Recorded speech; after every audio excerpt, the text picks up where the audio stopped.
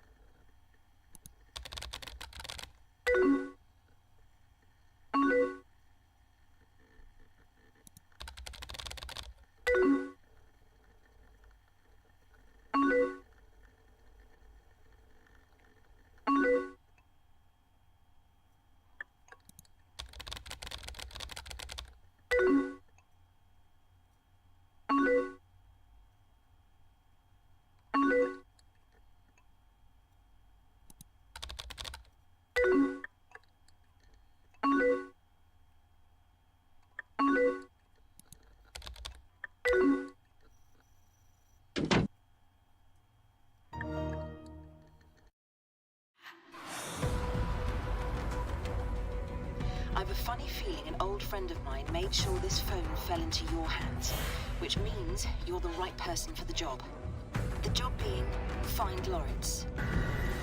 You and me are going to sift through clues, codes, and face some terrifying enemies. Sound like fun? You and me, we've got a game.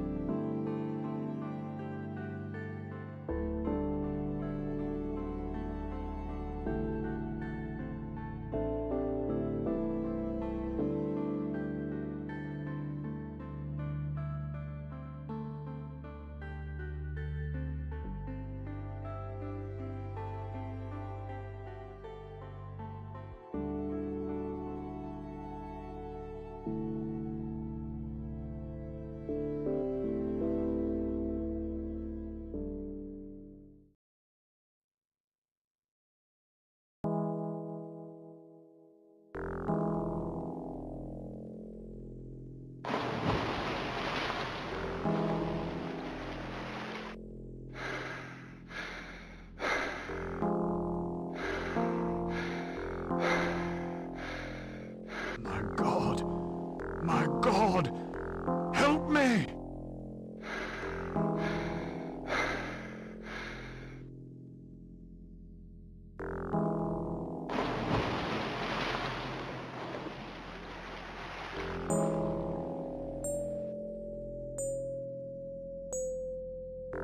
The book spoke the truth. Ah!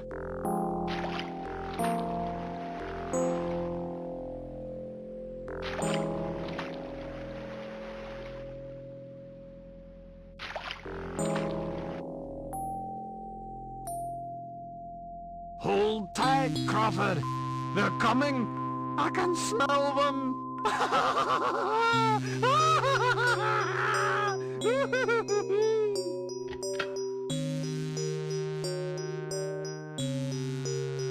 You were right, Doctor. It's hopeless.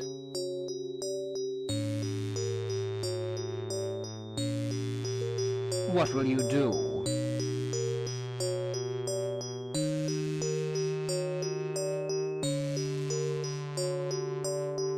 I think he would have liked to see his works donated to the British Museum.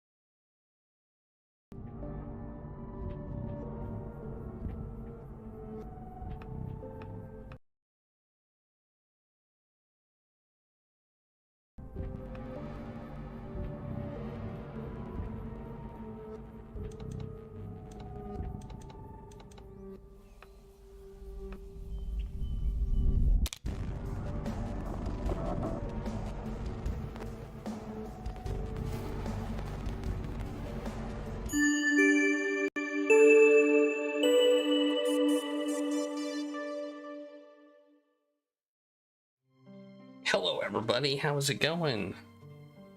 I hope you're doing well. Hello Kitty, Trouble Games, Busty Bookers, Coffees, everyone else. who is here. Welcome to the stream. We're gonna continue, we're gonna finish, I guess, 7 Days a Skeptic, and then play Trilby's Notes, which is in the database. So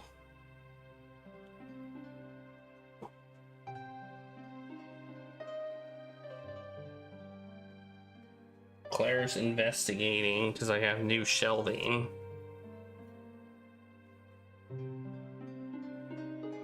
Then I move stuff around. There's a screw on the floor.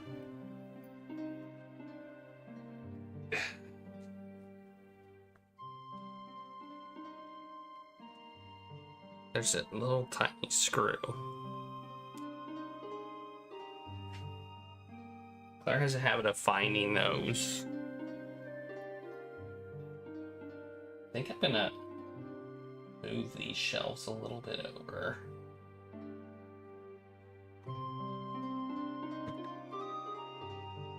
I feel like this one's kind of blocking things. Got a shelf over here now.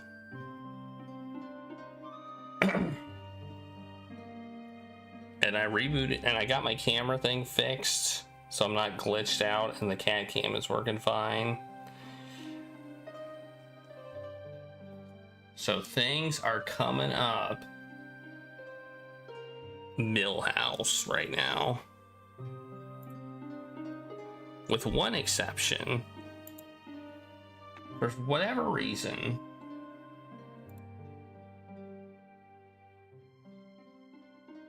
oh, never mind. I got it to work. Okay. I was just about to say, for some reason, my my chat stuff isn't working quite as I would have liked it, but then I just fixed it. So, never mind. It's working fine. Everything's working. Everything is coming up Millhouse. Claire, are you confused? All right. How has everybody been? I have been busy with lots of things, but good overall. Okay, let's hit this button and let's fire up the game, which I think we're close to being done with.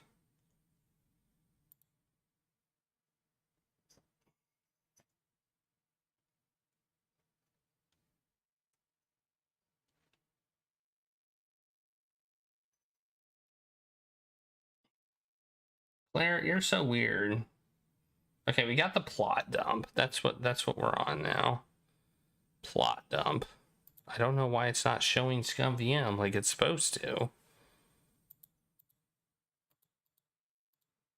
But it's not.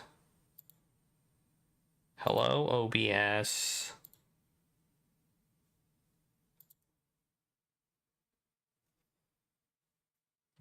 What's happening? Okay.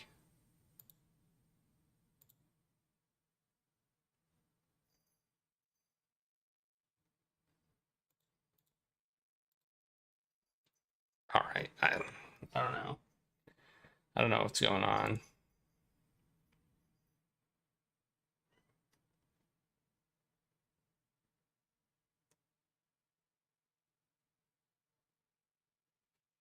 Okay. So here's where we get the plot dump. The major plot dump of the game. I'm not going to time it because we already watched it and then we died. I don't think I'm going to time it. Although we did die, so maybe I should time it. Because we did die, so we would technically have to redo this again. But I would skip over it. But I don't think I am going to skip over it. So, I don't think I'm going to skip over it, because you know, if you missed it last time, you'll get to hear the plot dump from this time. And who doesn't want to hear a good plot dump? All right, let's go through the door. Oh, jeez, those footsteps are so freaking loud.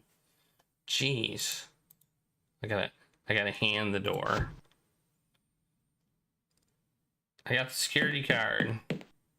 Great, give it here. Oh wait, maybe have we already gotten the plot dump? Body parts. Please let me forget. Didn't think William could be capable of such thing. What other explanation is there? That locker. There's something evil in that locker. I know it. Oh no, never mind. There's nothing in that locker, but what? Nothing. No, you were gonna say something. What was in the box, Adam?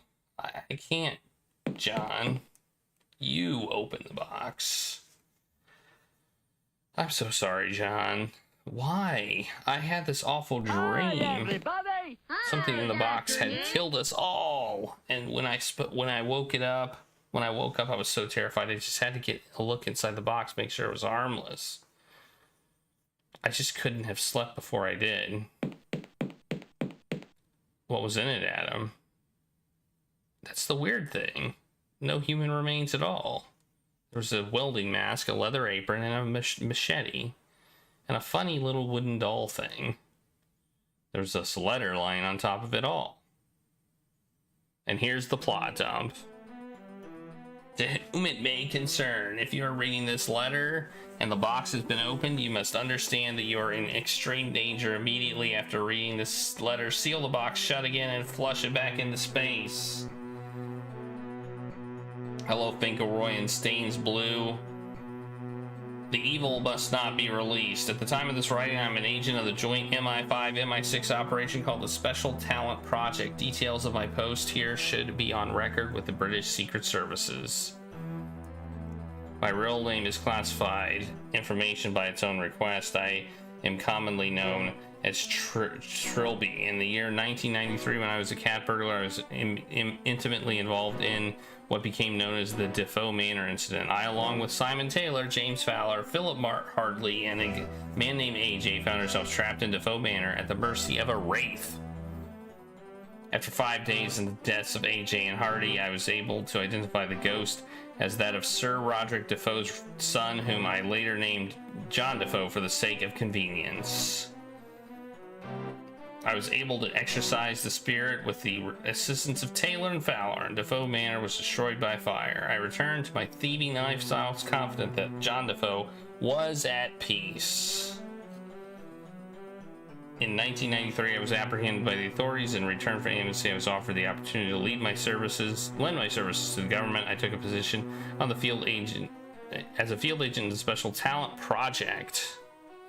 In the early months of 1997, I was brought news that Simon Taylor had been murdered in her home by an assailant wielding a large slashing weapon. Sensing a connection, I immediately began my own investigations into activity around Defoe Manor, which probably will be the next game. It was as it happened, as I suspected. Looters and trophy hunters had discovered the idol intact in the ruins of the mansion, and it was constantly changing hands in an antique network. The idol was a crude African trinket picked up by Sir Roderick in one of his adventures in 19th century Africa. When Sir Roderick used it to beat his unwanted son to death, it became the vessel of John's confused soul. In the mansion, merely touching the idol would cause a person to be possessed by the wraith, mindlessly murdering everyone they encountered for as long as the possession lasted, usually a couple of hours. Calling in some favors, I had the idol brought to me, heavily sealed in protective casing. It had to be destroyed, that much was clear. Why didn't he fly into the sun? I considered burning it, but I deemed that too risky. The evil could have remained in the ashes, spreading out over a wider area. Launch it into the sun. I realized that mankind would never be safe as long as any trace of John Defoe remained on Earth. Fortunately, an unmanned space probe was to be launched in September this year, assigned to explore the outer regions of the solar system. I mean, this seems like reasonable thing to do. I've placed all of John Defoe's artifacts in the metal coffin and persuaded NASA to send it off into space with the probe.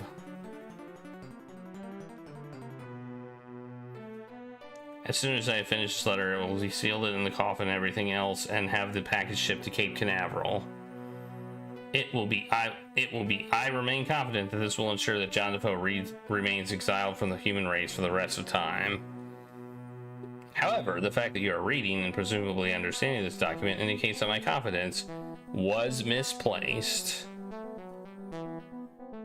Please, no matter what year it is or how advanced you believe you are, do not attempt to combat John Defoe. He cannot be destroyed by conventional means or reasoned with on human terms.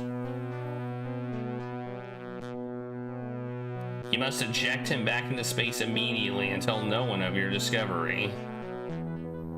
The lives of you and everyone you love are at stake. The decision you make now you will have to live with forever. You read the letter. Why didn't you shoot the box back into space? I didn't think it was for real. And how would I have explained that to the captain? For God's sake, Adam. Besides, I didn't touch anything else in the box. I just closed the box, left everything how it was, and went back to bed. Do you really think I caused all this? No, Adam, I don't. Somehow, I think the box could have found a way to get itself open somehow. That's two somehows. What? Let's just get this over. Here's the access card.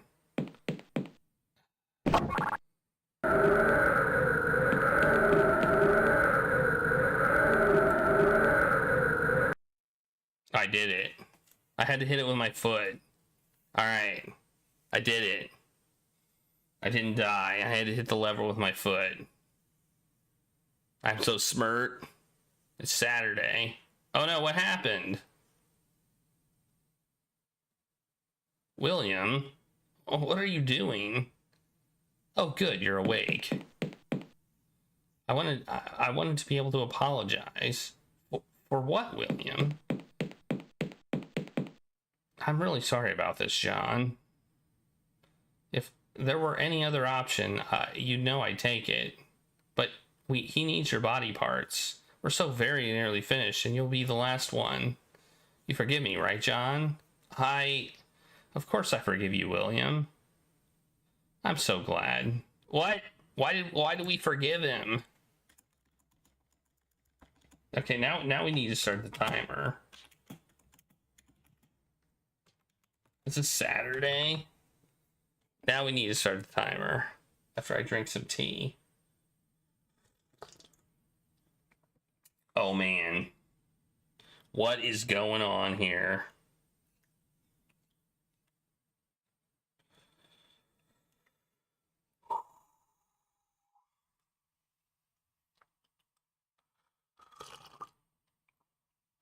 Have we eaten in, like, since that breakfast? Since we had breakfast? I feel like the machine was contaminated with blood, and we haven't eaten since. I feel like that's what happened. The machine was contaminated with blood, and we haven't eaten since.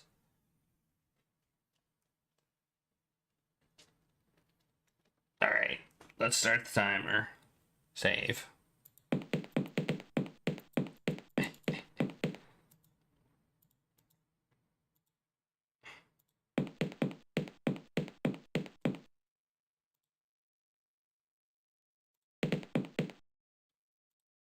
Dr. Taylor. Yes, Dr. Somerset.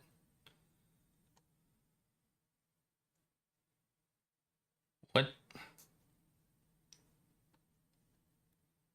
Could you undo these straps, please? I'm sorry, no. If I did, you would run away, and he wouldn't like that. Who are you doing this for, William? The man from the box. He's been alone in space for so long. I said I would make one. I said I would make one for him. I think John Defoe is trying to trick you. No, you've got him all wrong. He won't hurt me. He promised he'd make my bad dreams go away. What did you do to the escape pod? Oh, that was easy enough. I jettisoned it and blocked the docking clamp sensors. The ship thought it was still there. I couldn't let the two of you leave when I still needed you. You killed Adam.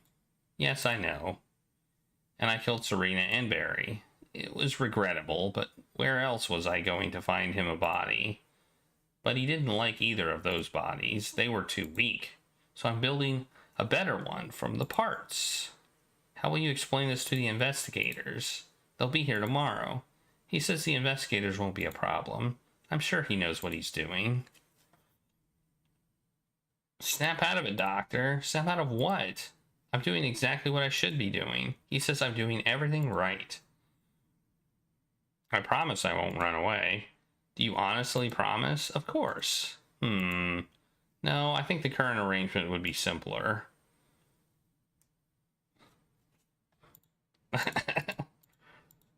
he's considering it, but he's like, eh.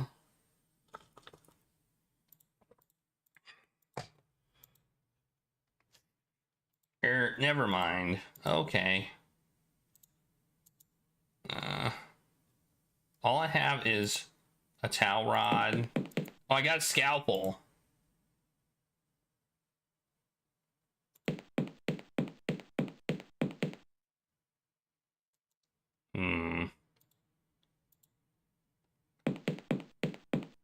Maybe he can loosen them.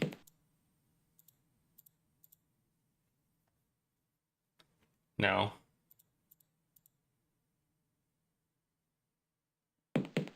Wait, what did he just lay down?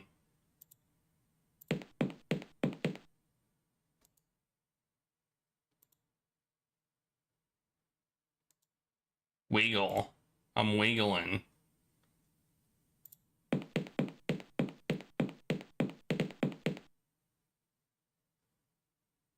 I'm just gonna give you a little injection, then you won't then you won't feel a thing.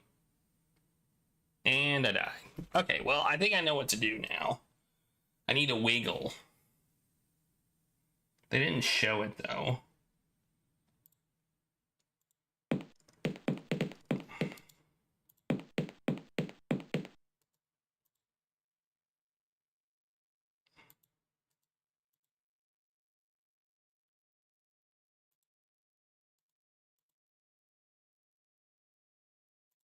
Okay, I got my left hand free.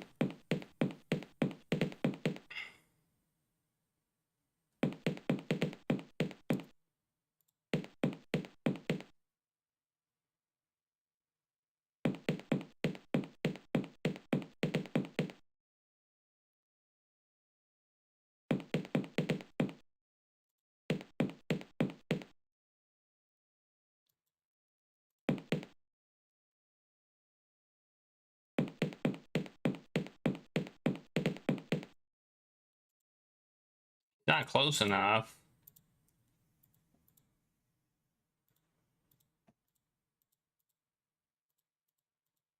All right.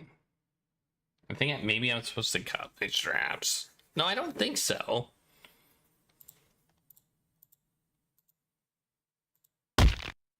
Oh, in the foot. In the leg. Get wrecked, nerd!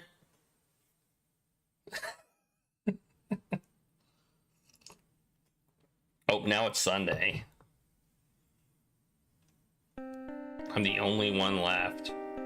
All my friends are dead, all because we just had to bring that box aboard.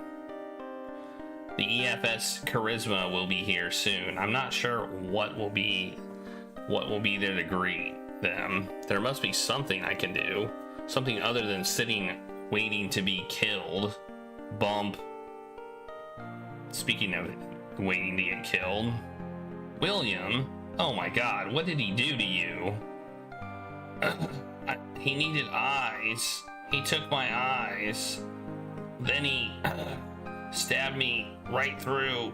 Where is he? Roaming the ship. Looking for more people to kill. I'm so sorry, John. You were under his influence. You weren't acting under your own direction. Even so, I let a monster loose and killed us all.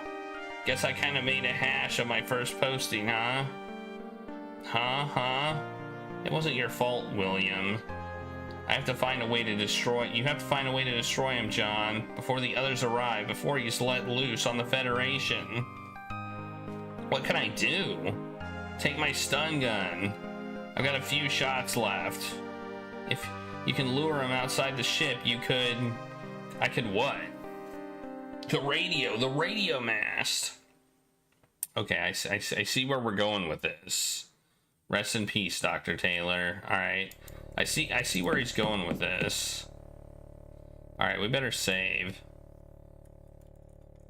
Ooh, Sunday. This is the last day. This is the 7th day. This is a game called 7 Days a Skeptic, and this is day 7.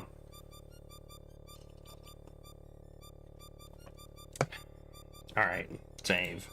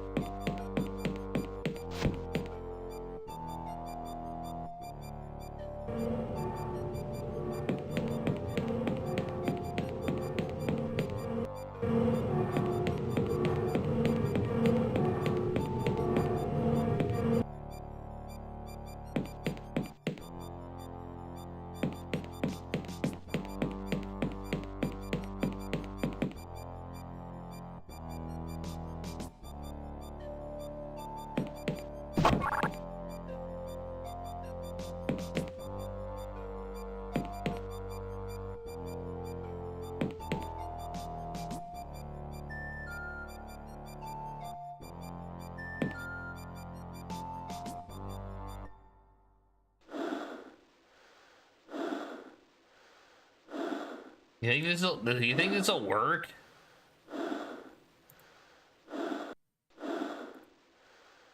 Oh, I gotta put the clip on. Even in this, even now, it's important to practice proper safety procedures. Is this gonna work? I don't think this is gonna work.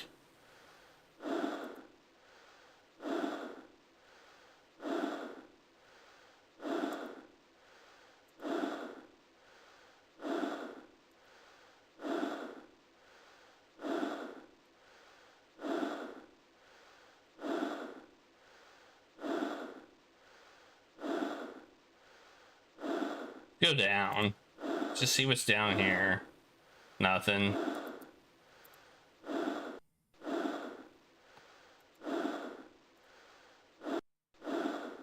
Oh, we kind of need to retract these, don't we? I forget how. We kind of need these retracted.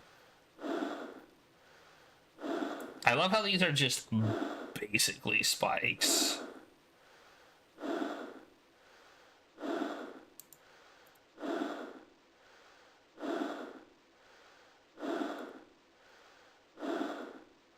All right.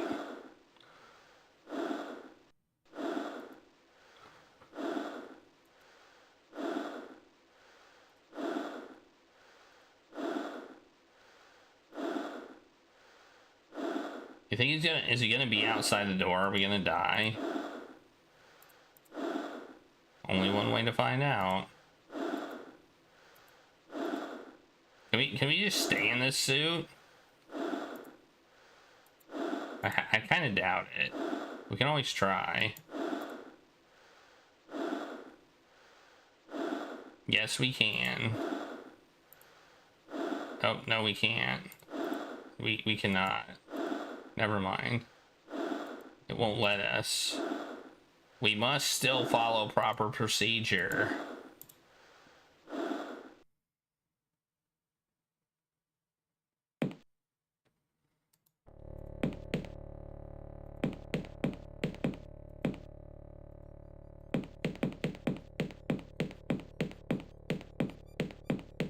I hear footsteps. Oh, he's over there now. What the heck?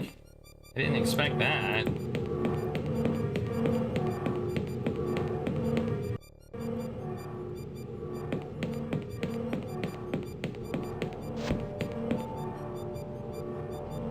I'm gonna go to the ops deck. I can't remember how I mean, I would think the only place we can do it is the ops deck.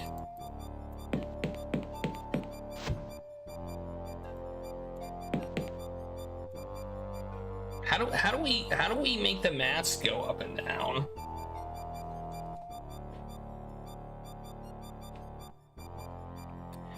Maybe I don't have to. Maybe I need to use the crane or something.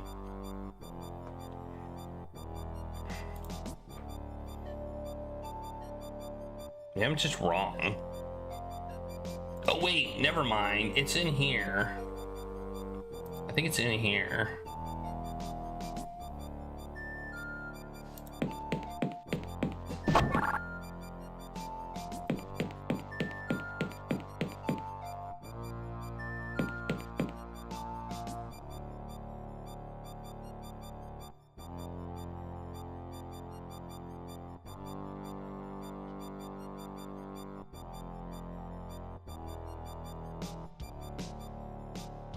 I have this written down.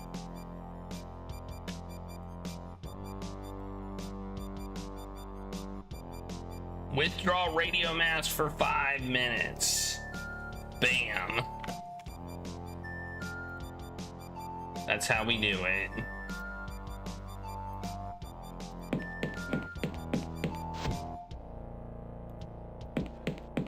Well, crap. Oh, shoot, he came from there. I didn't expect that.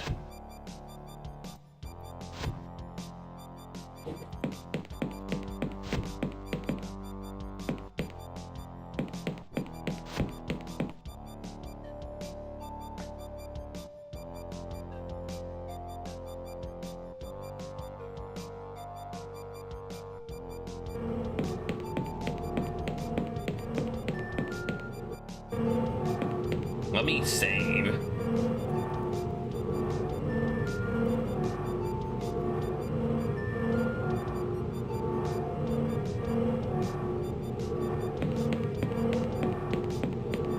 Luckily, I'm faster than him.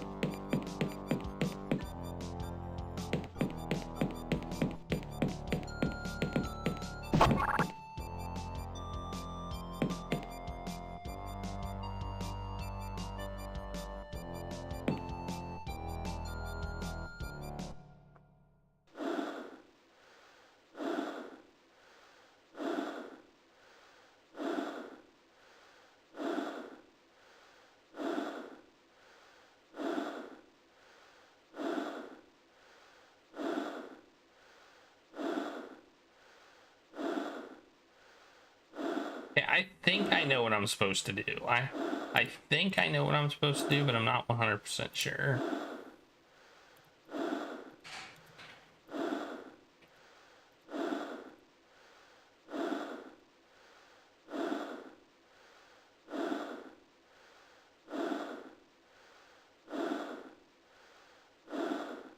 I think conveniently this is gonna work out for me.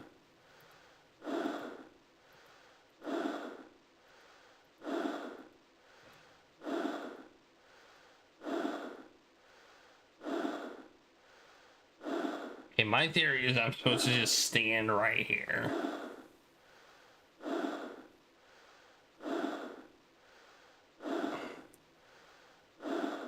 But I might have to do something else to lure him out.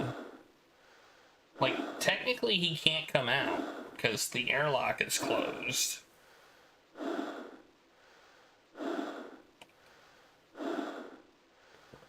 Right? But he's something. Yeah, I know. That's what I'm thinking too. Do I just stand here for 5 minutes?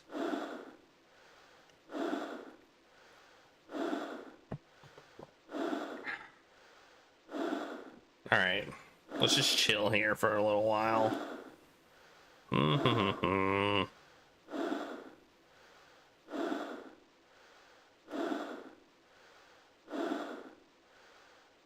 How's everybody doing?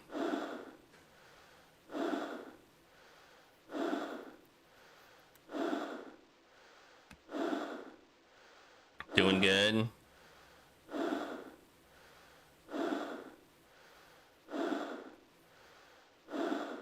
I'm doing pretty good. Glad you're doing good.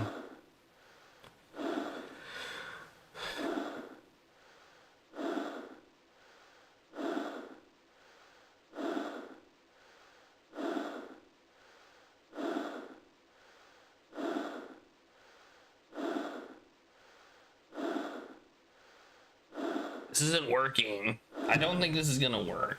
I feel like we shouldn't need to wait here for 5 minutes.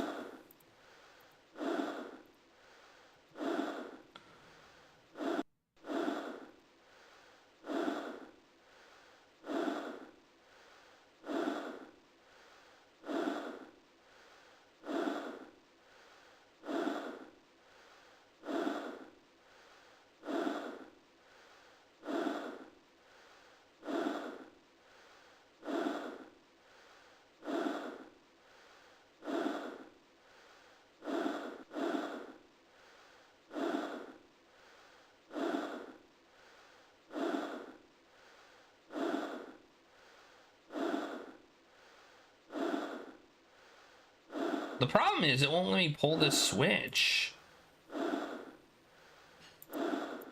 Oh, maybe he'll come in and pull the switch, and then I can pull this switch. That's a theory that may happen. Let's just wait here.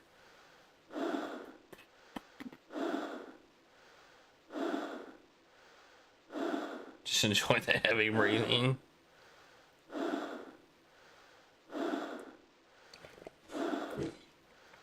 Maybe I have to go out and then come back in. No, I can't go out with the suit.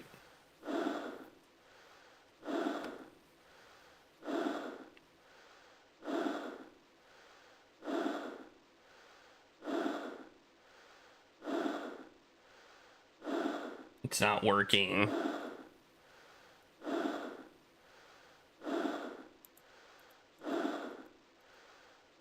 Where is he?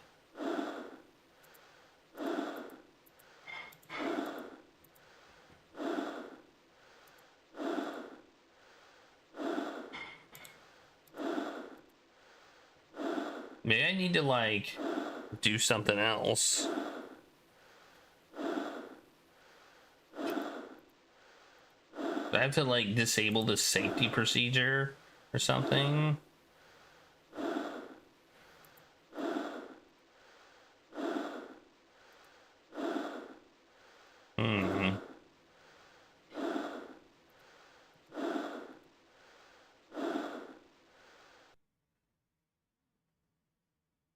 I don't know.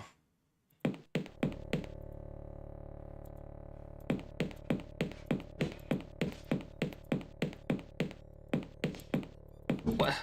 He apparently was in there with me.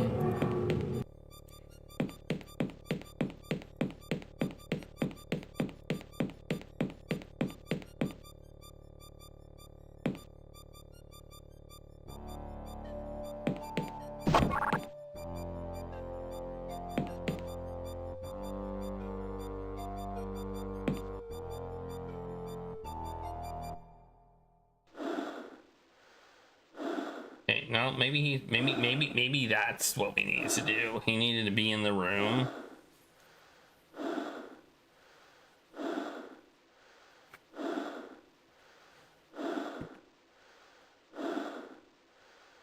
He's taking his own sweet time.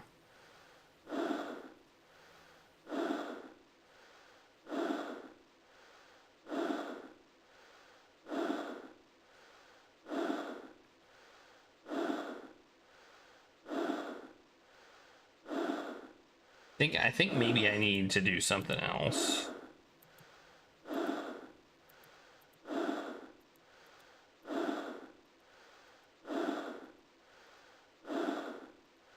He's on to me. He's on to my game.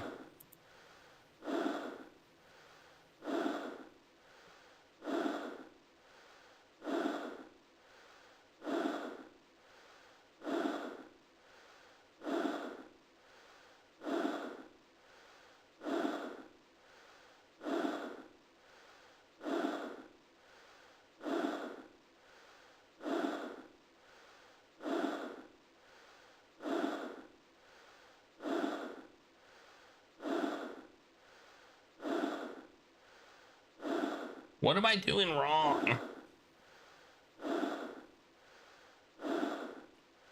Should I try to use the crane?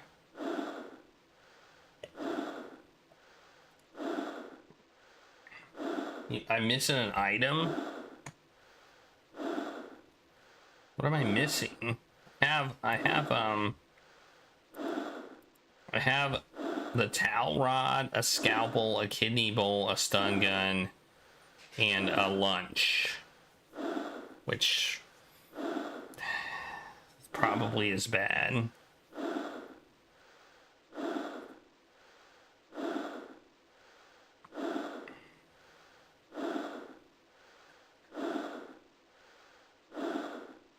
Maybe I need to stun him.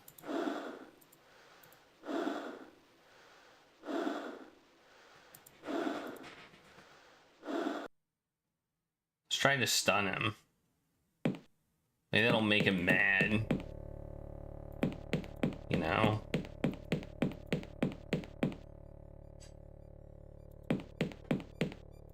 Wait, now he's not gonna show up? Seriously?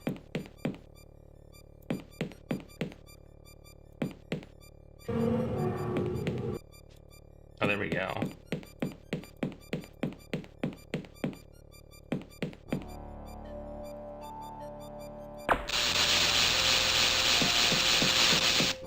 Oh, that didn't work very well.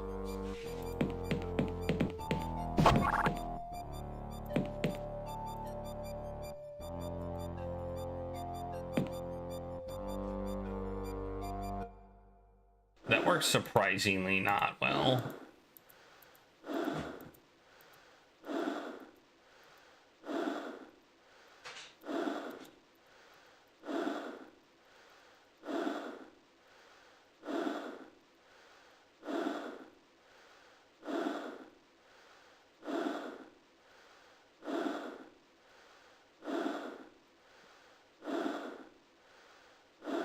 So I'm guessing... Oh, I can probably stun him, hit the switch, and then hit this other switch.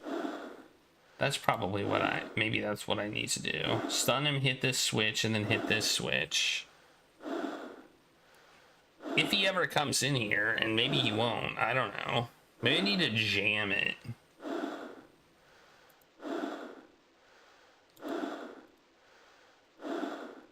Use an item on it or something.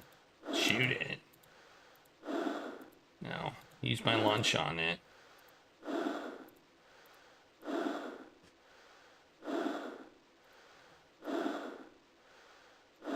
Maybe he gave me a hint on how to fix this. No! Oh, jeez!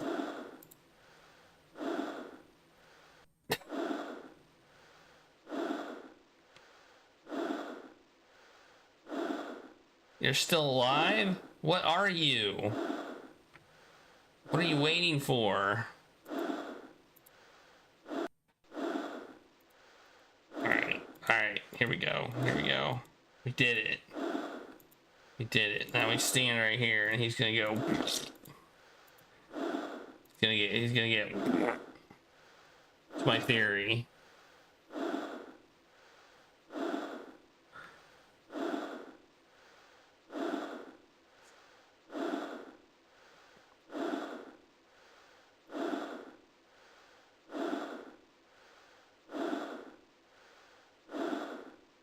This is a lot of waiting.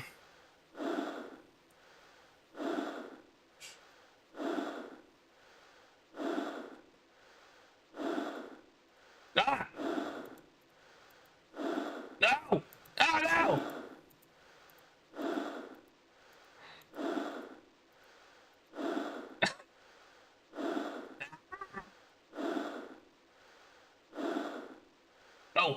Oh! Stun him there. Oh man. Ah!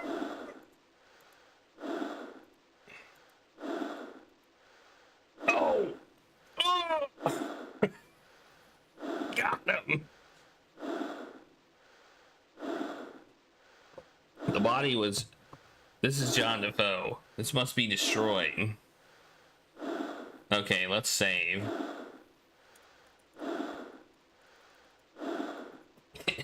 I can't believe I didn't die.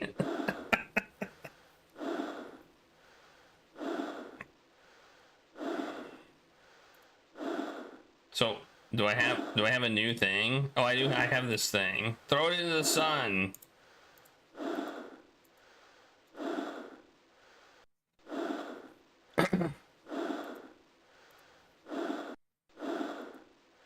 Oh, we can throw it in here, maybe.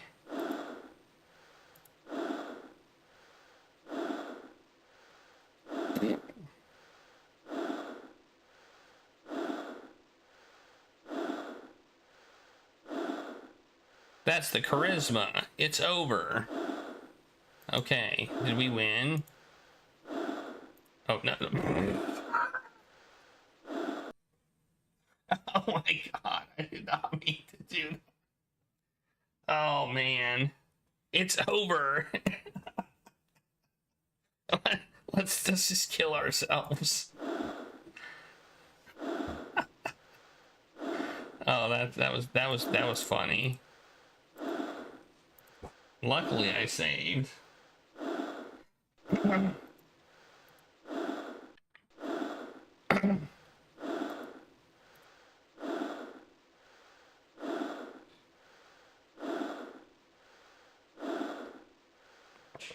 Although honestly, I don't know why I drifted off. Remember when I did that before? I didn't just drift off. So I have to get back in. Do you think they're gonna accuse me of this?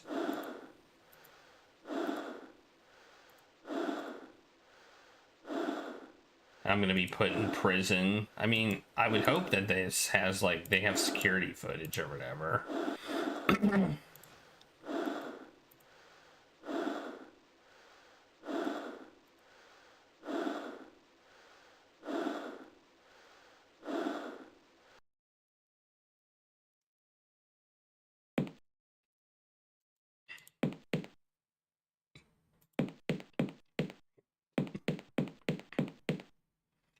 Hey, where the hell do you come from? We thought the ship was a total death zone. What's been going on here? You're from the Charisma? Off-world security.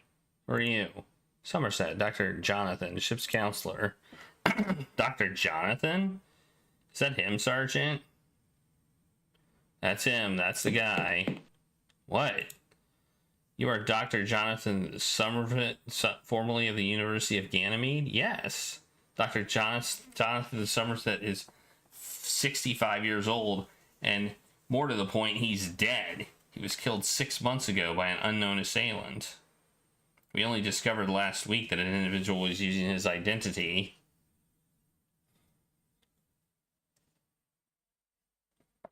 I didn't mean any harm. Take him away, Sergeant.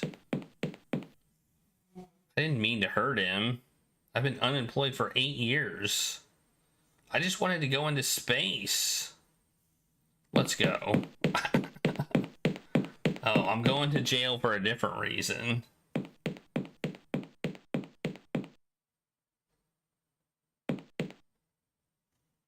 Another body in the brig, Lieutenant. Are we pinning them all on Somerset? Or whoever he is? Well, can't see any other conclusion, can you? Oh, never mind. What's in the box? No idea.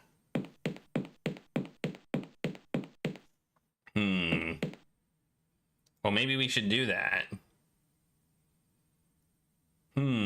That's it. Game over. We beat it. 3 hours, 8 minutes, 45 seconds. The jankometer got up there. We'll go back in with the idol and see what happens. Load. I feel that's probably a bad idea.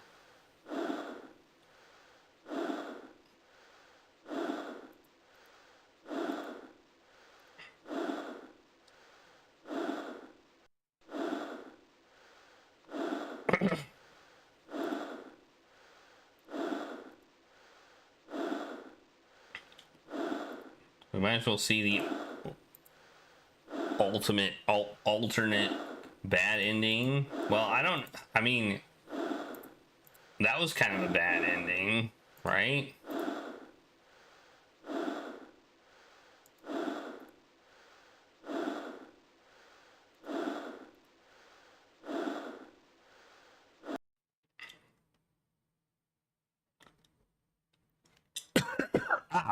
Okay. Okay, there you go. That's the other ending. All right, we have finished this game. What if I say quit? Restart. Because there's Easter egg. Easter egg. We gotta click that button too. The following Easter egg could be found by playing the end of the game on May 24th, my birthday. Warning, spoilers. Birthday.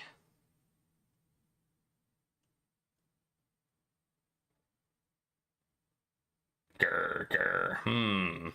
Grr, stab, kill, grr, kill. Grr, kill, I see.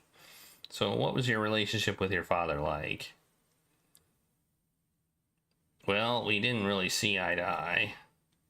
Nothing I could do was good enough for him. One time I made this sculpture of him for his birthday out of things I found in my nose. But he just kicked me in the face and pushed me back down the stairs. How interesting. So, what's your diagnosis, doctor? Oh, I'm not really a psychologist. I'm an imposter. That was the big twist at the end.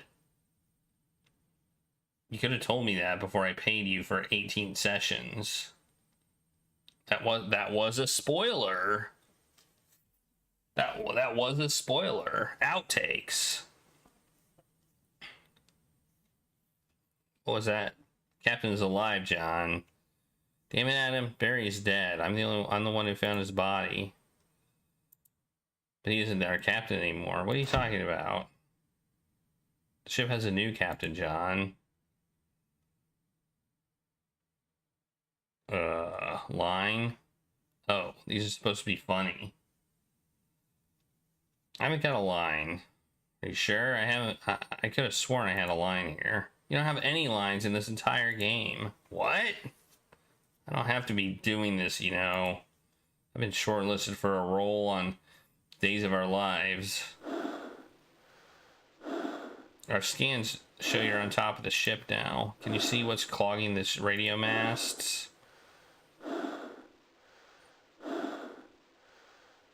Dr. Somerset? Ha, he coughed. God damn it, Barry. Sorry. It's a hard post to keep up. Captain, it's dead. Oh, God. How? Someone stabbed him with this machete. We went outside to try to escape from his... He went outside to try to escape from his attacker, but the killer was very determined.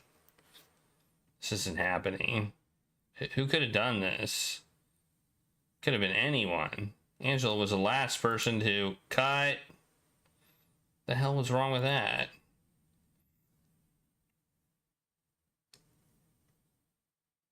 Okay, this is the end of the game. He needs your body parts. Forgive me, right, John? Of course I forgive you, William. What? I don't understand why we even said that. I don't forgive you. Where's the scalpel? Improvise quickly, we're rolling. I now will cut your eyes out with this pipette. Oh my goodness, forget it. Just forget it.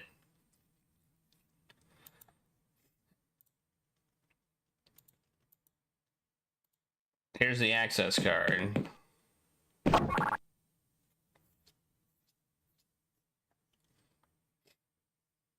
You forgot to turn the vacuum pump, didn't you?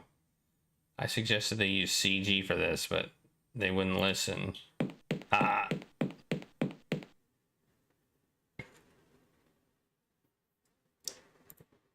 No, it was a ghost. Oh, fair enough. Better get into the rescue ship then. Righto. Wait. What?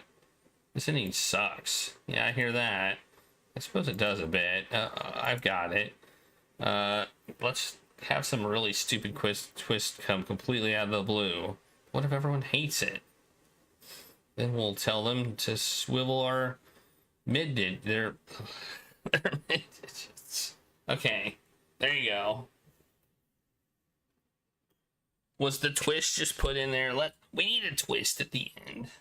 All right, that is definitely the game, and there's no way to quit. Interestingly enough, other than commentary, I don't know what that means exactly. But can we type exit? No. All right, we are done. We are done with this game. We're gonna play Trilby's Notes next. Let me just mark this one as done.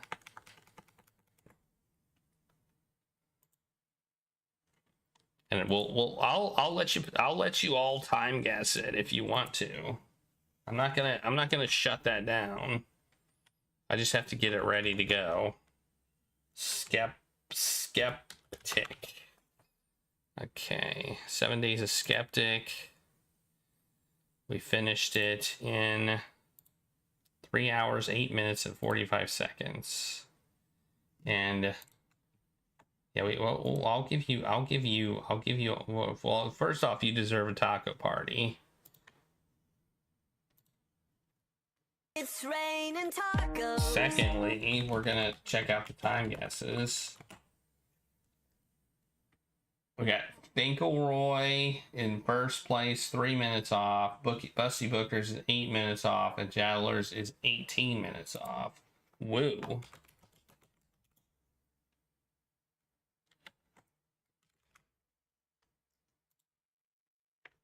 Maybe Finkelroy's a time traveler. I don't know.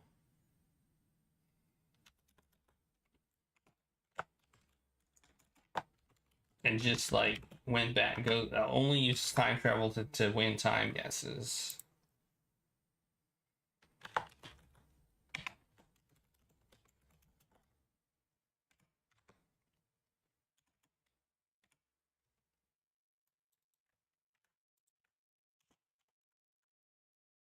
There you go. Have your tacos. All right. Now I close those.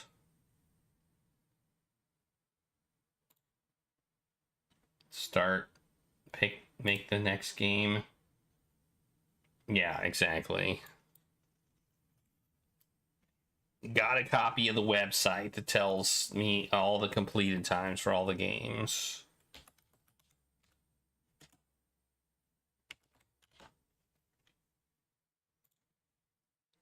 All right, this is going to be the next game.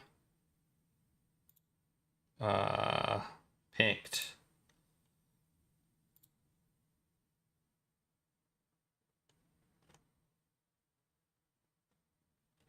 So I was going to initially play this before that game, but it was kind of a spoiler for this game. It's a prequel, but now it makes sense.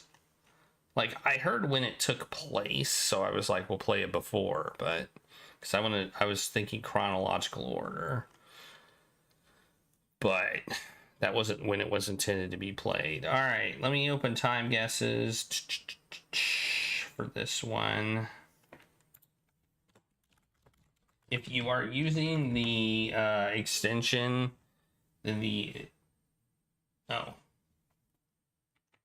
I have to mark this game as the one we're actually playing.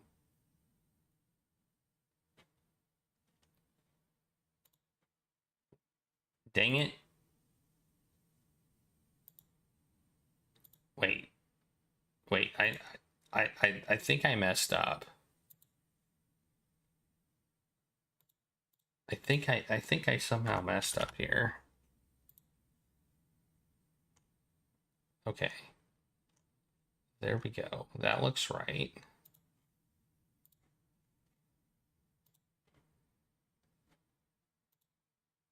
Okay, that looks better now. There. That time it worked.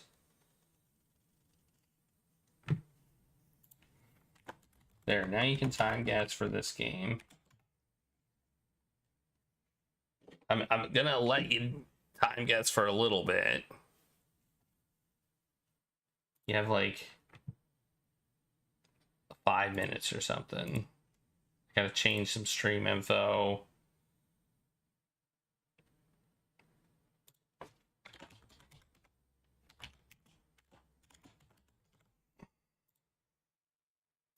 It's actually a game in on Twitch's categories. Sometimes I'm surprised.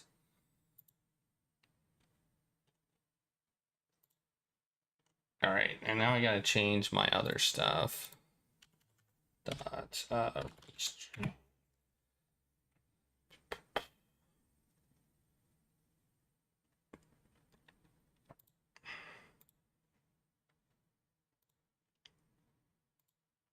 I don't know if this will do anything on YouTube since I've already started.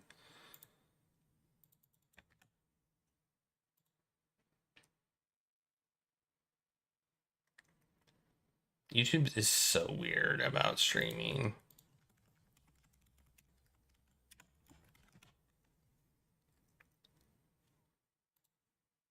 Then we gotta do here too. Gonna do kick. Change the stream info here. Save. All right. There we go. Done. Hey, Izzy Stardust, how's it going? Man, you're all thinking 2 to 3 hours. Whew. I thought this was gonna be like a short one. Why is it not putting? There's a I have the special edition, and I keep adding it, and it keeps deleting it. And I don't know why. Is it like exactly the same?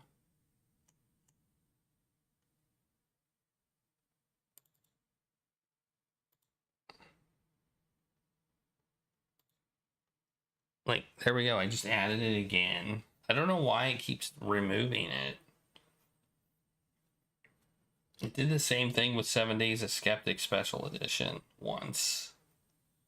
Well, let's start it up, I guess, at least.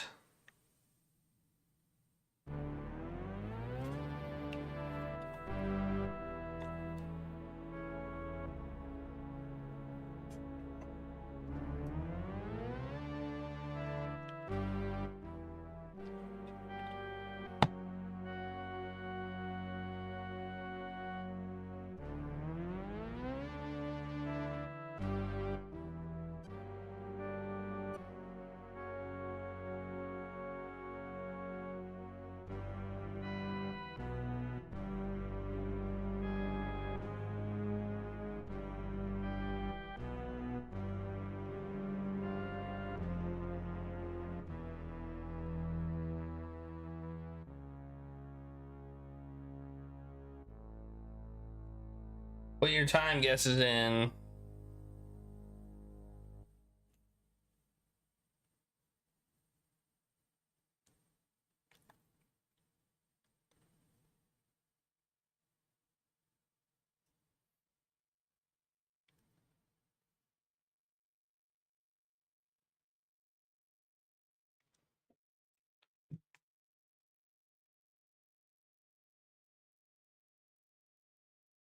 I thought this was going to be like a very short experience, but apparently I was wrong.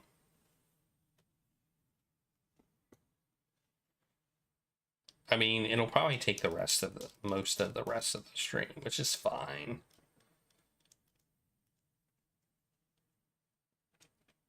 In fact, it's perfect. It's perfect.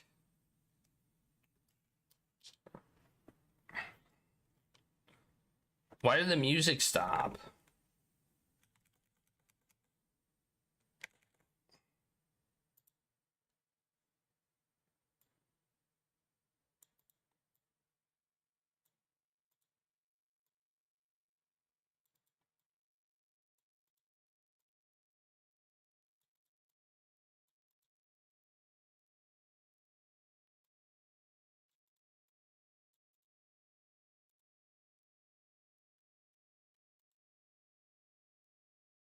You base your time guess solely on the name of the game.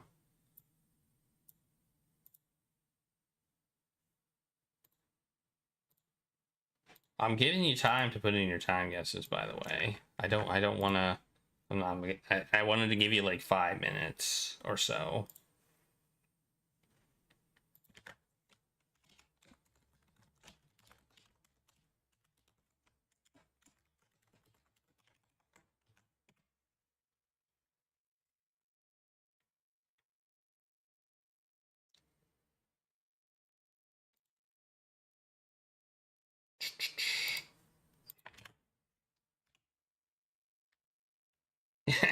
You've been basing your time guesses on X-Mensa. Okay, well, like that'll be exciting. No wonder you've both been getting your time guesses wrong.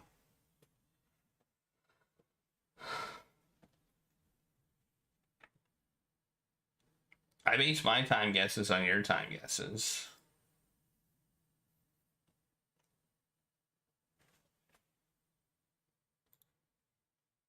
How many do we have now? I don't like that there's no music. We have, wow, we have 7 time guesses. That's it. That's a good number. That's a good number of time guesses.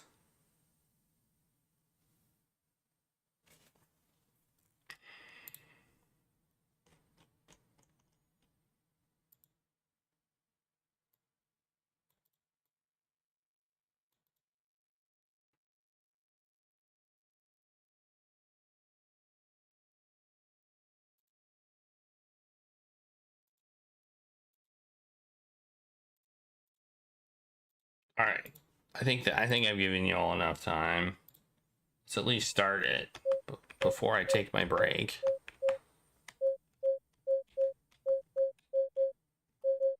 It's not that annoying.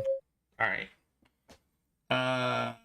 So I'll start the timer when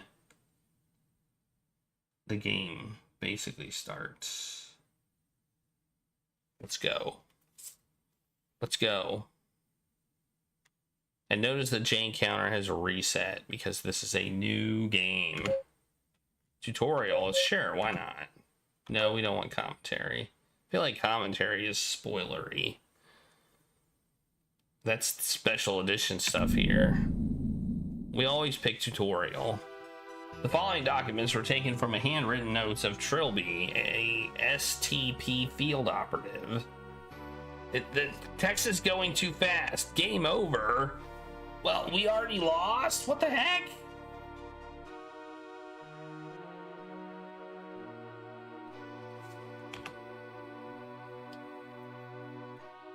Oh, maybe not. That was what I thought as I stood watching Defoe Manor collapse into flaming ash. The ordeal was over. Those 5 days cost us all so much. Philip and AJ paid with their lives. They were the fortunate ones. Jim Fowler was expelled from school for truancy, a bright future in tatters. Simon Taylor took to the bottle. Her broadcast became slurred. Her eyes hollow and unwelcoming, she soon vanished from television screens.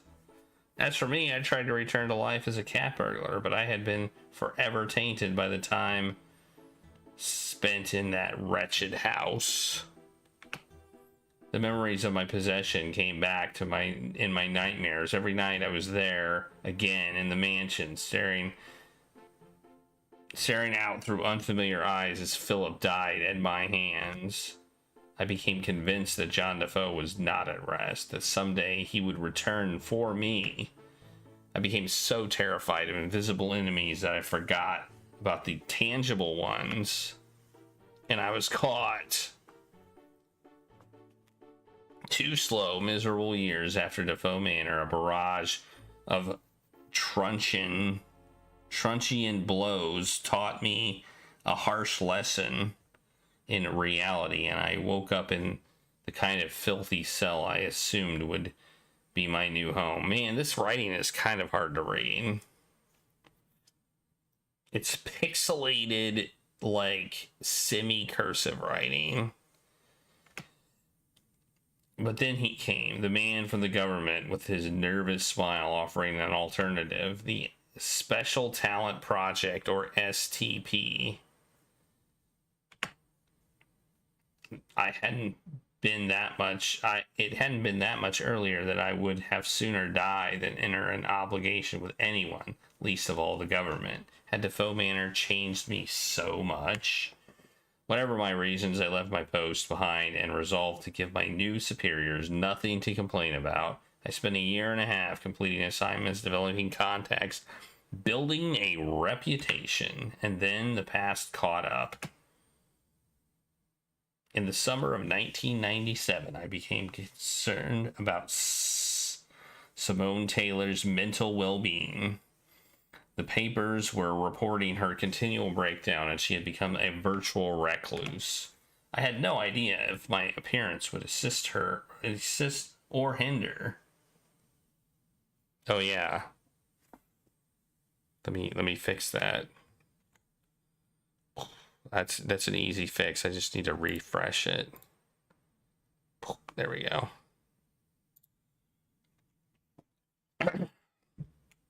I had no idea if my appearance would assist or hinder. I had, after all, deliberately allowed her to think me dead.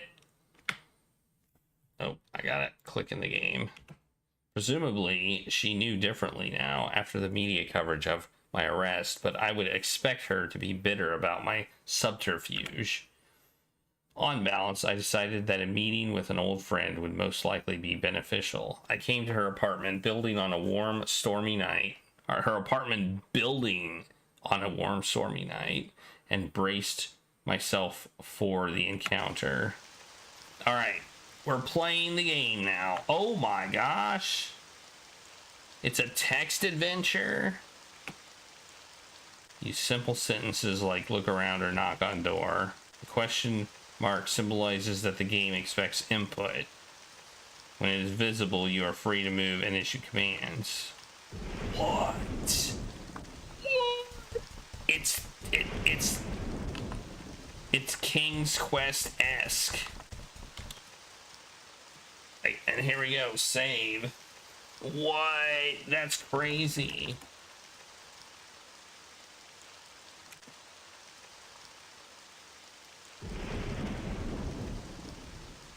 Look at light.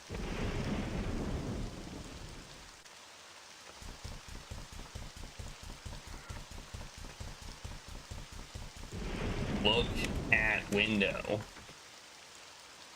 The summer storm was raging outside. Light rain pattern against the glass. A gentle noise punctuated by rumbles of coarse thunder. All right, let's start this timer. Knock on a door. Oh, that's her neighbor. Okay, well, how was I supposed to know that? And we can hit F3. You sharply knock on Simone's door. Press F3. Well, I already knew that. Receiving no reply, and knocked again, louder.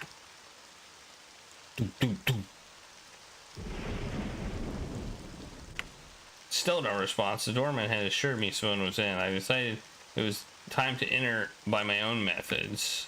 Press tab or type M to view your inventory. Press tab again to close it. Lockpicks. Use lockpicks on door. I reasoned that Simone would have been in trouble, could have been in trouble, and even if she wasn't, then at worst I was only playing to my reputation. I spent a few minutes feverishly picking the lock, then let myself in. A few minutes? Find light switch. Use light switch. Turn on lights. Oh, really? Okay.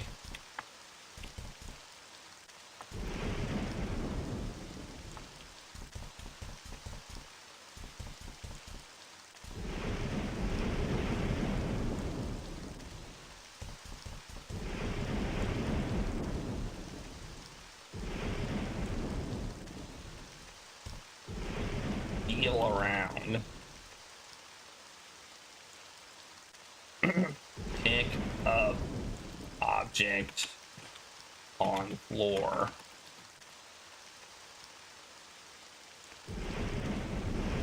Feel floor. Pick it up.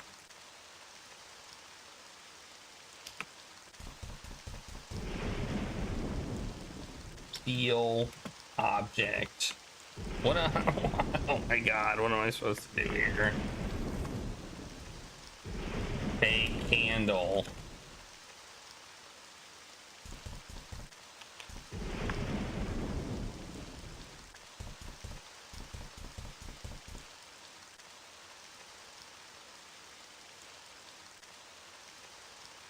Okay.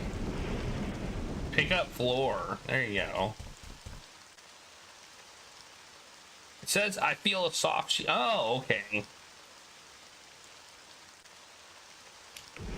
Okay, so it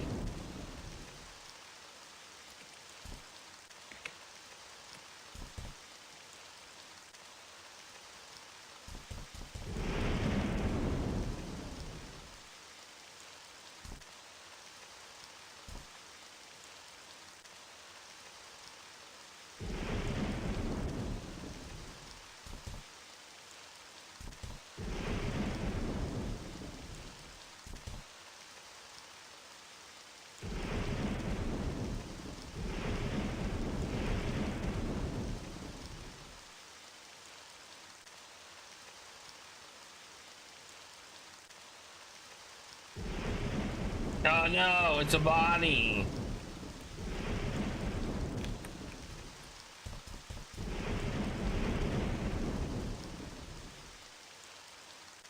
Body on the floor was undoubtedly Simone. I felt for a pulse and my hands came away stained with long cooled blood. My fingers traced the outline of a large wound in her torso, slashed by a big weapon wielded by a big assailant. I called for an ambulance, as futile as it would be, and left before they arrived. Alright. Due to me being a clear murder suspect, I was relieved from duty for the week it took for the Ministry of Occultism to inspect the flat and confirm supernatural activity. My superiors simultaneously apologized and assigned me to investigate if there was a connection to the Defoe Manor incident. Merely reading those 3 words capitalized on the front of a loose leaf file brought the nightmares back with more intensity than ever. Sure enough, a field agent reported that looters had discovered and sold several artifacts from the mansion, including the wooden idol that housed John Defoe's soul. To my surprise, no murders had been reported or committed by anyone who had come into contact with the accursed trinket. I did not find this reassuring. I quickly advised James Fowler to go into hiding. He was stunned, but agreed. The boy had sense and still respected my judgment. This done, I began following the idol's trail from the pawn shop it had entered the possession of one Professor Abed Cathal, which is that's the name of the captain. That's the last name of the captain from the last game. An authoritative historian.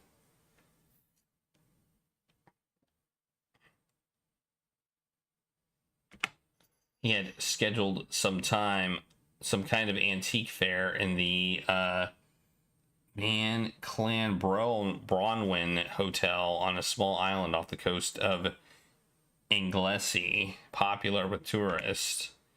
Assuming the role of a scholar of antiquities, I booked a room. On the 28th of July, 1997, I caught a ferry from Port...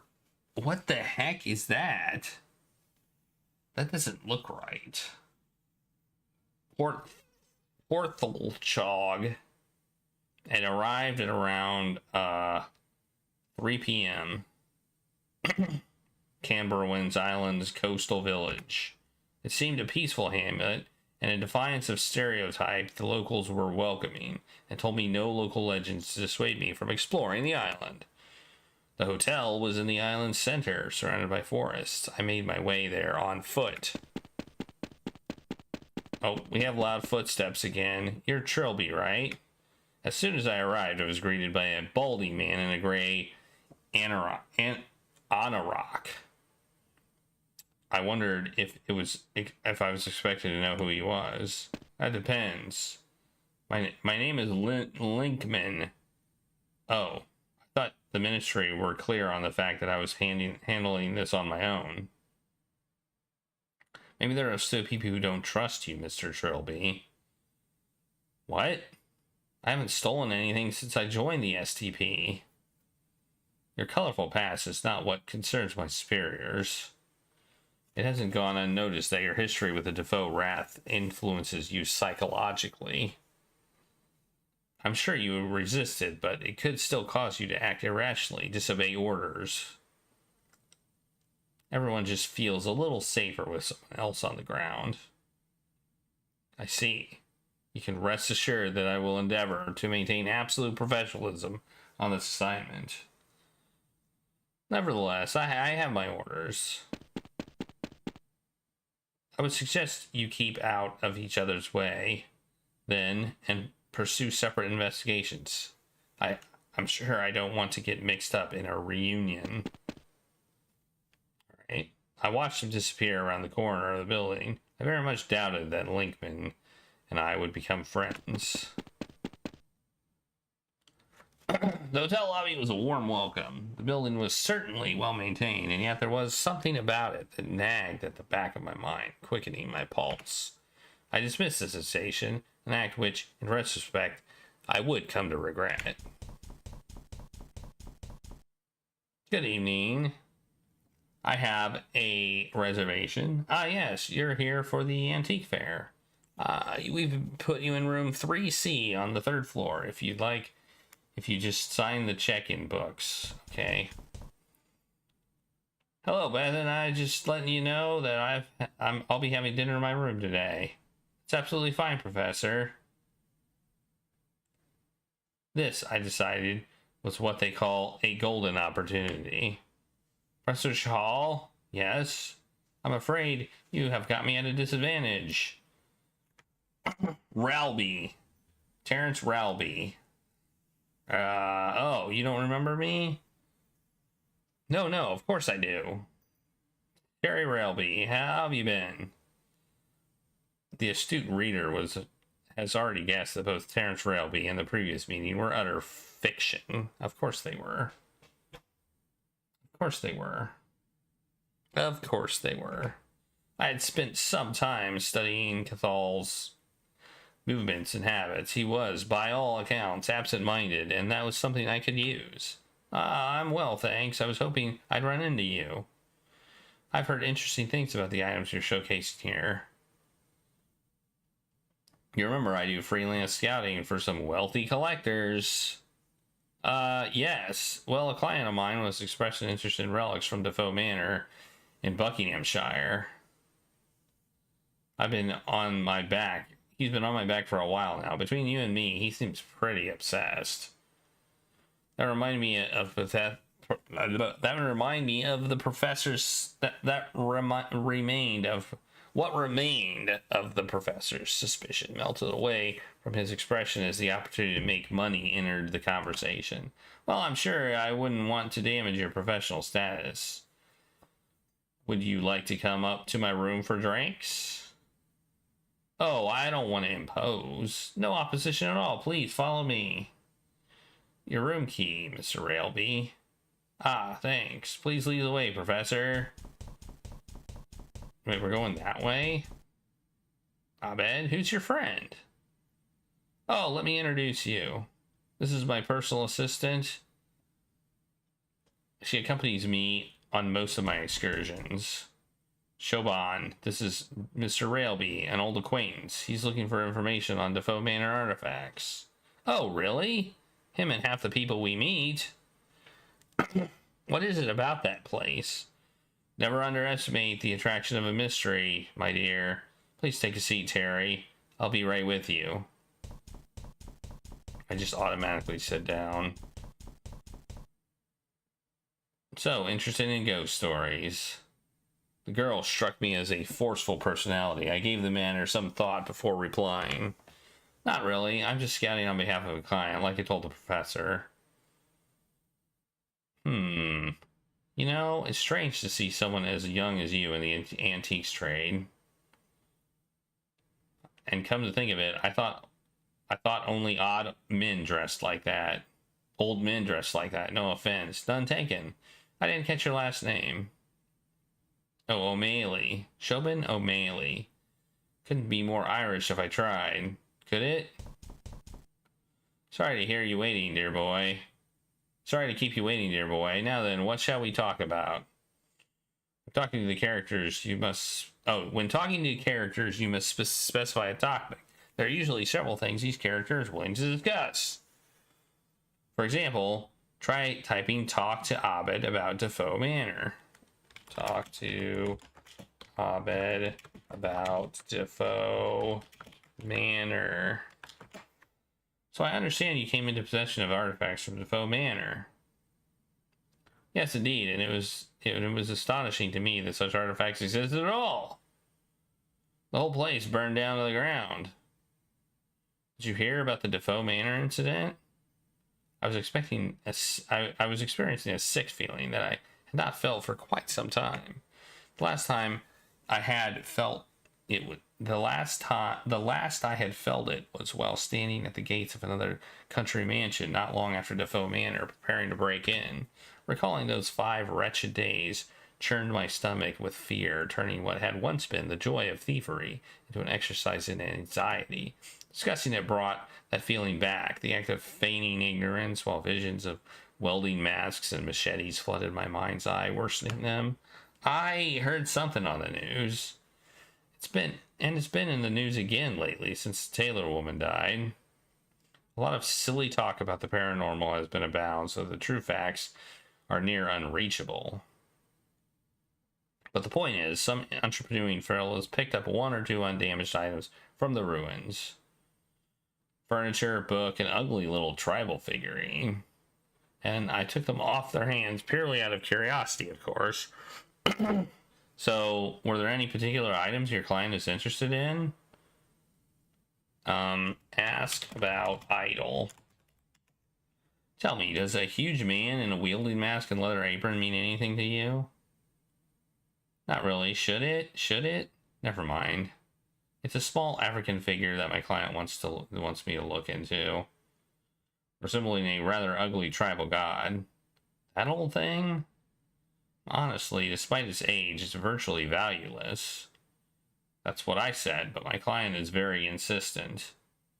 He's interested in the paranormal, and the idol features in some of the more unlikely accounts of the Defoe Manor incident. Well, I don't suppose I could ask questions if this man of yours wants to take it off my hands. I don't have it with me right now. It's being kept in the hotel safe. Perhaps we could work on a deal after the fair. I had intended to display it with the other Defoe artifacts. Inwardly, I just wanted to get this mission completed as fast as possible, but I didn't want to risk suspicion or giving off the wrong impression. That will be fine. So, just out of interest, what else have you picked up from the mansion? Odds and ends, basically. Some silverware, some ceramics, most of the burnt rock, and a painting, of course. A landscape from a wall in the mansion's lounge. OF little artistic value, but the artist features prominently in Defoe Manor. Matthew Defoe? That's him, yes. Bethan, she runs the hotel. She asked if she could display it in the lobby. Instantly, I recalled the sick feeling I had felt in the lobby.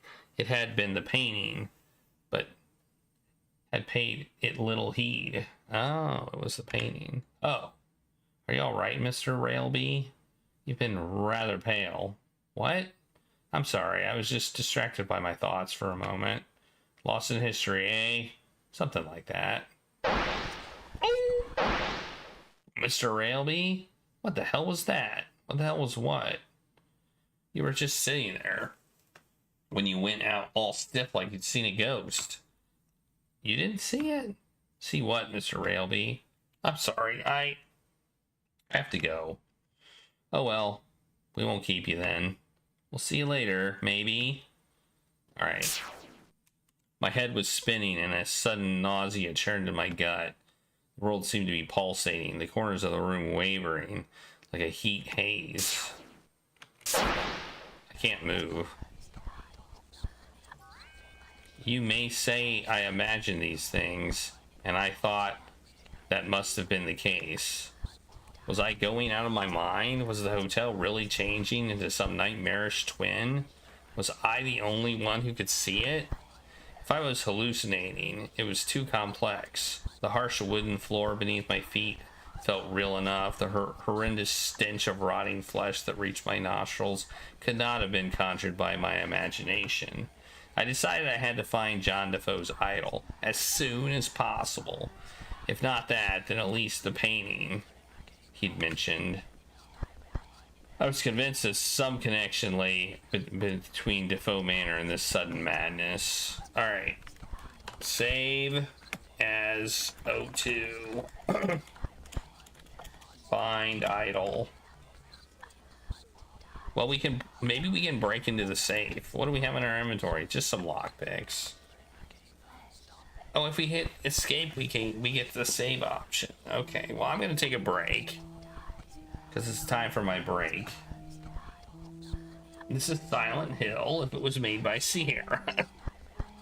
The text parser is an interesting touch. Like, the first two games were point and click affairs, and this one is not. It's got a text parser, and I find that interesting that the formula got changed a little bit for this particular game. Makes me wonder what the fourth game's gonna be like.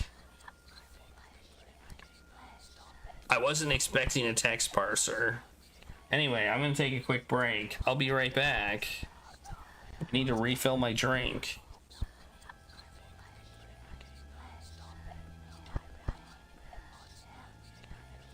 Because it's gone. So I'll be right back in a bit.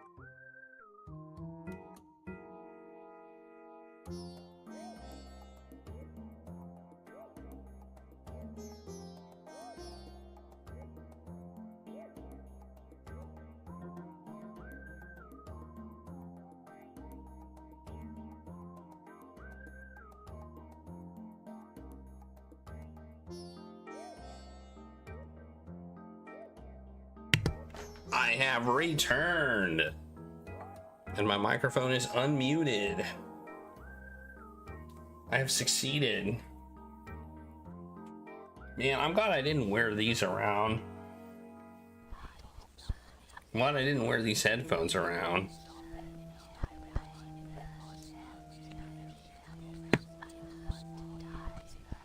We have to go. I assume we need to go back to our room, which is in 3. What was our room? 3C? 3C, I think. Cancel. Start the timer.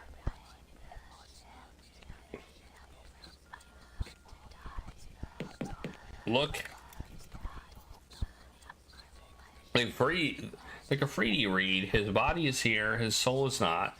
I wonder if this was referring to John Defoe. I was expecting something that rhymes. Look at door. It doesn't look like an ordinary hotel door. It looks like a door that has a bloody cross on it. Look out window. The panes were cracked and bloodstained, and the wooden boards block the view, apparently nailed haphazardly in front from the outside. Look at floor. Sickly yellow paint was peeling from the walls, and splatters of blood spelled out mystifying phrases. Remarkably, the doors seemed intact. All right.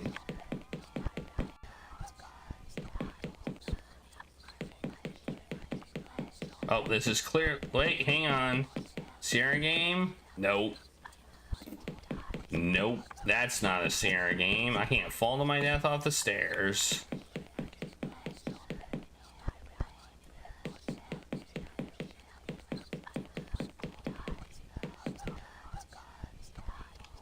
Man, not man.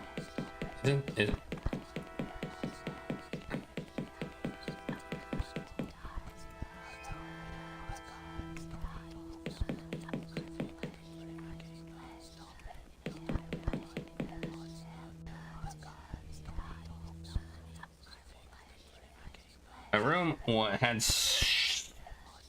slipped into a shadow world. The walls and floors were filthy, and the furniture had been replaced with instruments of suffering. Boo.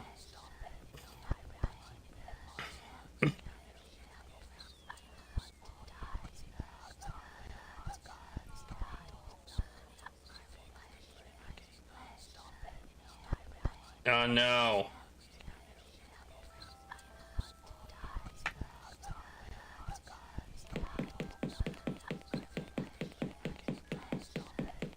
Look at couch. There was still soft furnishings in the horrible environment, even if they were rotting and broken. Sit. Oh,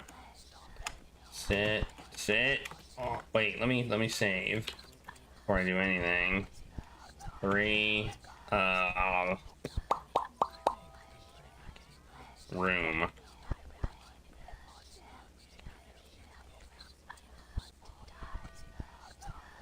Sit on couch.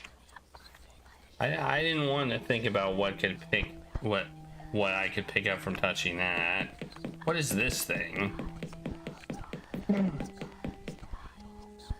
Look at wall. I saw once more the strange word I had seen in the wall of Abed's room, this time followed by the words "love me." THZO? Should I write that down? Hey Dave War, how's it going?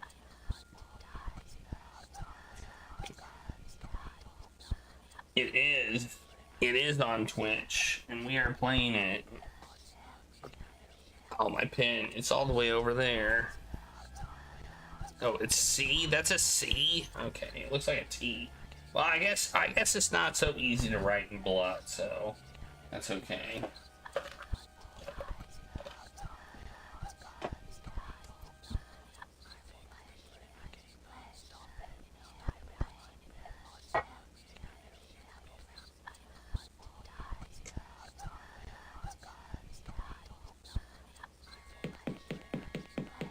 Look at table.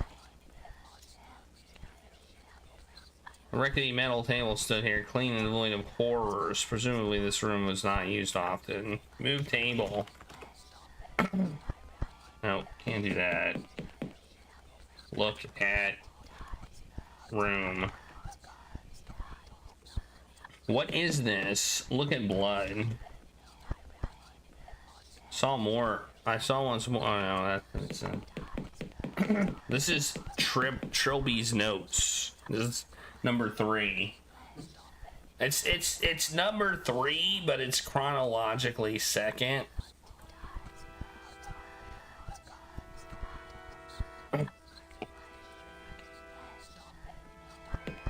Are we calling it a slate?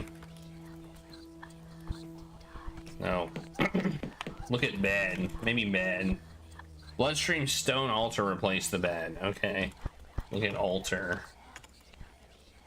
No. Okay. They're just telling me the altar replaced the bed. Look at window. It's dark outside the window, either through the nailed up boards and thick grime on the pane. Open window. Okay. Well. Open door. Kick door. Can I fall in the hole? No.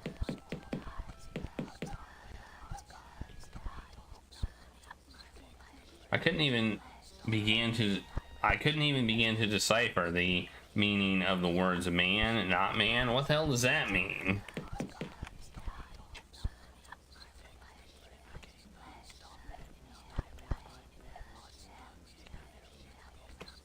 Let's go get the painting, I guess. Let's go see what's in the lobby. Let's all go to the lobby and get ourselves a treat. What do you say? Is this the lobby? Run.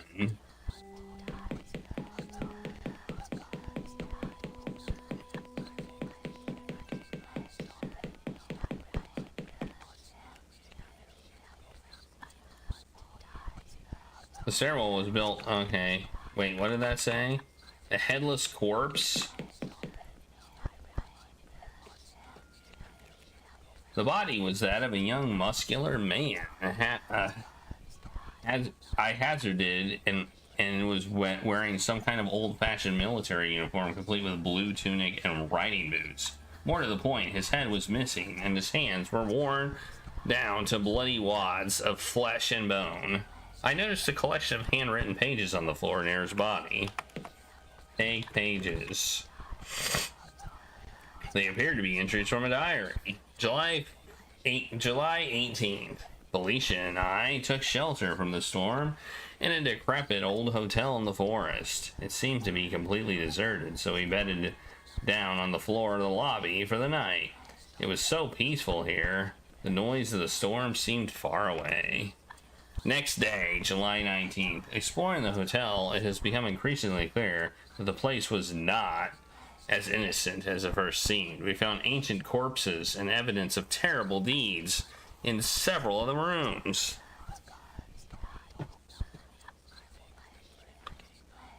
The storm has cleared and we intend to leave as soon as possible. Next day. I am certain now that devilry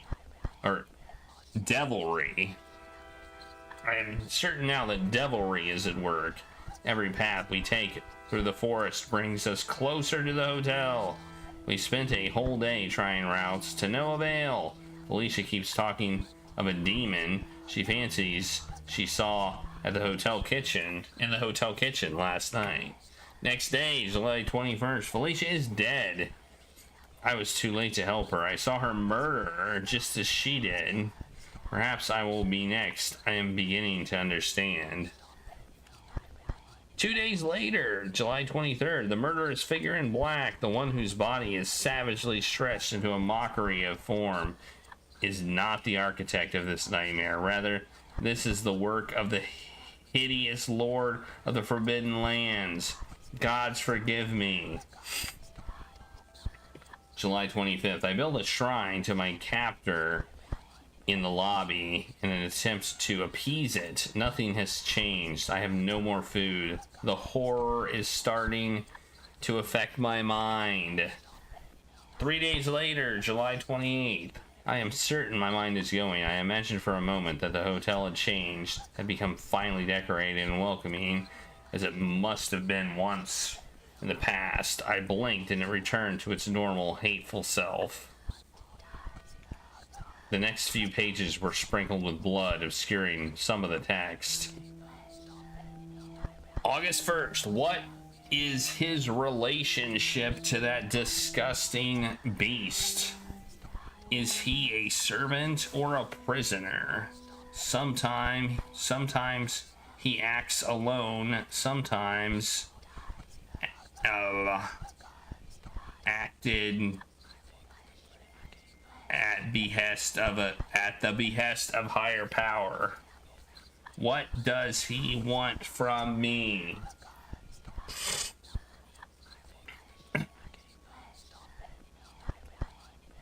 August 3rd.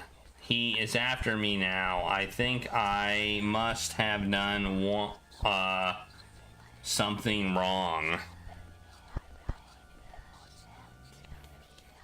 It's more like thing wrong, because there's no room for an S.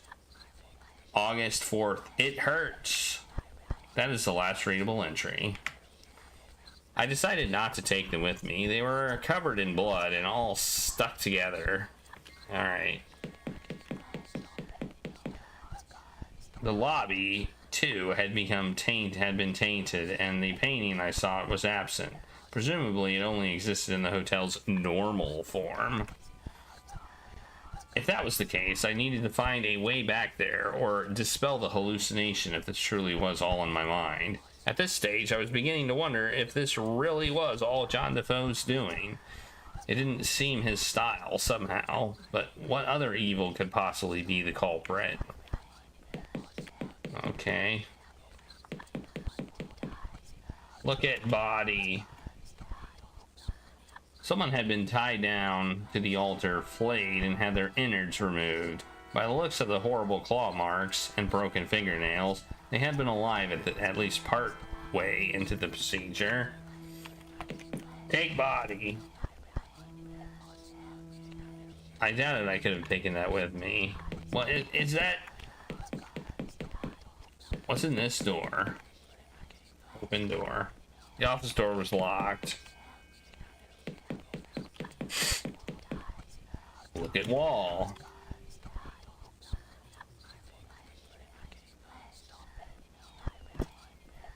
A pentagram had been scrawled on the north wall, and the cow's skull had been nailed in place over it. Seemed to be some kind of offering. Take skull. I opted to leave it alone. Perhaps it was all that prevented my destruction at the hands of restless devils. Okay. What's this? Is this like a sheet? No. Open door. Oh, I can leave. I didn't expect that. The hotel's exterior was as corrupted as its interior. The ground beneath my feet was hard, red, and gritty, like descended clay. Desiccated clay, not descended clay. Look at heads. The two heads on the right were decayed down to the skulls, but the one on the left was very much fresh. Its features made unfamiliar by the torment it had undergone. Let's see if I can take its skull now. Take head. Nope. Alright, well, this is fun.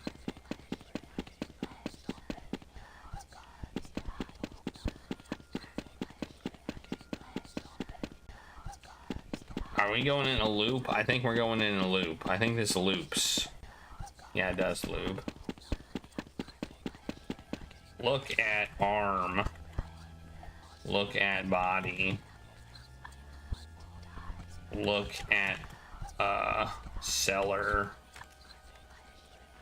Okay, I don't know. Take pole. No. Can I go down? No. Alright, so there's really nothing I can do here. Can I run? No. Cannot run. It's the Caboni Hell. Caboni Hell. What's this way? Ooh. This door looks openable. Hey, what's this? Wow, look at that. Look at picture. The left poster was some kind of portrait of a strange masked figure I had glimpsed in the hotel. The middle poster was blank. The third was smashed. Move poster. I wasn't sure how to. Okay. Take frame. What do you mean? Just move it. Okay, apparently I can't. It appeared to be damaged, with the front plate ajar and frayed wires emerging from the rear. Strangely, though, the screen was active and flashing blankly. Open machine. Be a good way to get electrified. What's on the counter? Looks like there's something on the counter. In keeping with the alternative hotel's theme, the furniture looked like someone had been hurled against them with absolutely fatal force. Lying on the bar in a pool of gore was a pair of pliers. They were rusty but functional. I took them with me. Yeah. We got something.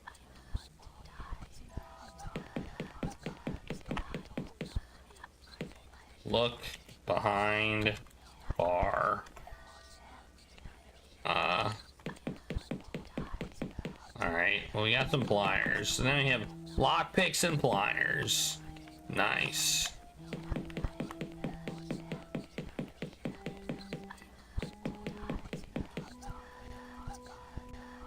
What's in this room? No. Look at closet. Look at use pliers on nails. The nails were hammered into the boards too far. I couldn't get a grip on them with the pliers. All right. On body.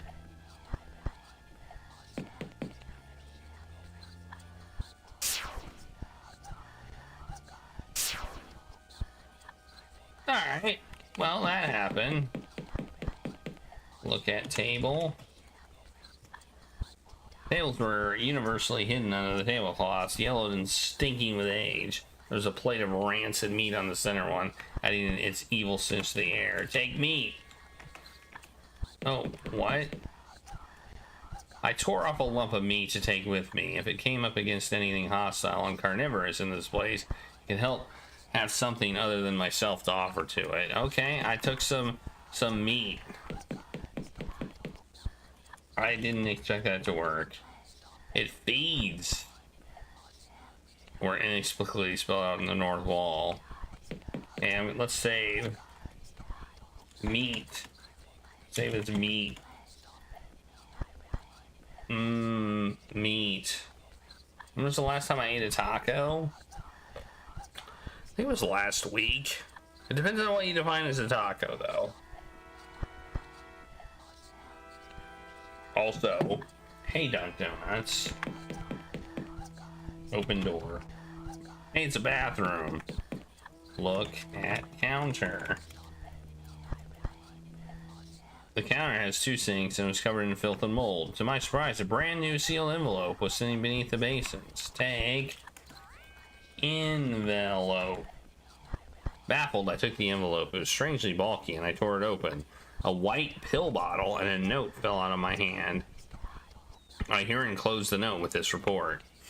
Trilby, if you're reading this, then you too have seen the hotel change. At present, I have no idea if the alternative hotel is part of the ethereal realm or some sort of construct, a pocket dimension.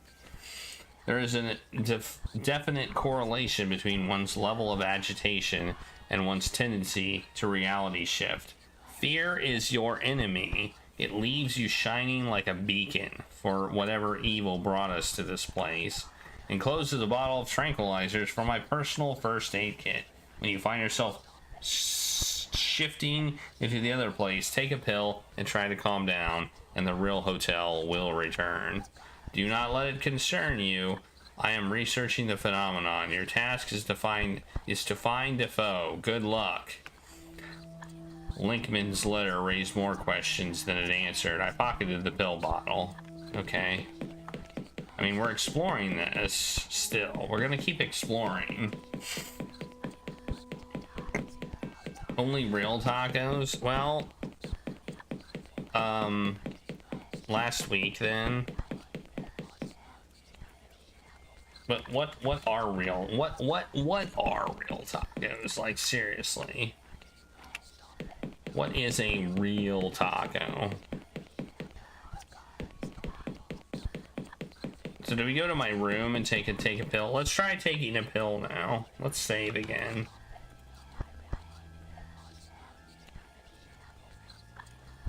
Pills. Take pill.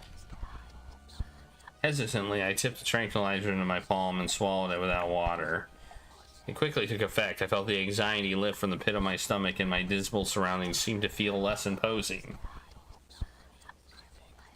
Then I felt that strange sensation again of lightheadedness and detachment as the world around me began to quiver. And we're in the lobby. Take picture. As I stepped closer, I could feel sound becoming muffled and my head spinning as if I were about to faint.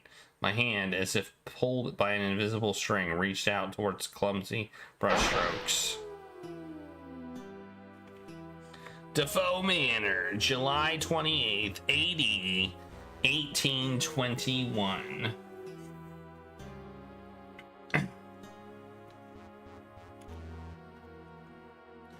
Matthew Defoe is 15 years old today. He is excitedly putting the finishing touches to a painting which his father commented on encouragingly, the first time he has ever been supportive of Matthew's artistic leanings. Matthew is now convinced that his father is lifting from the mysterious depression that has plagued him for as long as either of them can remember. Now he intends to make the painting absolutely perfect before showing it again. Okay, knock knock. Mr. Matthew, Sir Roderick has requested your presence in the trophy room. Thank you, James. And if you would be so good to inform him that I will now be retiring for the night. Very good, James. Ah, there you are, boy. Let me introduce my son, Matthew. Hello. This is my friend, Mr. Smith. He is an expert on African tribal art. Well, just a scholar, hardly even that, just someone with an interest in the subject. And he has offered to assess the figurine I brought back on my travels. I wasn't aware you had a family, Sir Roderick. Is your wife home too? Regrettably, Belinda is no longer with us. Oh, I'm sorry. Quite all right. You couldn't have known. She succumbed to illness shortly after Matthew was born. I finished the painting I showed you, Father. Oh, good. Well, Mr. Smith, what do you think of the piece? It's an intriguing little puzzler, actually. The design is reminiscent of a few Central African tribal gods I'm aware of. But to be honest, I've never seen anything like this before. May I ask how you acquired it? I'm glad you asked. It was 20 years ago when I was a younger man on my first travels to the Dark Continent. We were traveling along the west coast when our bearers spotted a ship that had run aground. It was an English clipper named the Sea Angel, and our short exploration revealed that every single crewman had just disappeared. Of course, we immediately sent a letter to the nearest embassy to report the finding. But the point is, it was on the lowest deck of the ship, and I found this very figurine you see before you today. What an extraordinary tale! But how did you account for there being an African tribal carving on a British vessel? We were as confused as you are. It wasn't a slave trading vessel, but it must have been a Negro. There must have been a Negro on the crew. It was been a personal mystery of mine ever since. I was hoping you could help shed a little light on the matter. But there is more to tell. I haven't even begun to recount the strange events that have surrounded this artifact. Strange events? You care for a glass of brandy? Thank you, that would be most kind. Matthew, fetch the brandy from the kitchen. And some glasses. Yes, father. Take brandy. Matthew took the brandy bottle and a pair of appropriate glasses. Bang, bang. Hello? You haven't tried to speak to me in a while. I did another painting today. I showed it to Father and he said it was promising. I keep trying to tell him about you, but he never listens. You haven't knocked for me in so long. Bang, bang. Hey, do you want to see my painting? Bang, bang. I'm not sure how I'd get you through that door. The door was locked as always, but there was a substantial gap of about 1 inch in the bottom of the door. Okay. Sideboard, there's a row of assorted utensils and knives. Someone had left a brown leather apron. Take apron. Did I spell apron wrong? I did. Matthew saw no purpose for it and didn't want to interfere with other people's possessions. Take knife. Okay. Wait, what? Oh, is this a sink?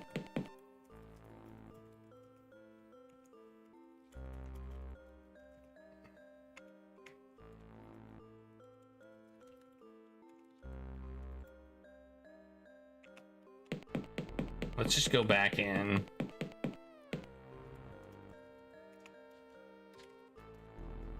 Matthew wanted to show his painting to his friend first. Oh.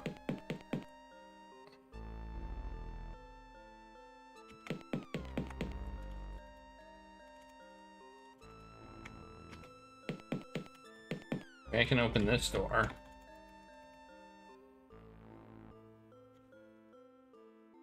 Okay, pantry. That's a pantry. I keep spelling apron wrong.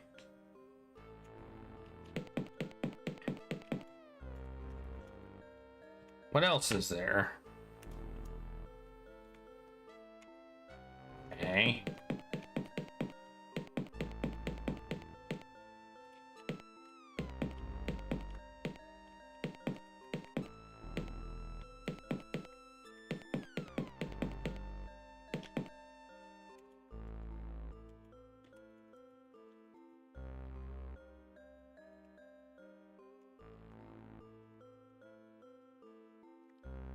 There are 3 doors here. The one to the east led to the dining hall and the rest of the house. To the north was the pantry, and the west was a door Matthew had never been through, which was kept permanently locked. Okay. There's a gap. Oh, if I try to open it, it says I can't open it. There's a gap about 1 inch at the bottom of the door. Okay. A substantial gap. An inch gap. Drink brandy. Matthew had no stomach for drink. Maybe I can move the apron. Maybe there's something under it. No.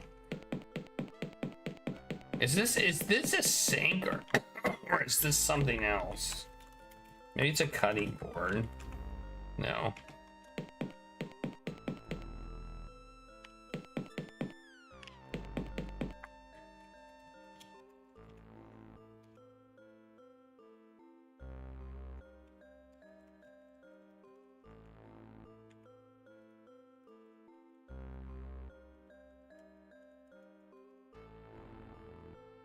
It doesn't understand the word fast.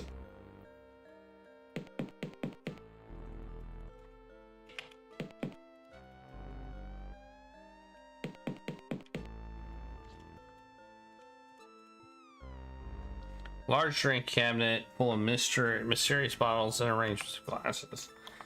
Okay.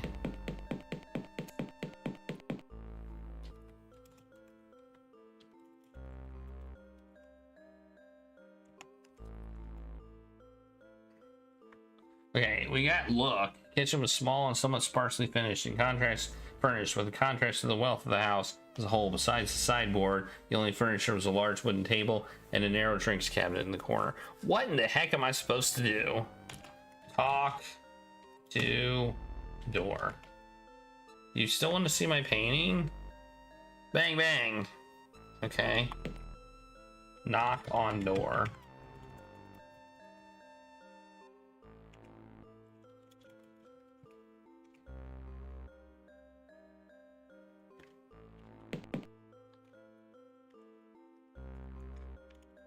Unlock door. Take painting. Okay. Put painting under door.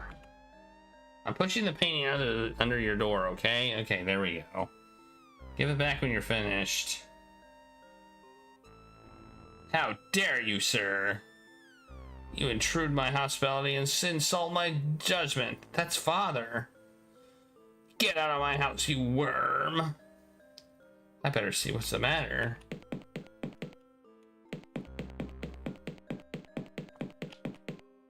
Open door. Father?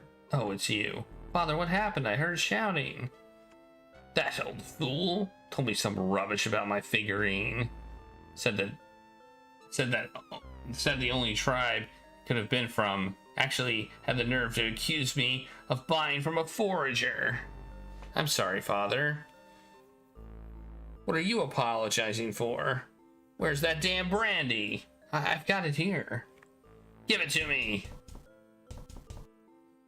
I'll go back to my room, Father. Show me your painting. Father? You said you had a painting. Show it to me. I can't, Father. Why? Why not? Because... Come on, why not? Out with it. Because I gave it to the boy behind the door. I see. Father? Go back to your room, boy. I have to write my diary entry. Yes, Father. An hour of silence passed and Matthew grew concerned about his father. Strangely, the most disturbing thing had been Sir Roger's reaction to Matthew mentioning the boy behind the door. In the past, raising this had usually provoked a violent rage or an instant flat denial. Matthew wondered what sort of anxiety was going through his father's mind. Smash! What was that? Father, what are you doing? There was a boy behind the door.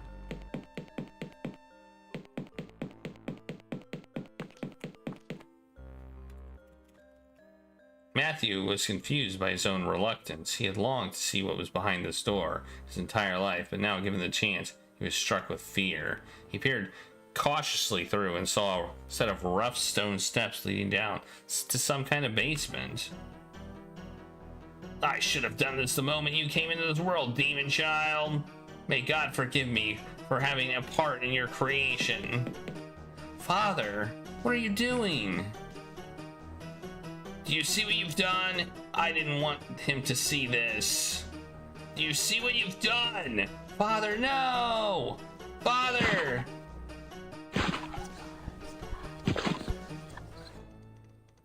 Boo. Ah! My apologies, dear boy, but I couldn't resist. You look so lost in that painting. I don't think you even saw me coming. Wait, what? Is everything okay, Terry? Yeah, everything's fine. There's something behind the painting, too. It's just for a moment I thought I saw... Never mind. Shoban and I were talking about you after you ran out of the room. You said seemed like something was making you terribly anxious. Frankly, I think that's still the case. I'm okay, really I am. Well, if you're sure. I was certain my mind was not playing tricks on me. I had been back there in Defoe Manor looking through the eyes of Matthew Defoe. I had seen the events that had created John Defoe. I saw his death at the hands of Sir Roderick, that terrible violent end that would bring him back as that awful wraith. But somehow, seeing that event, it was clear to me that there was more to this than the ghost of one youth. One mentally ill youth. There had been something very wrong about that idol even before it was used to destroy John Defoe. A name stood out in my memory. The Sea Angel, the name of the ship in which Sir Roderick had found the figurine. And I now had a lead. So, Professor, do you know anything about a ship called the Sea Angel? You know, it's funny you should mention that name. There's a really old wooden chisel along the Defoe Manor artifacts, and the words Sea Angel are carved into the handle. Where is this chisel? On display in the convention hall next to the dining room. What's this all about, Terry? It's nothing. It's just a little side project my client wanted me to get into. Nice save. Thank you for your help. Nice save. Take care of yourself. Take paper. There's a page from a religious book I wasn't familiar with. I here enclose it with these notes. Victim 2, the child. I, the fifth man who desired judgment, was the child whose father held the carving of the slave. The prince came to him and was at once rightly pleased with what he found, for the house of the child and his father already knew well the name of the king. 2. And as the prince watched, the child was thrown down by his father and broken with the wood of the prince's soul. But as the child's body, mind, and soul began to drift apart, the prince held them together, and he said, 3. You are the child, and to you I grant power, for I see in you the potential that will grant my father the king his greatest wish. You shall be not of the land of technology, nor of the realm of magic, but of both, and thus you shall form the bridge. 4. And across the bridge the king shall come to bring his message to the men of technology. Through you, child, the bridge will come, and thus I name you the bridge keeper. 5. And the prince touched the child, and he was the bridge keeper, and his 3 aspects were granted power, so that his soul would join with the prince's soul in the wood of the tree. 6. And the bridge keeper rose up and threw down his father, and threw down his brother, and truly did they know the name of the king, and into the house of his father went the body and the mind of the bridge keeper. Okay. What's on the counter? Look at counter. Reception just is cheap pine affair and unadorned with papers and minerals. A matchbook. Tape. Match box. Only one match left. I took it anyway. Let's see if this door's open. Nope. Alright, well, let's look at that chisel. Let's save. Or back to reality.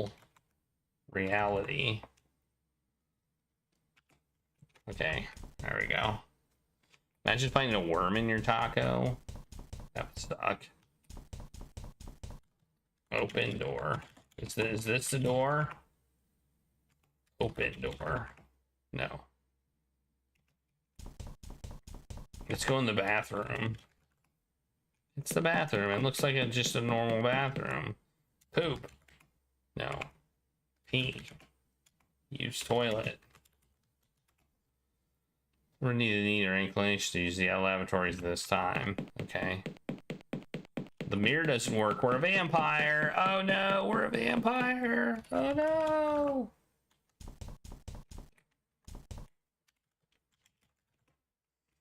Well, what door?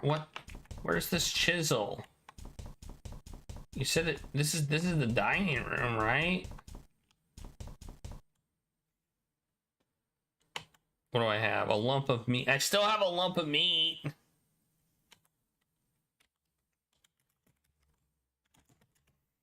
There's no pick in the world that would unlock a deadbolt on the opposite side of the door. Maybe there's another. Is there another way to get there?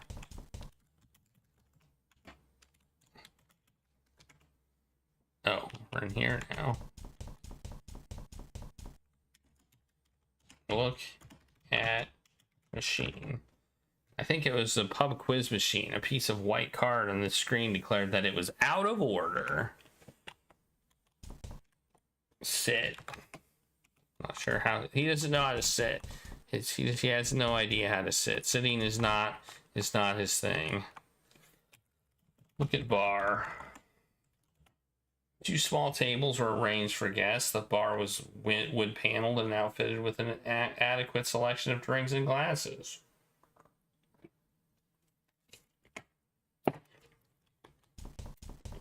I know how to sit all too well. Let's try and take a poster. Move poster. I wasn't sure. He doesn't know how to move things either. I mean,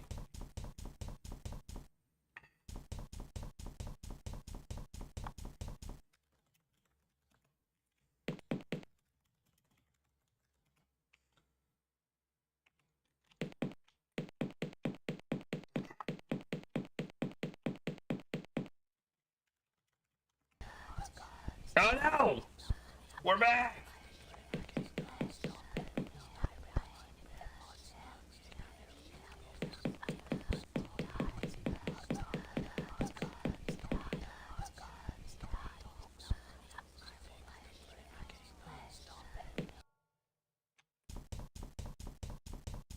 Alright. Is there a time limit here? Is that just like a time limit thing?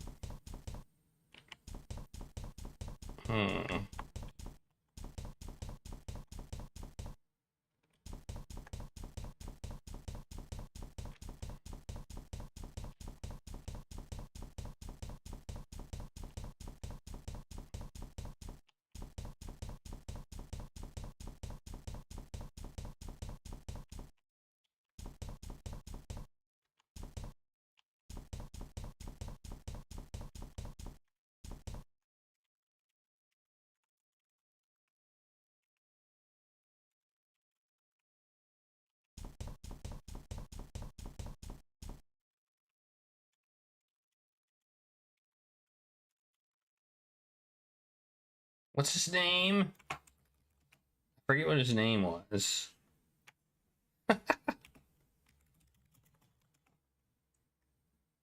what's his first name?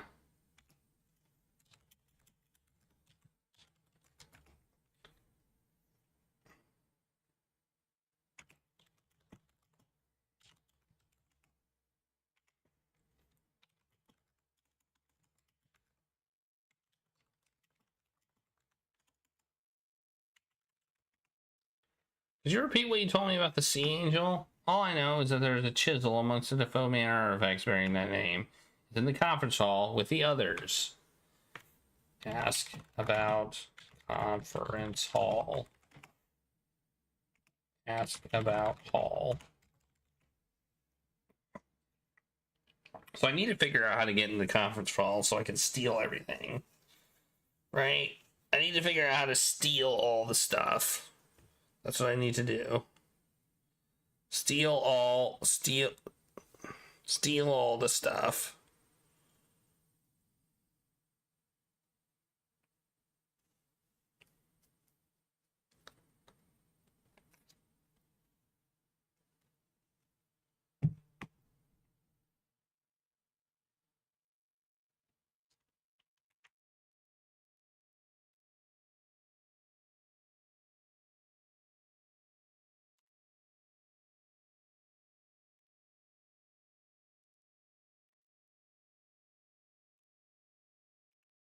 Hmm. So we need to figure out how to get in there. I'm guessing we need to get something to remove the boards in the... Wait, what's this?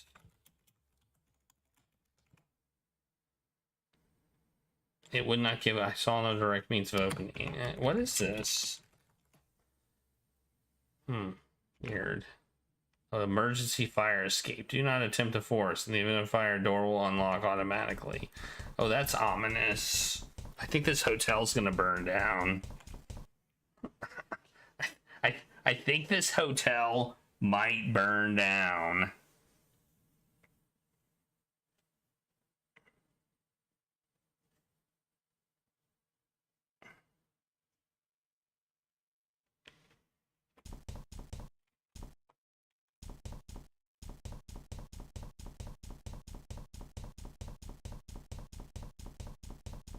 It's on the first floor.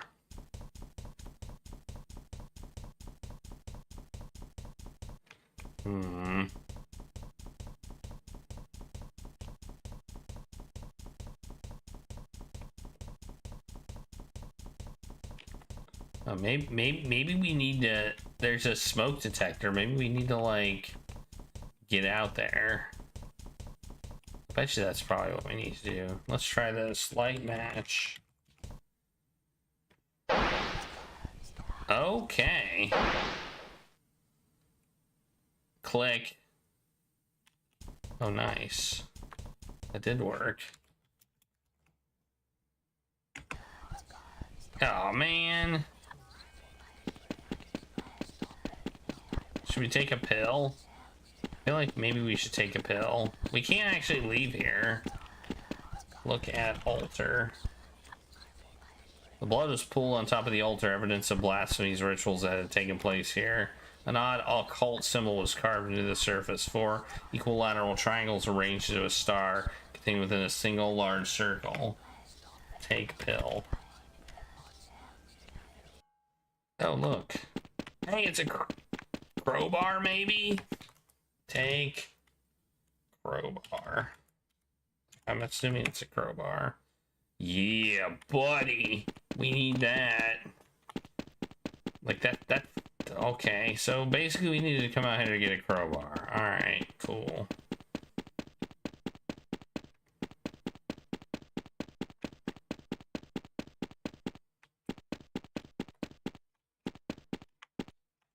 Climb ladder. You climb back up the ladder and enter the same floor that you had come from. Nice. I'm so smart. Oh! The hell is going on here? I recognize this. I am too smart. I am too smart. S-M-R-T. I mean S-M-A-R-T. I recognize that.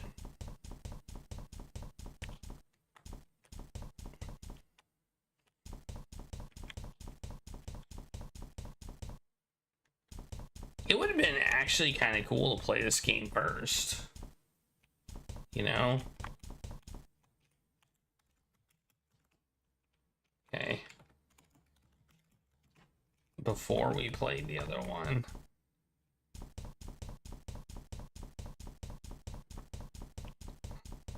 But I don't know.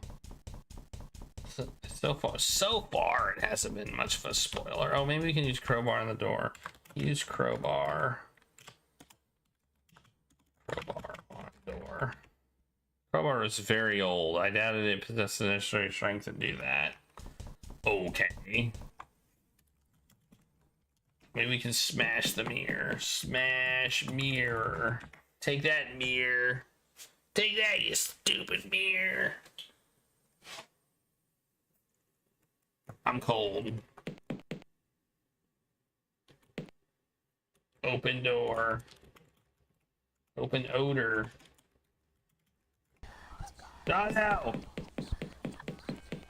Use crowbar on boards. Oh yeah. As I suspected, the stress proved too much for the ancient crowbar, which is bent to uselessness. I discarded it. Okay, we opened the door thingy. Open door. Open odor. Open door. Ooh, what's in here? Look in bag. The sack. Oozing foulness. Ew, gross.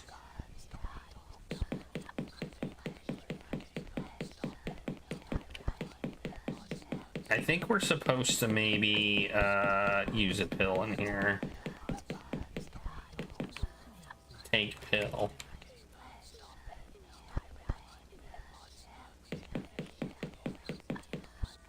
I took a pill.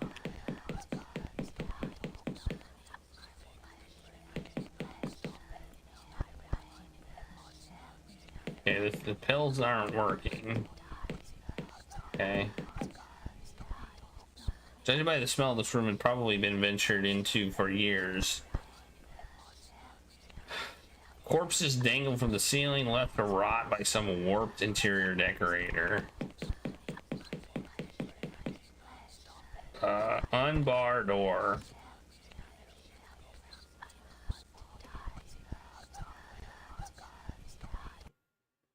Oh. Oh man. I think that's not what I was supposed to do. Oh man, we haven't saved in a while. Oh well, that's fine. We'll just go get we'll go get the crowbar. The only thing we need to do is get the crowbar. I should have saved after the crowbar. Is it possible to run out of pills? That's my question. Can we run out of pills? Are pills limited? I mean, I would think they would be, in the sense that obviously we can't have infinite pills, but maybe the game doesn't limit us. So I'm worried that I would soft lock myself if I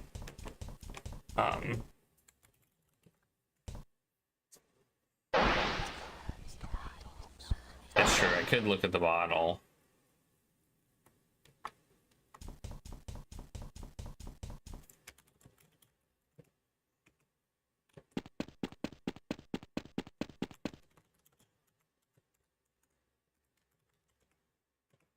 I think I'm supposed to open the door, maybe unlock the door from the inside so that it's unlocked and then come back in. It's my current theory.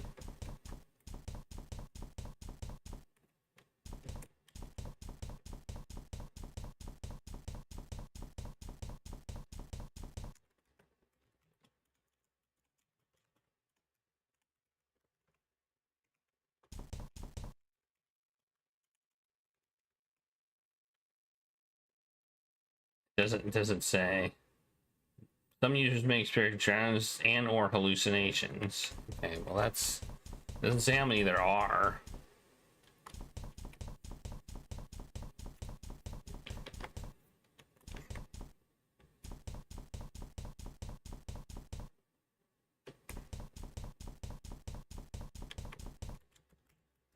Oh, I should save also.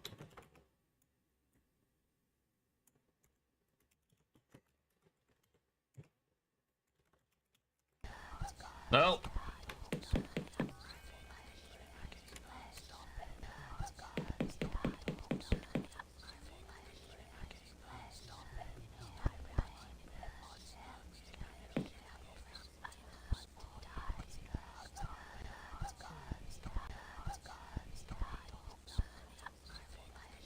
It doesn't change this room. So the double doors, the right hand lead to the dining room.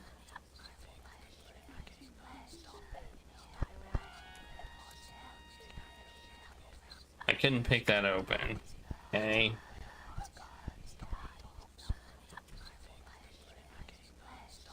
Man, what am I supposed to do? I need to get in here, but how?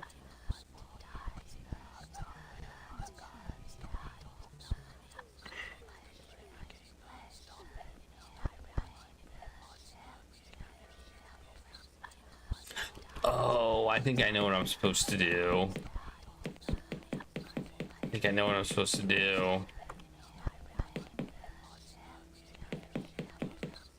I think I know what I'm supposed to do. Yeah, I think I know what I'm supposed to do. I take a pill before I go in. Because it doesn't change until the next room.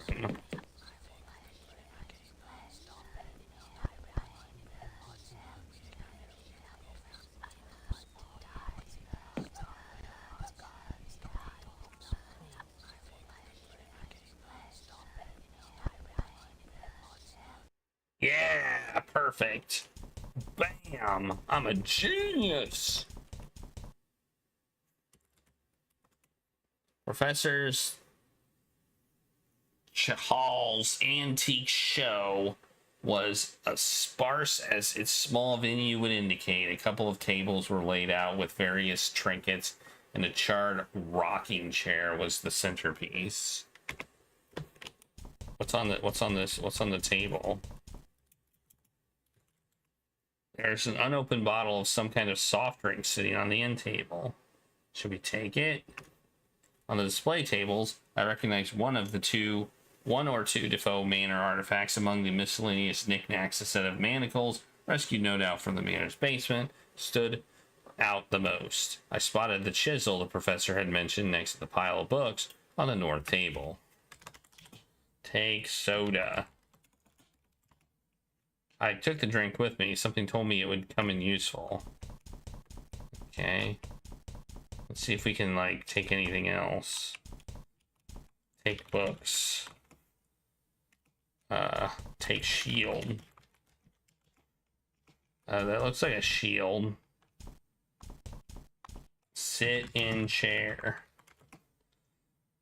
Couldn't even bring myself to go near it. It was pretty certain that John Defoe's influence was gone from the objects in this room, but still my irrational fears frustrated me. Look at pictures. On the north wall were 3 framed monochrome photographs of scenes from around the island, obviously placed by the hotel, not part of the exhibits. Well, it looks like there's pictures on the table. What did it say? Manacles. Look at manacles. They were blackened, but still recognizable as the manacles from the basement prison. Take manacles. If anything would retain some of John's malevolent power, these manacles would. I refuse to touch them. Okay, let's try to take the chisel. Take chisel. A loud buzzing played in my ears, and my vision began to cloud as I reached over and laid my hand upon the tool. Uh-oh. Somewhere in the Atlantic, July 25th, 1789.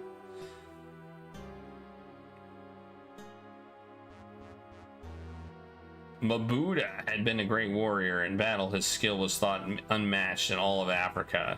He had respect, a great house, a slew of beautiful women, children to make any father proud. But through just one mistake, it had all been torn away. His mistake was in standing by his beloved king when the invaders from the coastal kingdom arrived. Now his great house was ruined, his woman raped, his children murdered. And for Mabuda, the worst fate of all, sold to the white man in exchange for weapons, shackled with his fellows in the hold of a slave ship. Mabuda was strong. Perhaps he could have lived as a slave, but then came the sickness. A simple fever, no doubt, to be gone the next day. But the white men took no chances and threw him overboard. For days, Mabuda drifted, waiting for the black cloud of death to descend. Having lost everything, He now sought only the embrace of the deep, a welcome end to his life, to a life betrayed. But the end did not come then.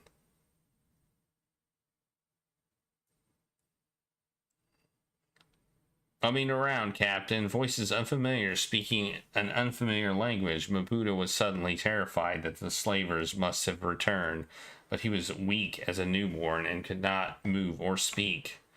Looks like we picked him up just in time. Don't know how long he's been drifting out here, but he can't have lasted much longer. Good Lord. Look upon it, men. The greatest evidence we have of humanity's inherent evil.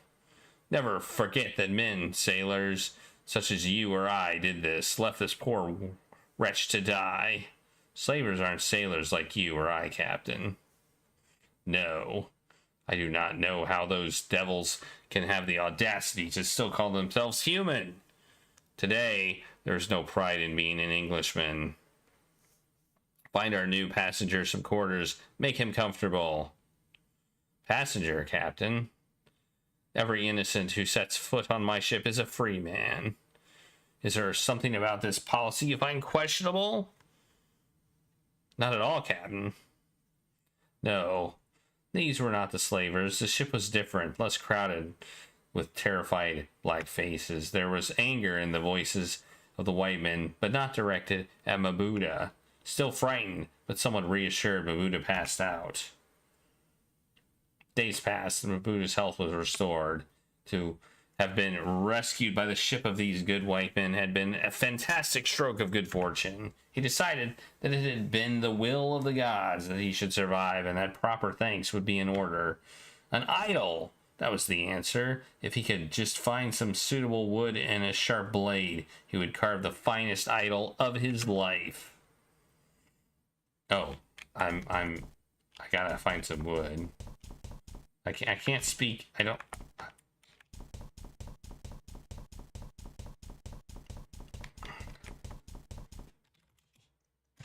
Ask about wood. The Buddha was talking to himself. Okay. I think I'm supposed to go in the. Maybe I'm supposed to climb down the ladder. I can't spell barrels correctly. One of the two wooden barrels was scattered around. Were scattered around for convenient reach. One or two. Oh, okay. Take barrel. He could have taken that with an open barrel. Had no means to do it. It would have been impolite. Okay. Makes sense. Climb down. Okay, there we go. Look at box. A large crate was sitting on the shaft of light with letters stenciled on it. Buddha did not recognize him. It was cheaply made with poor quality nails. Some of the boards really looked ready to fall off. Take board. The wood of the crate seemed ideal for the Buddha's intentions. He decided to leave it here until he was ready to carve the idol. Okay. Okay, I need... Okay, I don't know what's in my inventory. Okay. I gotcha. Look. Just type look. The hole was plunged into almost total darkness with the memory of the slave ship still recent. Mabuda was unwilling to venture far from the light. Okay. Climb. Alright, well. This person does this person have a knife? Oh, they have tools. Look. Just type look. The Sea Angel was a small clipper built for speed and the fast delivery of cargo. It was late in the evening, and there were a few crewmen on deck. Okay. Look at tools. Okay.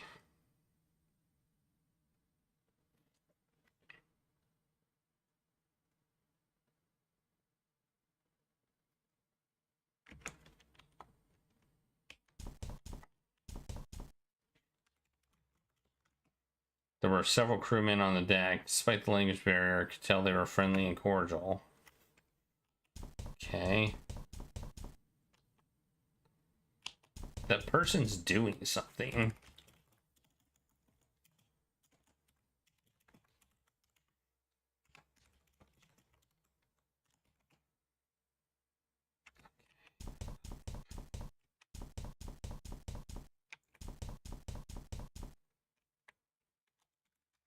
Look at boat. Jolly boat here, apparently undergoing some repairs. Okay.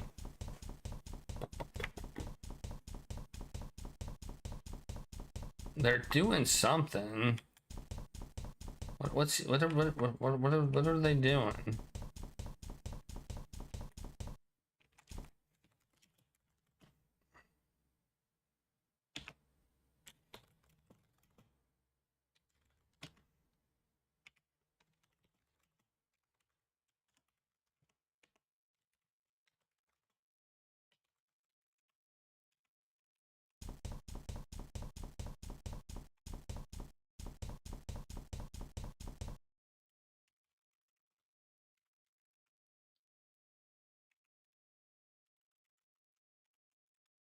Hmm.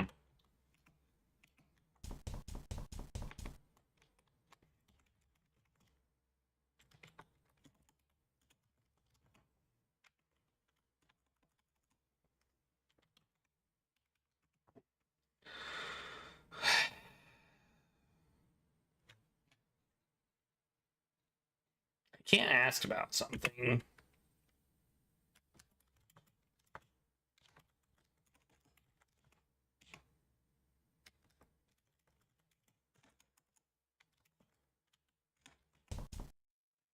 What are you trying to tell me? I don't understand. That worked. That worked!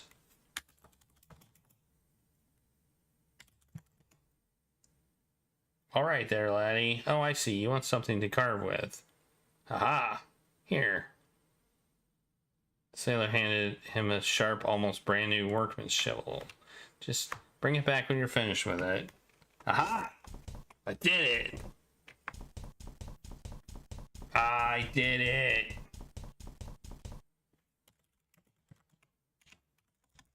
Maybe we should just say climb.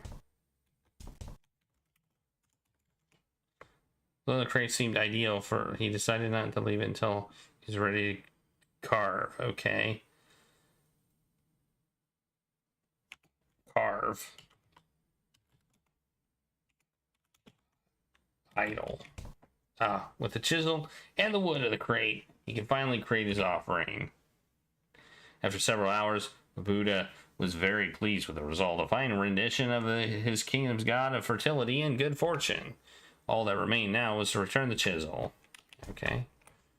Do we take it? Decided the idol was fine where it was. There was no need to move it. Okay.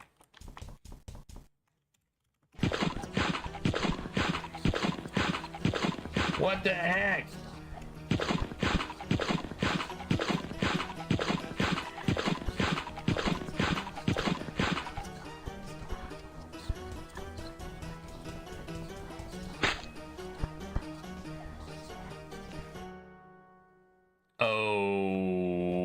Okay, the vision faded and I felt myself being hurtled forcefully back to the present day. That tall, thin creature, the black-clad ghoul. What was its significance to my predicament? Why did it appear again and again throughout history to spread death and horror? There was no connection to the idol's shape or its tribal deities. The tall man was no fertility god. It must have been connected to the wood of that crate somehow. There had been a name on that crate. Mabuda hadn't been able to read it, but I, looking through his eyes, had. O'Malley Shipping. O'Malley! Oh man, that's the name of the assistant. Could the owner have been an ancestor of Shoban? Shoban? It was a flimsy possibility, but at that point, my only lead. I resolved to discuss this with Shoban at the earliest opportunity. Oh, there's a piece of paper.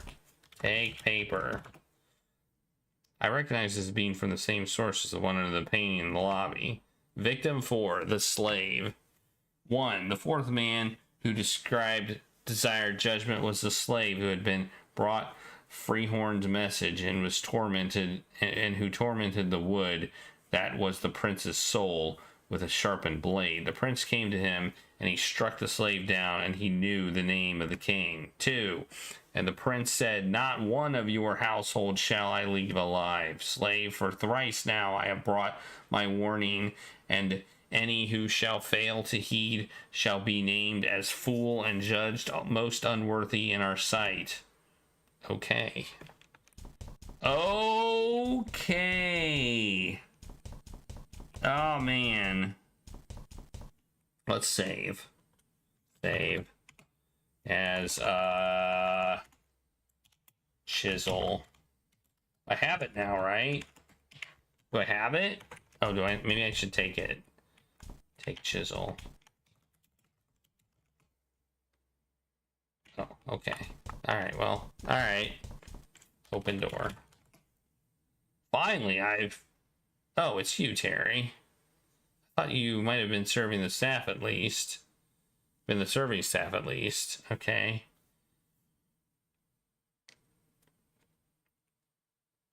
No.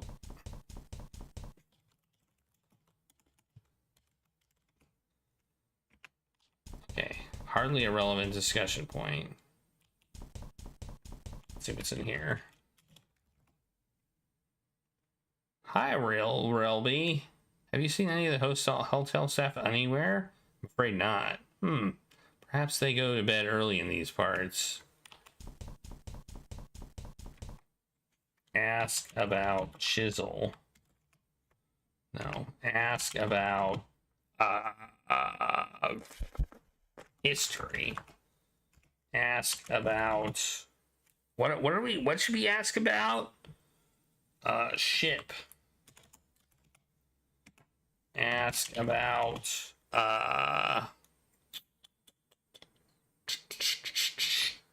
Sea Angel. What's the name of the ship? Okay. I didn't need to sit. Oh.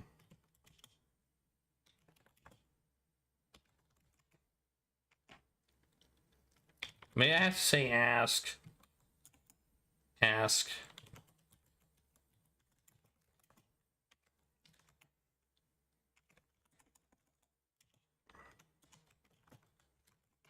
Oh, do you know anything about the history of your family? Oh, I should, maybe family would have been. I wouldn't be much of a history student if I didn't know. If I didn't know, would I? I'm researching my family tree as part of my diploma. Really? That's ideal. I appreciate this may sound like it, but trust me, when I say it's important. Did your family run a shipping company in the late 18th century? That is an odd question. But I do remember reading something about O'Malley shipping. I'd have to check my notes. I left them in my book bag. Could you meet me in my room in about 5 minutes? I'm in 2A next to Abed. Certainly. I'll see you there then. Okay.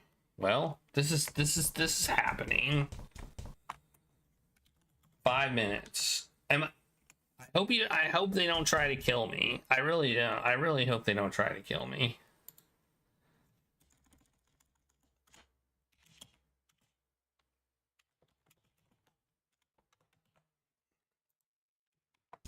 I mean, it'll take me 5 minutes to freaking walk there. Well, not really, but this game is enjoyable. The text parser takes a little bit of getting used to, but I like that they changed it up. Like, knock. Doors open. Oh, they're there. Please don't try to murder me. You have the papers? Does you always get right down to business? Come sit down. Oh no. Because she's gonna murder me. How are you feeling? We were a little worried about you. I have these moments of illness. What do you want to talk about? Defoe Manor. Oh.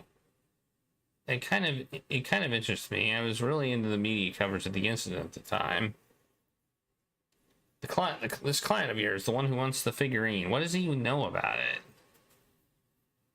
Well, he has an interest in the occult, and there's some nonsense story going around about it. Something about the idol being a vessel for an evil ghost. I wasn't really paying attention. Really? I don't remember hearing about that in any of my reports. No, you wouldn't have. It wasn't widely. Have you heard the story that Trilby was in the house? I could feel cold sweat drooling down my spine. Every fiber of my being was concentrating on not giving any outward signs of alarm, as Shiobin spoke of my secret name with wide-eyed enthusiasm. No one believes it, but Simon Taylor insisted it was true right up until, well, you know, Simone Taylor. She says he saved her from the house. I think that's a little far-fetched. That's exactly what Abed says. He says a ghost is one thing, but throwing Trilby into it just makes it seem silly. Truth be told, I don't think Abed believes in Trilby any more than he does ghosts. He's so grounded in reality. A sensible attitude. Have you always been an antique dealer? Chauvin, please, I came here to talk about... Let me put that another way. Have you ever been an antique dealer? I knew it. The outfit, the hat. Terry Railby. You're him. You were in Defoe Manor. And now you come here to finish off the ghost. Chauvin, I always knew there was something else in this world. That there was something better, more glamorous, just below the surface. Will you take me with you? Listen to me. There is no glamour about what I do. I live in shadows that threaten to consume me every single day. And if you pursue this any further, you're going to walk straight into one. What? What are you talking about? There is something extremely dangerous in the hotel. I don't know what it is, but... Oh, God, no!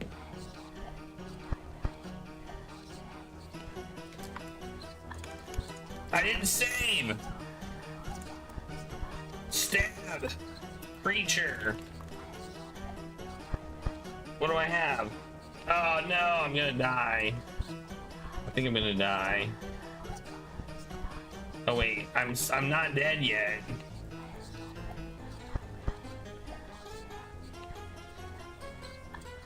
Use meat on creature.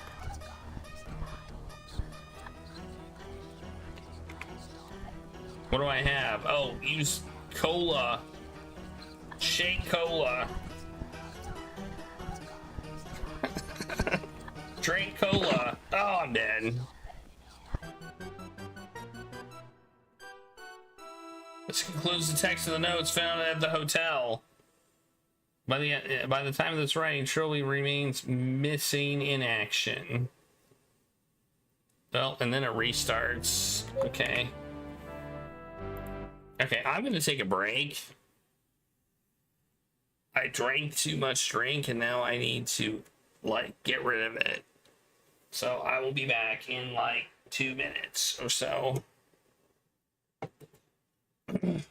We died. But I did I add a death? I did not.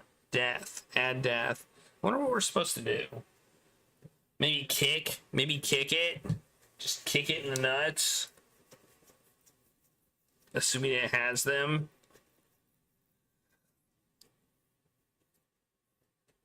I don't know. I guess we'll find out when I come back in a few minutes.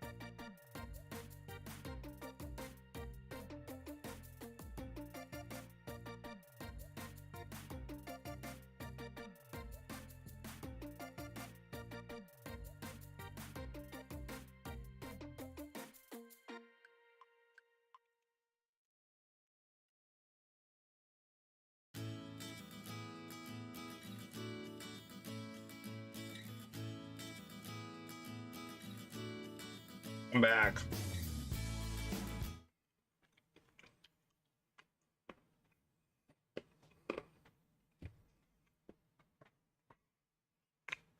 All right. Well,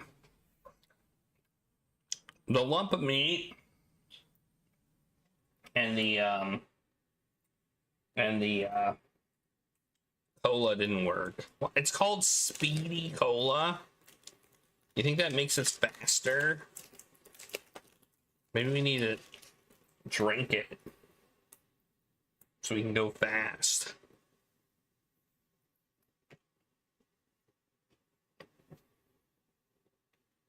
Why don't we try and drink it now?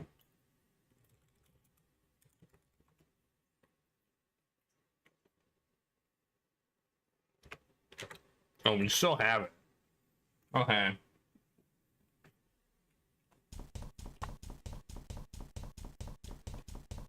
It wakes up our brain.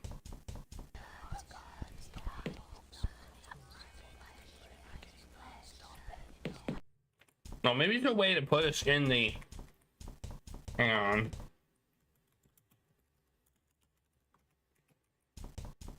Mmm.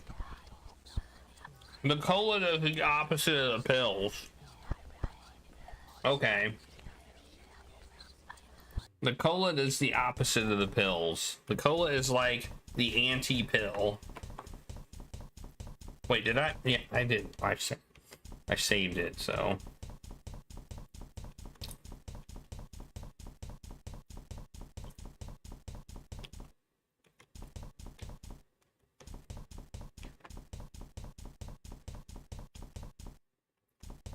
No, it's 2A, not 1A. 2A. I gotta go upstairs.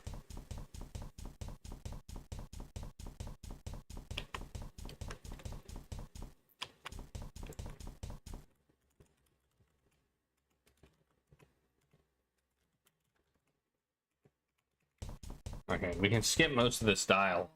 Because we already did it. Oh, I gotta set the timer. There we go.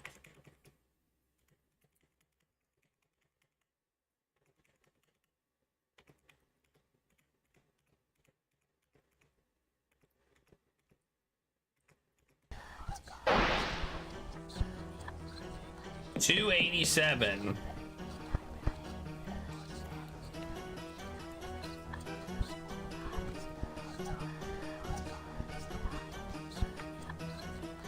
F3.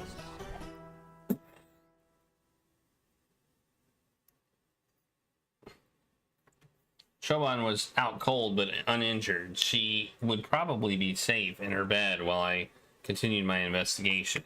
What the hell just happened? What happened?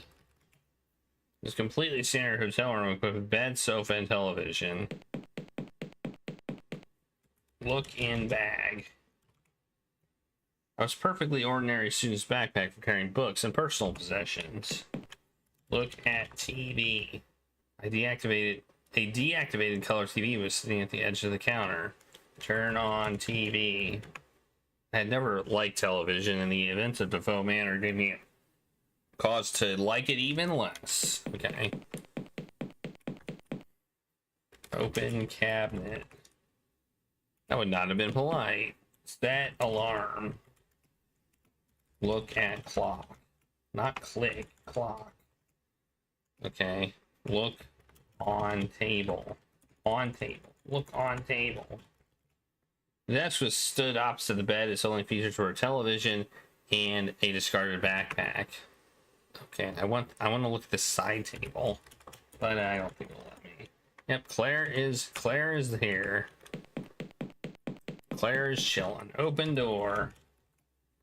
Okay, I don't know what to do now. What do I do? Now I feel like I'm somewhat on my own. There's not paper there, is there? Oh, she's gone. Uh-oh. Uh-oh. Oh no. That's not good.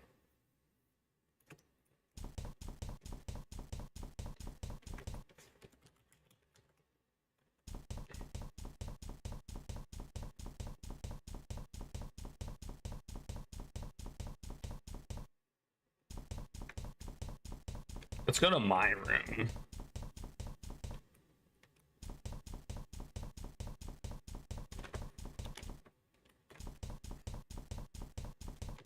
There's also roof. There's also a roof access. My room's 3C, right? This is my room.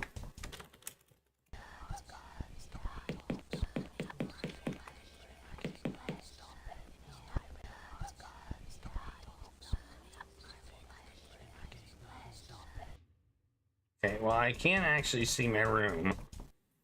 But it looks exactly the same. Okay. Alright.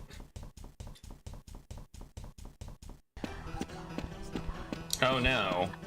This is bad.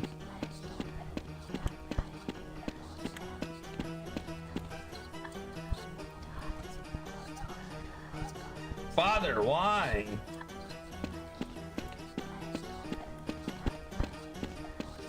Ah! Oh, that was just it was just a vision. Okay. Oh man. Let's go on the roof for no real reason. The door was either stuck or locked.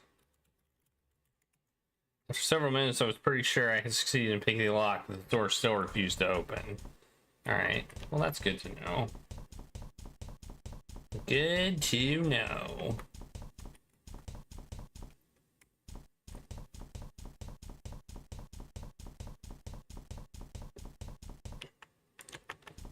I'm going down to the lobby to get myself a treat, I think.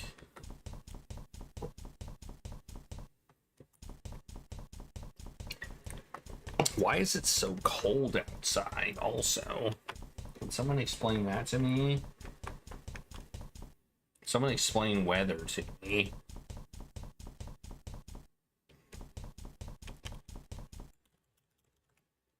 Not in here.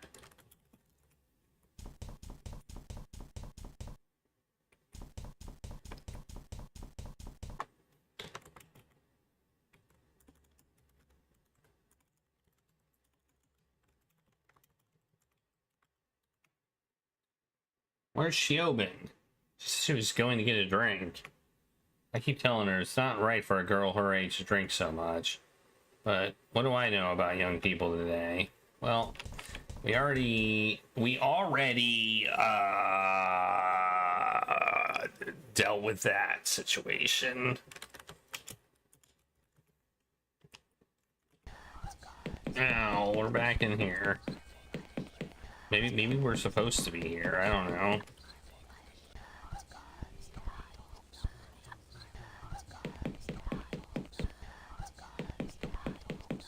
Maybe this is what we want. I don't know. I don't know anymore. I know nothing.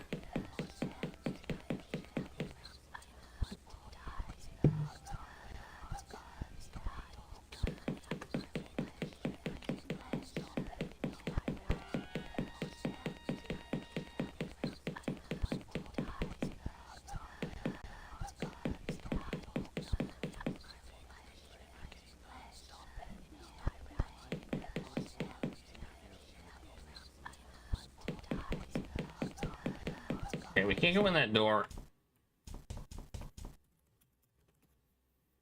I feel like I need to do something. What? Why do I look like this? Oh, jeez. Game freaking me out, man.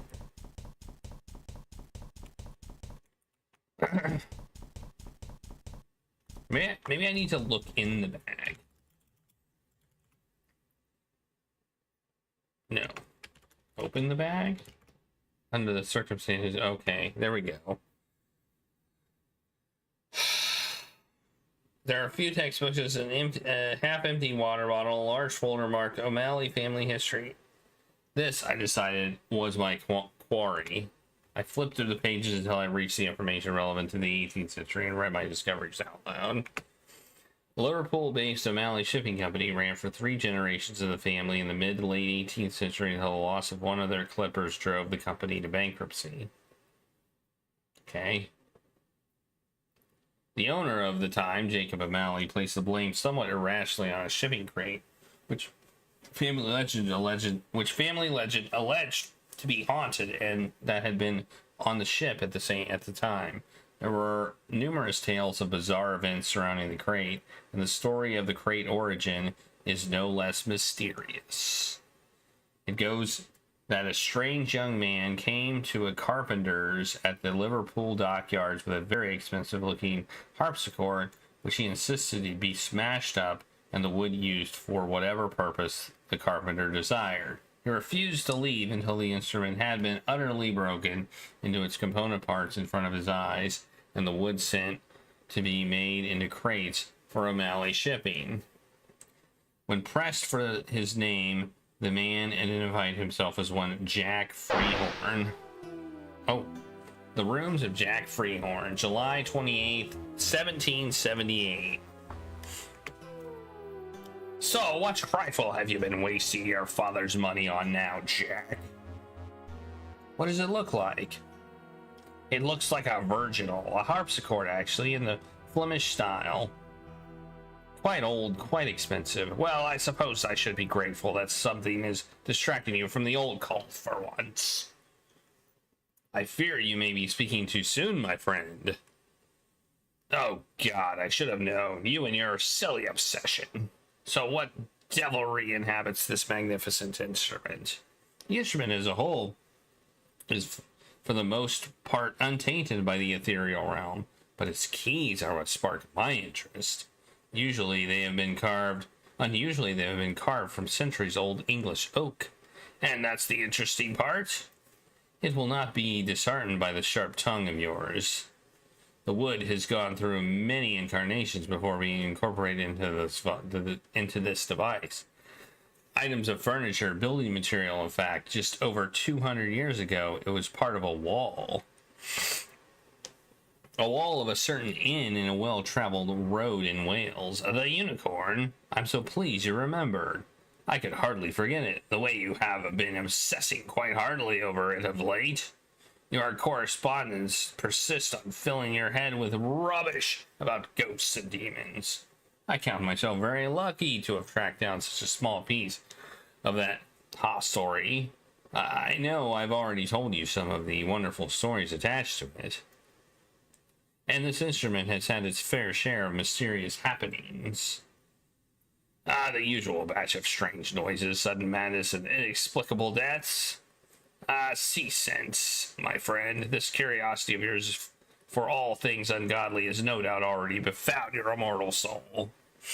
You are a fine fellow, Wilbur, and you have not a drop of romance in your body. Now stop browbeating me for my inquiring mind and let us take dinner.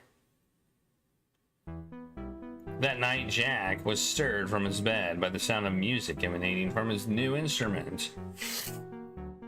His first thought was anger, mostly because the harpsichord was an antique never intended to be played. But then he listened to the haunting melancholy tune and felt his stomach roll inexplicably with fear. Who's down there? Wilbur, is that you? I assume I can't look at anything here. The desk was carved untidily in letters, notes, and papers he had been studying lately. A flintlock pistol given to Jack by his father lay gathering dust atop a pile of correspondence. Take pistol. He took the gun with him to confront the intruder. Okay, well, I was supposed to look at the table. Alright, cool.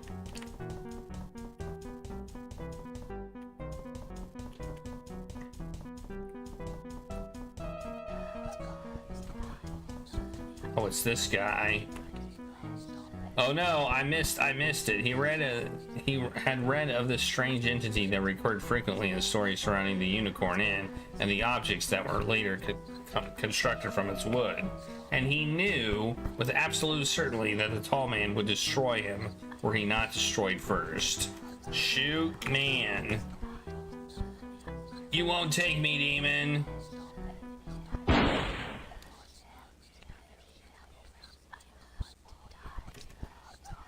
Wilbur? No. Oh, God, no. But I could have sworn. You! I know you. You have... Oh, God. Please forgive me, your majesty, for my transgressions. I am a worthless, craven fool, not worth a second of your precious time. I beg you, spare me. I will redeem myself for my offense. I will be yours forever, my body, mind, and soul.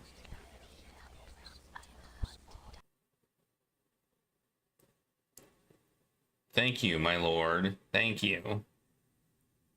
Identified himself as one Jack Freehorn. This may well have been the same Jack Freehorn who went on to form a bizarre religious cult. A deprived group of paganist worshippers who were spoken of with derision by conventional society. With my latest flashback, my knowledge of the history of the cursed wood gained another step. Before the crate, it had been a harpsichord, and sometime before the harpsichord, it had been part of some kind of hostelry in Wales. An inn called the Unicorn. Why did that ring a bell somewhere in my recent memory? I had definitely seen something in the hotel that was linked to the place. But where? Oh, there's a piece of paper here. Victim 3, Freehorn. 1. The third man who was desired judgment was Freehorn, who had brought from those who made luxuries with the wood that was the prince's soul. The prince came and struck down the lover of Freehorn, and Freehorn knew the name of the king. And Freehorn said, I know you now, O prince, who was the arrogant man, and I anticipate your wish, and I will devote myself to spreading the teachings you have brought me and the love of our king. And the prince was satisfied, and Freehorn called all those who would listen, and they formed an order of blessed agonies that would work to redeem the follies of the man of technology. Okay. Alright.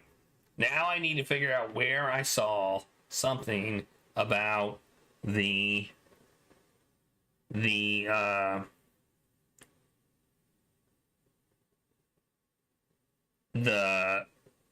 unicorn.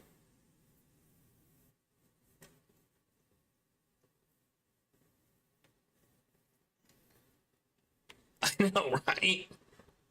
Somebody broke into his house to play his harpsichord. I mean, that's what I would do. I break into people's house to play their harpsichord all the time.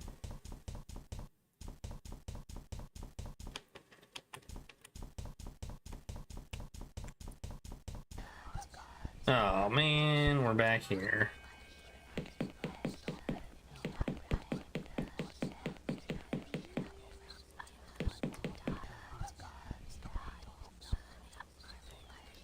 From somewhere to the west, I heard the familiar sound of a door being unlocked.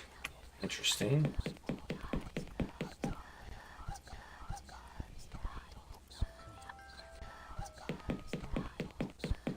This game's spooky. Linkman? Wait! Okay, well... Alright. We should save. Save as...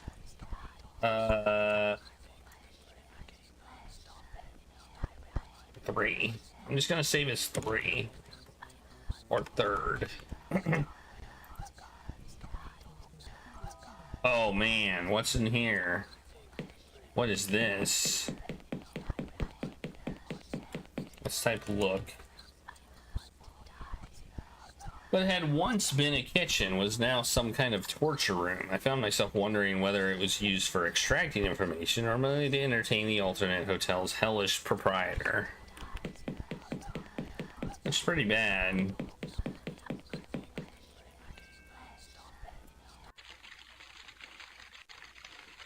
Okay. Let's take a look. The grimy cellar had been abandoned for some time. A large section of floor was worn away. The worn away area had been conquered by a swarm of greasy black beetles. It's on the other side. I'm guessing they're gonna kill me. Let's find out. They did kill me. They did kill me. They killed me. They killed me. I died from beetle.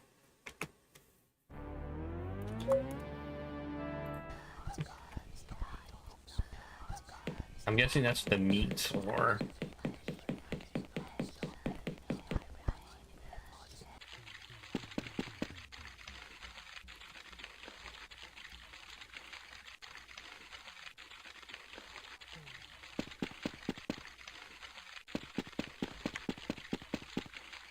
Bam.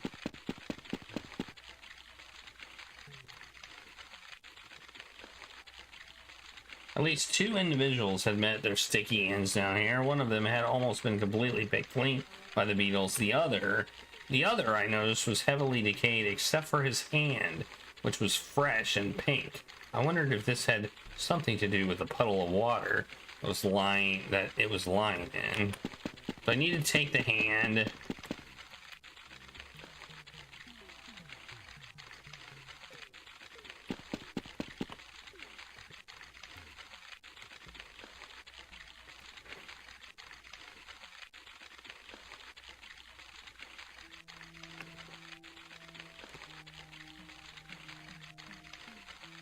In the far corner of the room was a puddle of water created by drips from above. It had a curious color to it, and the drops seemed to glow with their own illumination. The liquid was having a strange effect on a nearby corpse. Oh. Like it was restoring it? Taste water. Okay. Smell water. Remember when we smelled water in that one game?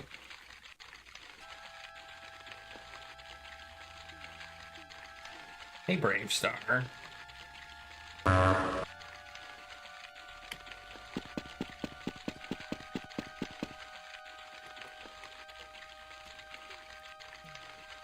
I'm gonna drink it, and if it kills me, so be it.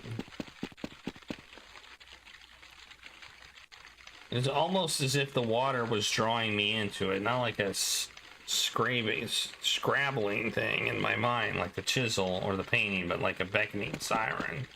I'm doing it.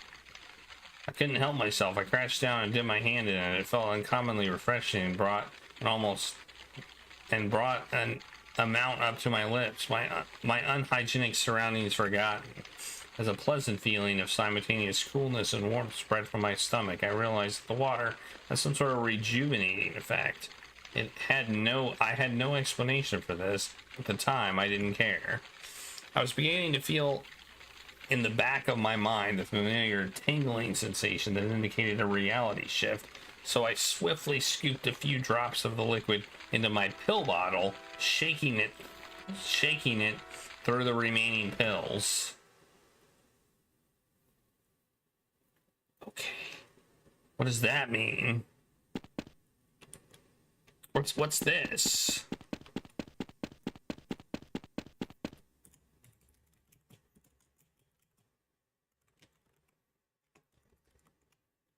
The hotel cellar was lit up by a single spotlight and seemed almost completely bare, but for some dusty cardboard crates and a wine rack. Take wine. I saw no reason to take it. Look at wine. There's one bottle. There's a recent vintage, but a not unpleasant one. Can't take it. Aw, take bottle. Aw. Look at boxes. A small selection of storage boxes, no doubt full of useless trinkets, were the only furniture. Okay, I guess I need to leave here. Why did he mix the pills with the water? Why? Why did he do that?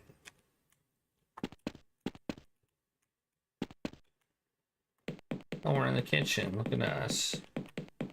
It was good water. I mean, I feel like that was like, even if it works, I feel like it was a dingus thing to do.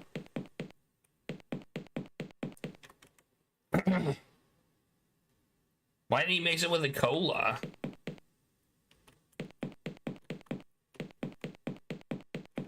Open fridge. Aw, I could have maybe gotten food. Maybe I do. Maybe I do. Save as pill water. The emergency door refused to budge. It appeared to be jammed. Well, that's not a very good emergency door. What's here? Cutting boards? Yeah, no, no, no.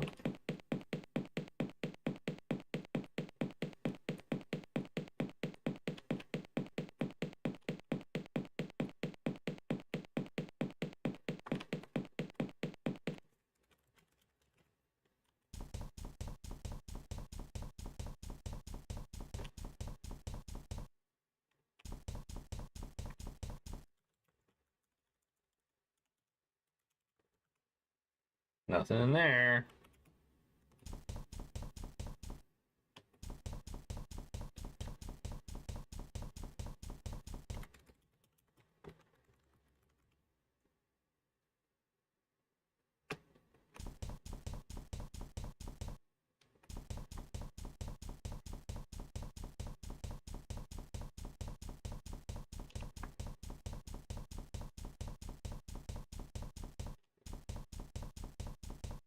Something about a unicorn. The unicorn. Maybe I can ask. Maybe they're back. Nope.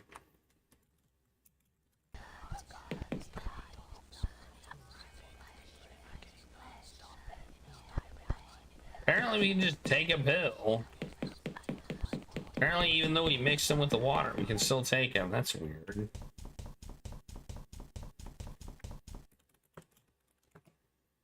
He's not here either.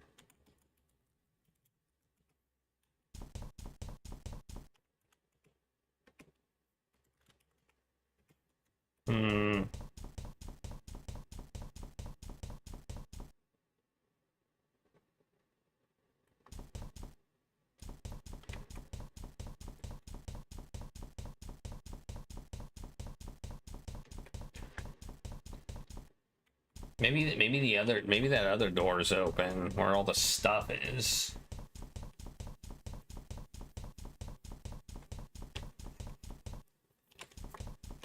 Stuff. I like stuff.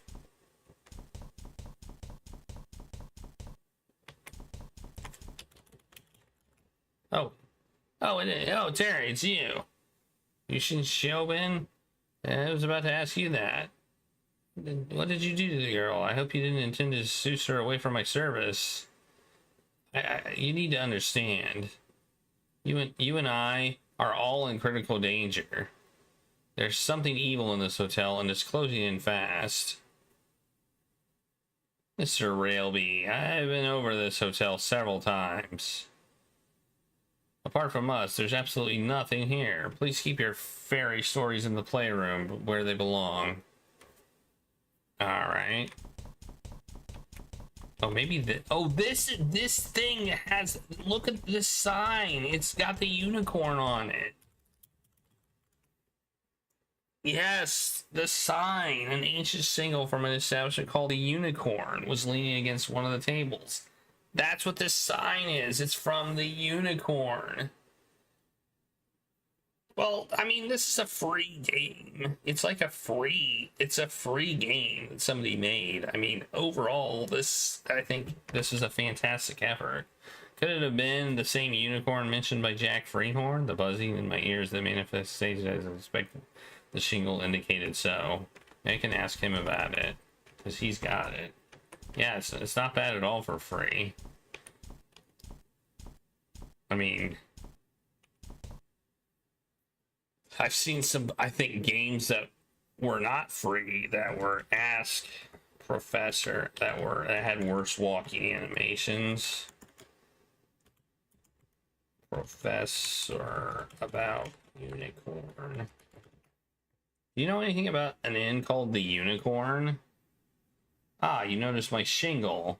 I picked it up as out of curiosity at an antique fair a couple of years ago. Dates all the way back to the Elizabethan period, from what I understand, but I just can't find a buyer for the damn thing. Don't suppose you have any clients who might go for it? Possibly. Do I have permission to examine it? Of course. You may have to. I may have to touch it to assess it. Oh, by all means, do so. As long as you're not going to test its strength over your knee or anything. Nope. Okay, I touch it and I get it. I'm gonna get a vision now. Okay, so we're basically going back in time. We're going back in time. Touch sign. The shingle's design was a simple one of a unicorn head and half profile painted with an average ability on a dark oak backing. As I pressed my fingertips to it, however, the design seemed to extrude from its backing like a hologram and seemed to draw closer until my vision was filled with wood grain and mediocre brushstrokes. I could vaguely detect the professor speaking to me on the very edge of my hearing, but by the time I realized it, I was already gone. Somewhere in Wales, July 28th, 1581. Wow, this is a long time ago. Owen Somerset, a traveling merchant, was on his way back to his wife and family in London, having concluded some business dealings. Caught suddenly by a summer storm, he spied an inn by the side of the road and marveled at his good fortune. Faith, 'tis an evil storm that blights the sky tonight. I must have the Almighty on my side to find myself so close to an inn as it broke out. Perhaps. The innkeeper seemed quite taciturn, but Owen was in a good mood and was determined for it not to leave him. Oh, the good mood. Determined for the good mood not to leave him, okay. It was probably too late to continue riding, even if the storm cleared. Owen decided to inquire after a room for the night. Okay, ask about room. It would have been more polite to move closer to the innkeeper. I'm close, oh. Ask man about room. Good evening, sir. Would it be possible to secure a bed for the night? Be it wiser man than I. Go from this place and never return. I what? There's a curse upon this inn. I will not have an innocent doomed to the same fate as I. Ask about curse.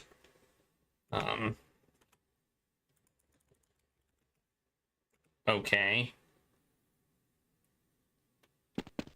I'll leave. Had no intention of leaving the inn until the storm had cleared. Okay.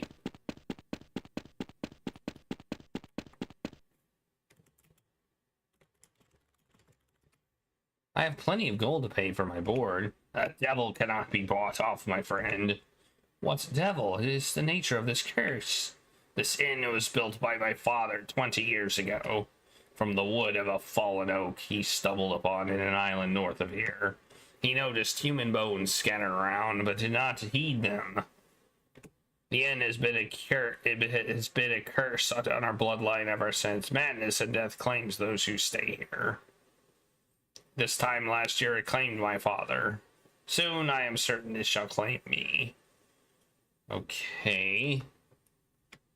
So why do you remain? I do not believe in fleeing from the mistakes of the past. If the Almighty wills that my family must pay for our errors, then this I accept. But I would not see another sufferer for our sins. Leave now before the shadows take you. It won't let me leave. Sir, I have little patience for fables, and even less for writing after sundown in the middle of a downpour. Lend me a room and I shall take the responsibility for my own well-being. You will insist? Not only will I insist, but I will pay whatever price you ask. Go then, take the upstairs room, and if you remain by the morn, you shall pay nothing at all. Okay. Open door. Okay, this would be the upstairs room. Open cabinet. It's completely empty. It seemed to be only for show. Okay. Sleep. Owen lay himself down, intending only to test the bed's softness, but in his exhaustion, he quickly succumbed to sleep. And he's probably gonna die. In the early hours of the morning, something jolted Owen from his slumber. A piercing sound? No. A piercing smell. Whoa, fire! Nothing seemed to be burning in the bedroom, so the smoke had to be coming from downstairs. I meant to sleep on the other bed, but whatever.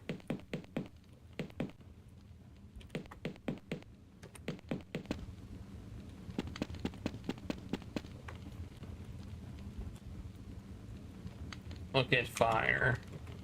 A blaze had been set before the front door. By whom? The innkeeper? The unicorn was small but secure, constructed from a combination of stone and English oak. The only furniture in the reception room was a bar and a bench for seating. Someone had lit a fire by the door, filling the inn with a burning smell. The inn counter was plain and unadorned, stained with long dried splashes of ale. Was not in the mood for alcohol. Well, maybe we can like burn, save, burning, put out fire. Oh, and didn't have anything on hand. Oh, we can take the sheet and put out the fire with the sheet. Take sheet. We can put it out with the sheet. Take sheet. He took the sheet with him for comfort. Alright. I'm gonna try it. We'll try to pee on the fire and see what it does. Although, I don't think it understood the word pee, so... Pee on fire. No, it doesn't understand the word pee. Put sheet on fire. What in God's name? Oh, God. It's him, the innkeeper. What kind of... Who could have... Well... Once again, I returned disoriented from my vision. I was closing in on the source of the madness. The innkeeper had said that the wood came from a tree on an island. Could that have been Clan Bronwyn Island? Given what I was seeing, it seemed a valid, if worrying possibility. Besides that, it seemed I had no other leads. So what would I do? I was determined not to let the trail end there, if there were just a single clue. Take paper. Or whatever. I have to be standing on it. Trilby, I know you are following a trail. Go to the roof if you wish to proceed. Victim 2, the innkeeper. Okay. Wow. If only there was a clue. Hey, what do you know? A clue.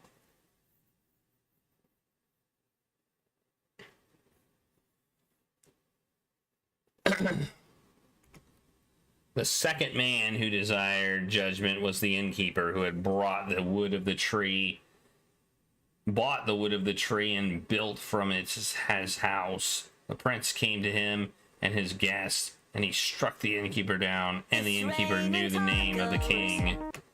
The prince turned to the innkeeper's guest, and he said, "You I shall not let live, for once before I have made this warning, and still my soul aches with what is done to the wood that is my soul, and I will spare no man who injures me in this way." And the innkeeper's guest knew the name of the king. Okay, thanks for the taco party, Zotal. There's a bunch of forgotten text parsers on the Commodore 64 and some on Amiga. They may be on my list. If they're not on my list and they have graphics, then they should be on the list.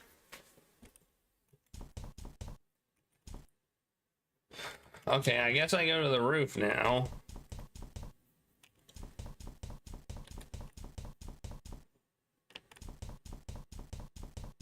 Steak tacos.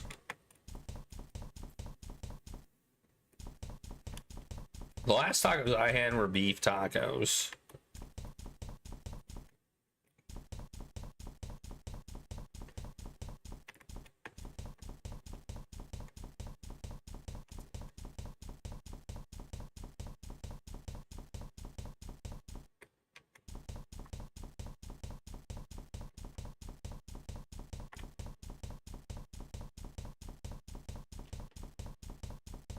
Is the door unlocked?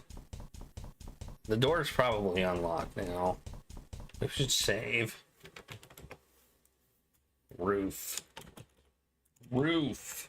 Roof.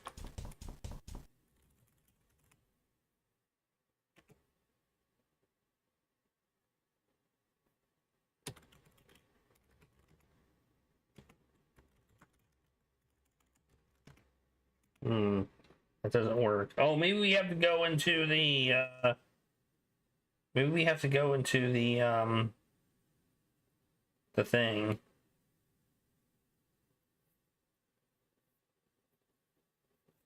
I don't know. Like, drink the soda? Maybe?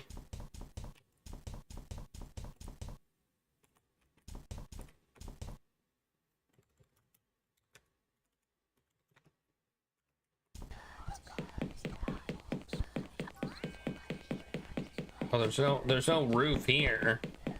Bring her back. What the heck?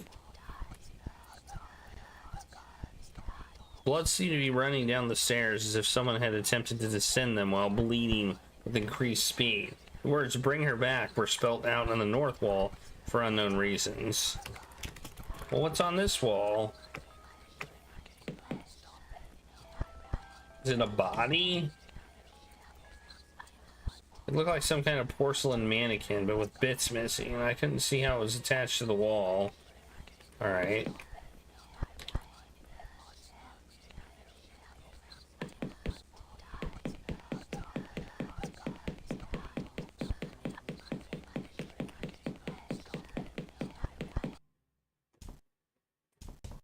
Ooh, Tales from the New Borderlands. Okay, that should be interesting.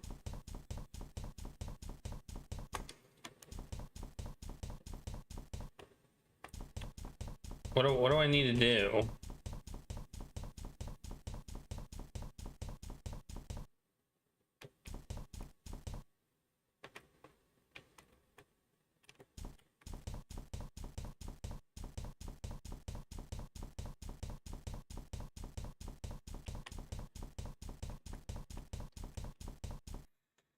Hey, what's this?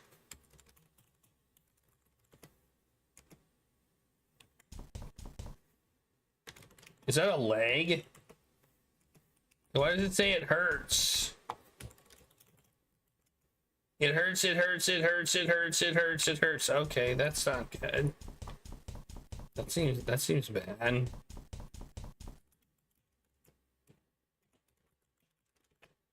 Hey, look who's in here.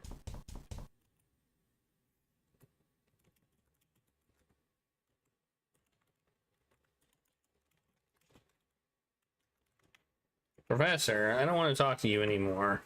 If you're not gonna get me a drink, you can leave. Okay, get him some wine then. I know where some wine is. Let's see if I can still get it. He's like, I don't want to talk to you. Open door. I know where a drink is.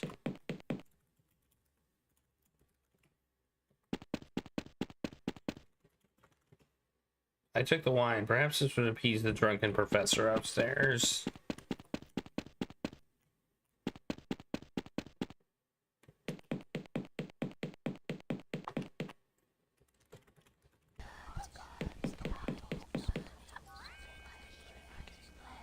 I don't want to be in the evil zone.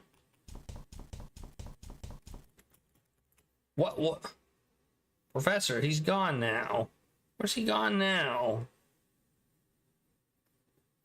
He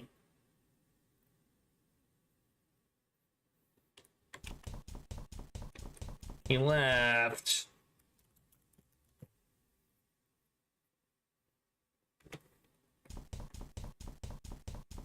He's back in here. No.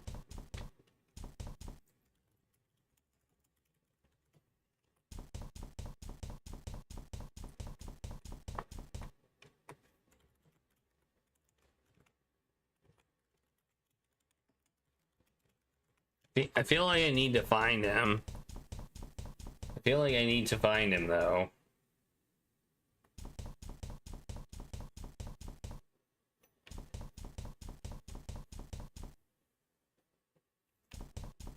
The heck? Why is there a leg there? Is that's a leg? That is totally a leg. That. Oh man.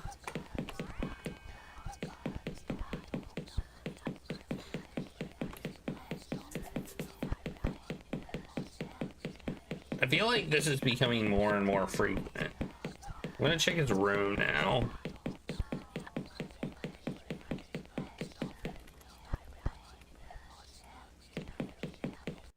See if he's in there. Let's just check both of these rooms.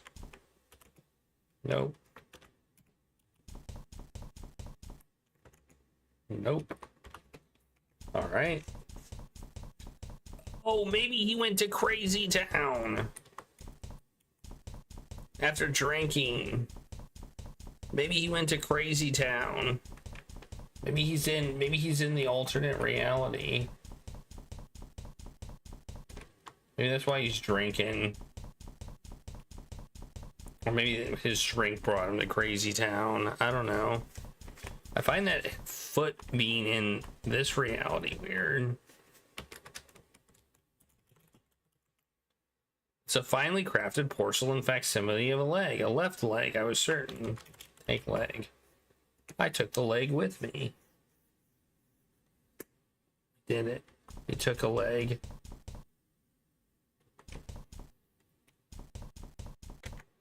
Porcelain leg, left. Do we need to gather portions of leg?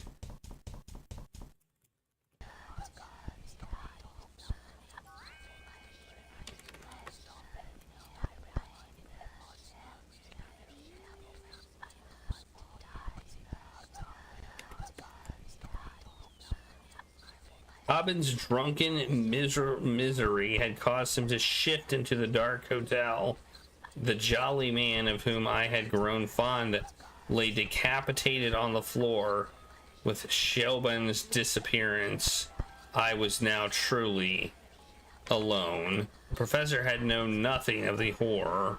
He was blameless and ignorant of any matter involving Defoe Manor or a cursed idol, but it seemed my dark captor cared little for these facts.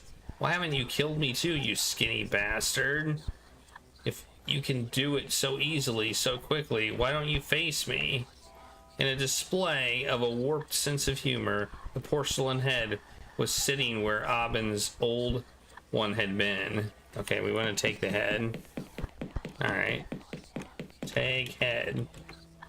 I pulled the head out of the stump, trying not to think about the wet cracking noise that this caused. Oh man.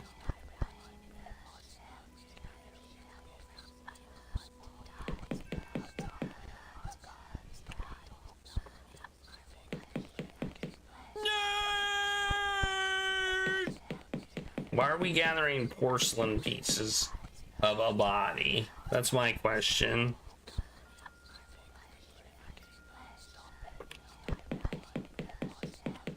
Look at body. Okay.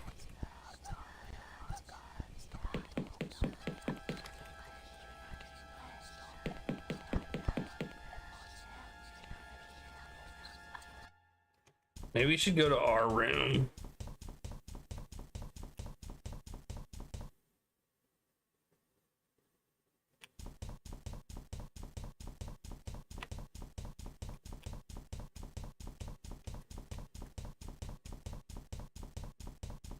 Wait. What? Maybe we can leave the place. Well, we can leave the place. I forgot we can leave. Oh, here's another thing. Take hand. Take arm. There we go. We got that.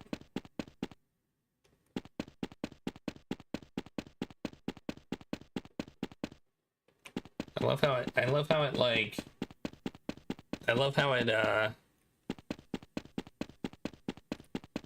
loops. So now we have a right arm, a left leg, a head. Now we need a right leg, a left arm, and a torso.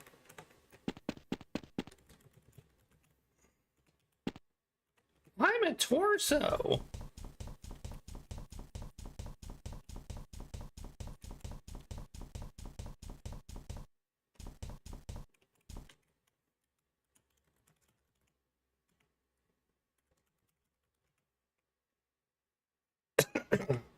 Oh, there we go.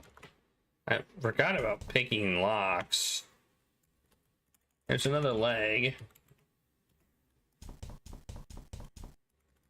Look at desk. There's virtually nothing on the desk and lacked a chair. Obviously, very little work was actually done here. There's no interest in the hotel recordings. There's a safe, though. The door was thick, but the lock was made of old commercial brand. I was highly skilled in cracking. Okay. I hadn't had cause to crack safes for some time, but my hands instantly went into automatic and the thieving mindset returned like an old friend. When the job was done, the safe opened. My nostalgia faded into puzzlement. When I found it was empty. Just for once, I'd like to crack a safe that actually contained something. Is that too much to ask? Open desk. Maybe there's something in the desk. The only drawer was empty. Okay, look at shelf. Single shelf was home to a large number of dust-covered binders and papers. Okay, well, we looked at all the papers and stuff, so...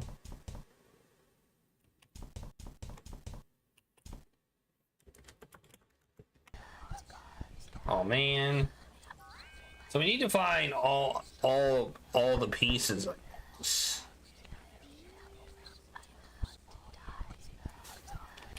I'm guessing I wouldn't be surprised if it's in our room or in one of the other rooms, but I think we went in the other rooms. So let's check our room.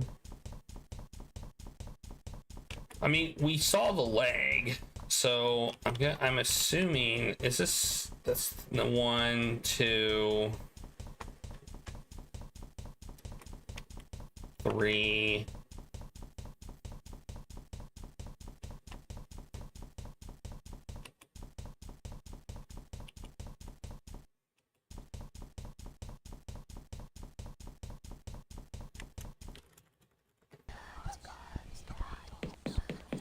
Okay, we're back here again.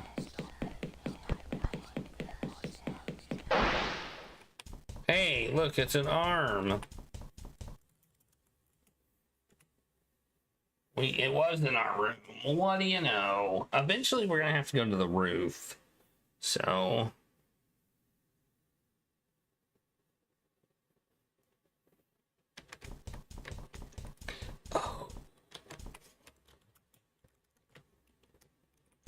I think I might. Oh, I just thought about something. It was up here.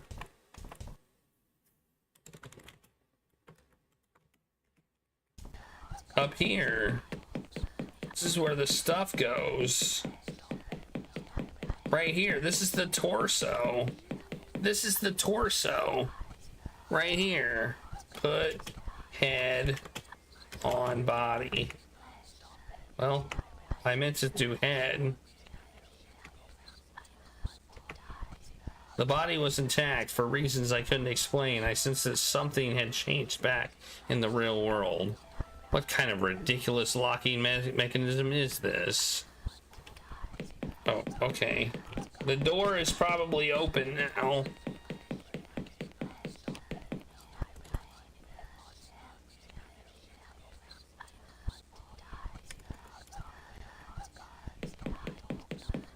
I bet you the roof door is now open.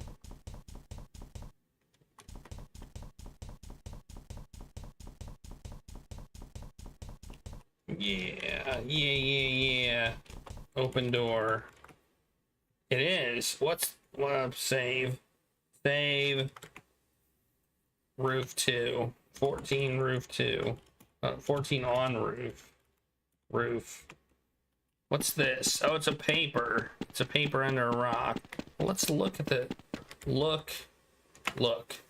The view of the island was spectacular, but most of the roof seemed to be sectioned off by a metal fence. Just about the only feature within reach was a piece of paper held down by a stone. Take paper.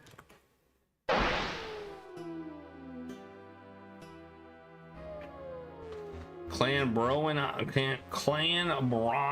Island, July 28th, AD 1501. That's a big ass tree. A sturdy tree, this.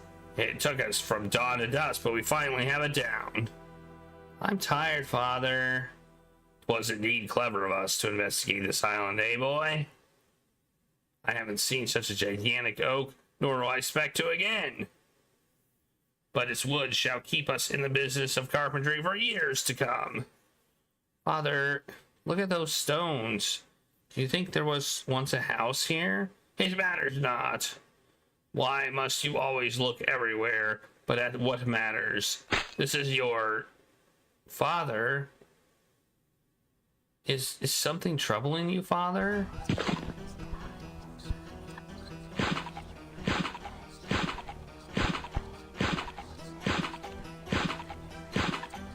Oh, I can do something.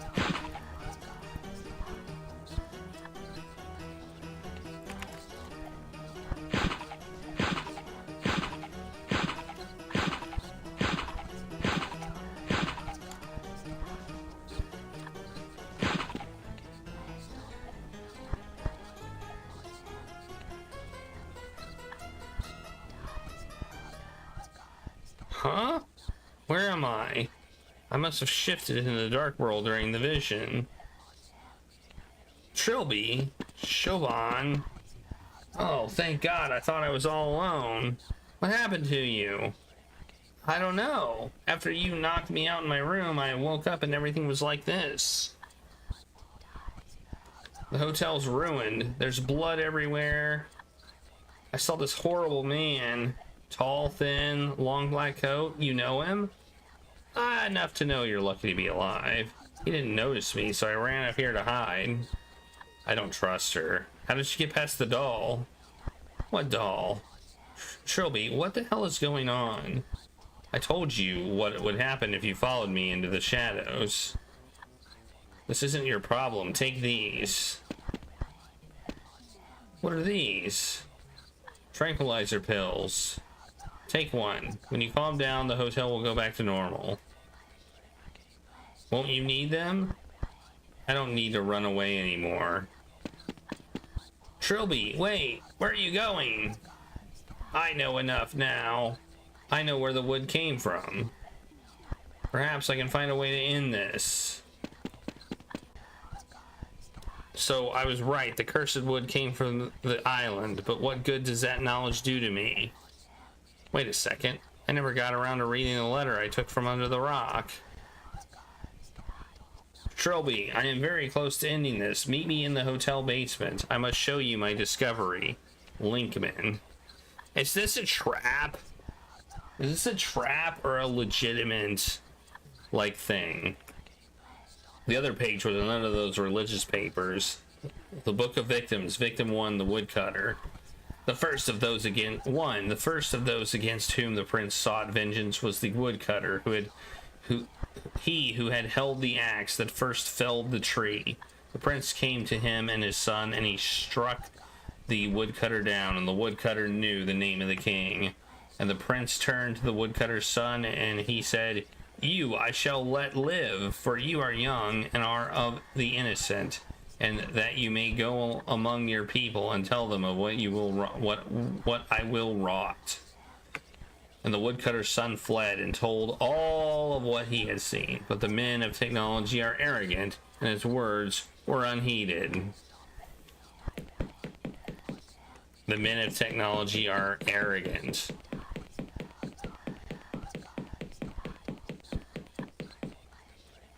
I don't have the pills. I had a number of pills, and for some reason I gave them all away. Because I'm so smart. That's a dingus moment in my opinion. I'm gonna up the dingus counter on that one.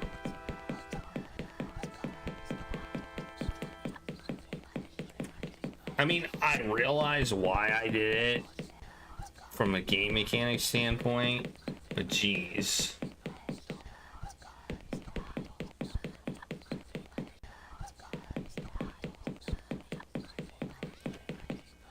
Okay, I just should save 15 to basement.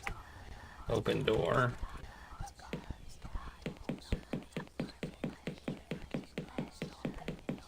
Open door. Okay, I see nothing down here.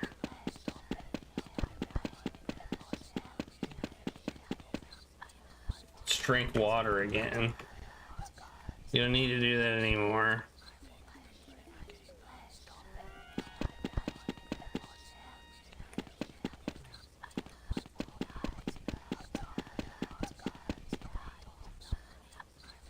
The grimy cellar had been abandoned for some time. A large section of the floor was worn away. Someone had dug a hole in the foundation large enough to admit a man. Oh, enter hole.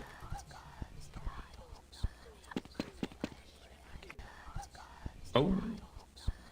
Okay.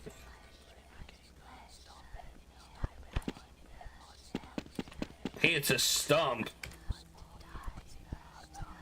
I was in some kind of cavern dug out to the rock beneath the hotel. It seemed to be in a constant state of flux, flitting back and forth between the real world and its dark twin. I was certain that the gigantic stump in the middle of this floor had something to do with this. You think? You think? You think? The tree was it. I was certain. This was it. I was certain the remains of the tree that Boyle and his father cut down, its wood being later used to construct an inn, a harpsichord, a shipping crate, and an idol. I could feel that same scrambling in my mind that I had felt just before all of my visions. This time, it was the stump itself that seemed to be beckoning me closer. Lick stump. Stand on stump. Climb stump. I'm guessing we're... Oh, that's climb stump. There we go.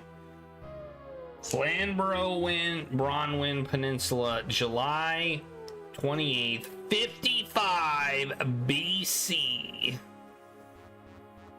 This is where it all started. This is where it all started. This is the prince, apparently.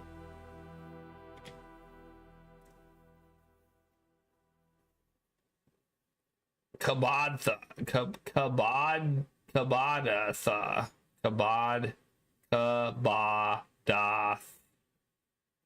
A Celtic druid awaits the return of his friend and colleague Galden, who brings news of the invasion of the Angli by the Roman Latin name Suetonius Paulinus, having fallen out of favor with his fellows for certain radical beliefs and activities. He lives in solitude in this remote forest clearing and prefers not to travel himself. To you break news. The foreigners have landed. They could not be deterred by our sorcery. All is lost. Oh? Certain are you? They are making their way across the land, eliminating resistance. Even you, out here, will be brought down within days. I'm sorry. And the greatest druids bow so easily to this brash foreign power? Do not hang your head yet, my friend. Perhaps the activities for which I was ostracized would yet spell an answer. What are you talking about? You know of my dealings with the ethereal realm. I know what you claim. That where there exists some otherworldly territory populated by demons and creatures of magic. And that you can somehow commune with these creatures. Come inside and I shall explain. What is this madness? In my dealings with the ethereal realm, I have learned of many powerful demons and elementals. But there is one spoken of only reluctantly, a beast possessing an awesome power. You plan to summon a demon, the most terrible of them all, who strikes fear into even the most unflappable creatures I have spoken with. A pain elemental, indeed the only pain elemental, ruler of a desolate wasteland where none venture. An invulnerable, hugely potent beast that feeds on the agony of others. And today is his day. The day when the boundaries between the realms weaken and he glimpses our world. To bring him through at that point should be simple. Even if you could conjure such a thing, how would you have it defend us? I have much knowledge in the ways of magic. With the correct bindings, any demon can be forced to my will. I completed the preparations while I waited for your return. All that remains is the summoning. It pains me to see you build your hopes on such nonsense. Be silent and watch. You shall see your nonsense soon enough. In this hall of death, and by the light of Belinus' gift, I summon you. I bring you gifts to mark your path. I feed you with pain. I call you with madness. I summon you with the greatest loss. And I bind you by your true name. Shizo, by the gods. I have reached out to thee through the void. I command you by your true name. Show yourself. Please, stop this. Show yourself. That is an eye. It's huge. It is larger than I anticipated. But he must obey the rules of magic. It is bound. I can command it. No! It is far more powerful than I thought! Help me! Oh, forgive me! No! I beg you! Don't let it take me alive! Well, of course, has no use for meat. It feeds on pain. It does not kill its prisoners. I don't know how to pronounce that. It has only one vowel. CHZO. So, so, so, so, so, so, I guess. Cabadath's agony was a particularly rare morsel, and so ensured it would last. His soul was placed inside an oak sapling in the site of his old home to grant his body immortality. For 5 centuries, as the tree grew, he knew torment beyond even his most depraved imaginings. By then, his body was warped, and his mind long forgotten into soulless dementia. Oh. Chozo? Why would you? Why? Why is there an O on it? By then, his body was warped and his mind long fallen into soulless dementia. He was Zo's utterly and completely his slave. Trilby, you were supposed to leave. I couldn't. Abed, the professor, he's dead. I know. He was killed by the shadows. Just like they will kill you if you don't get away from here. What is this place? This cave is the center of the reality shift. The stump is what's causing it all. How? It is a vessel for the soul of the tall man. The acolyte of Chiso. Linkman, nice to see a friendly face. Amazing, isn't it? Of all the things Sir Roddick could have used to murder his son, he chose that idol. Placing the soul of John Defoe into the wood alongside Cabothdot's, infusing the poor man with his magic, allowing him to come back infinitely more powerful than before. Certainly pretty lucky. Lucky? So had to wait 2,000 years for that opportunity. The opportunity to blend magic and science into a single entity. The opportunity to create the bridge. What are you talking about? The bridge between the realms, over which so will cross into our universe and purify mankind. Our order has waited 200 years for the prophecy to be fulfilled. You're not with the Ministry of Occultism. Who are you? 200 years ago, the prophet Jack Freehorn founded the Order of Blessed Agonies. Since then, we have grown and watched and waited. It was only the recent years that the events foretold in the Book of So began to occur. It mentions John Defoe, and it mentioned you. Me? You were the one prophesied to guide the Bridgekeeper to his destiny. But you didn't finish the job. All three aspects of John Defoe had to be destroyed to create the bridge, body, mind, and soul. You only destroyed his body. His soul and mind remained. Had I known about this, I wouldn't even have done that. That will truly disappoint my superiors. You were quite adamant that I should try to persuade you to join our cause and fulfill your foretold duty. Is that why you were helping me?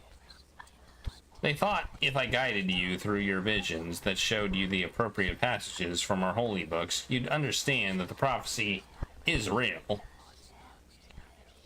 You honestly believe that I joined some insane cult just because you handed me some leaflets? Personally, no. A knife in my gut brought an explosion of ice-cold agony. I heard the pitter-patter of my blood on the rocky floor. Well, he stabbed me. The pain, the surprise, and my exhaustion went together to cause immediate unconsciousness.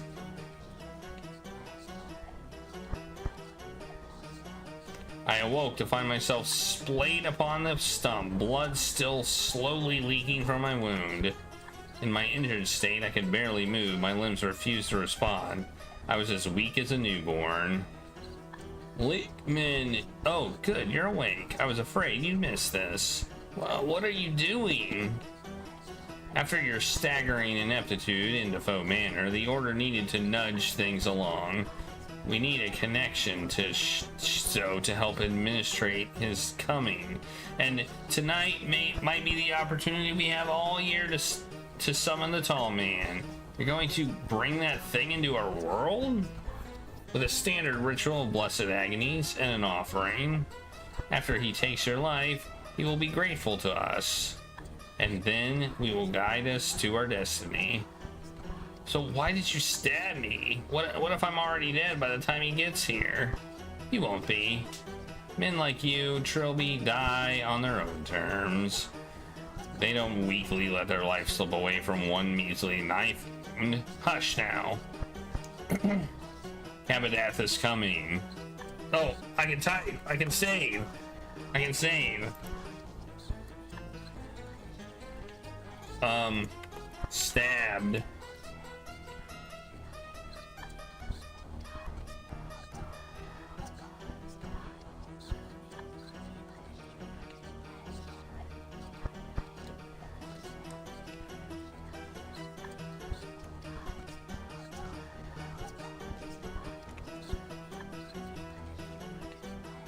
From my position, I can see only a small portion of the wavering cavern. I can see the idol of John Defoe on the stump beside me, and my bloody waistcoat lying discarded on the corner. With the other senses, I could detect the presence of Shiobon and the redoubtable Linkman. Get up. My attempts to move only made things worse. I felt a stab of pain. Something snapped behind my eyes, filling my vision with spots. Take coat. I was losing blood steadily. My arms and legs were limp and unresponsive. I couldn't move. Yell.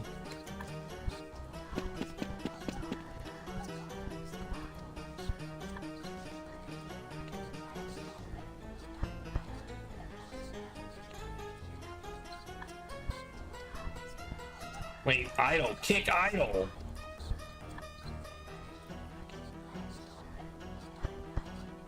I couldn't move. Okay.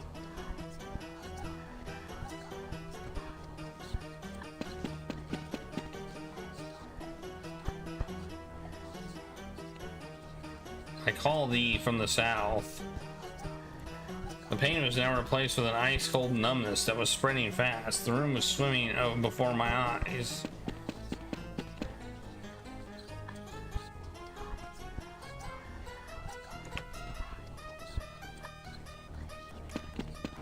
What am I supposed to do? I can't move. I was becoming harder and harder to breathe. The air rattled in and out of my lungs like a buzzsaw. Reality flits with realm to realm, tormented, confused. In this madness, and we will bring thee to us. Kick. I can't do it. Oh, kick. No.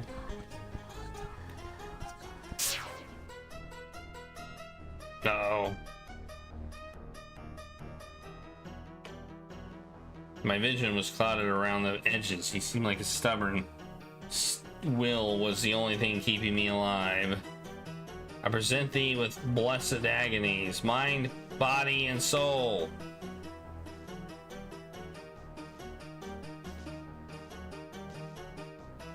I present. Okay. What am I supposed to do? Come. They're giving me an awful lot of time.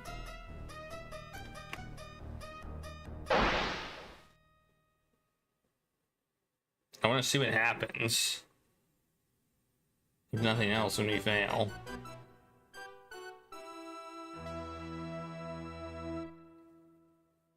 This includes the text. Upon writing, remains missing in action. So it didn't work? I guess it didn't work. Okay.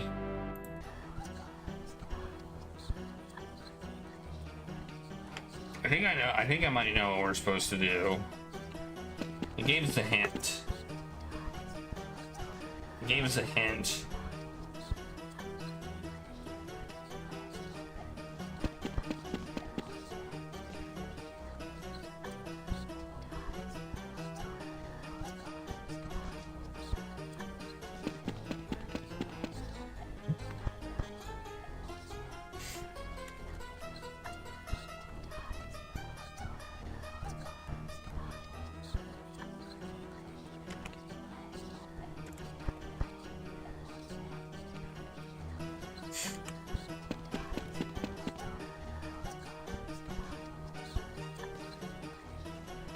What if we type die? Okay. I think that's maybe that's what we're supposed to do.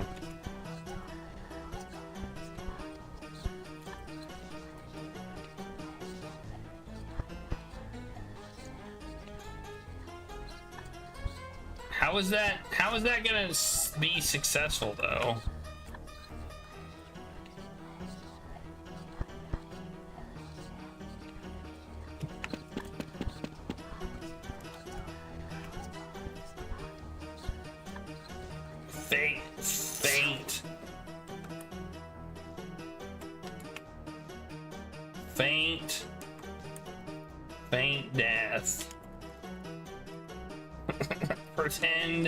pretend to die. I can't do anything.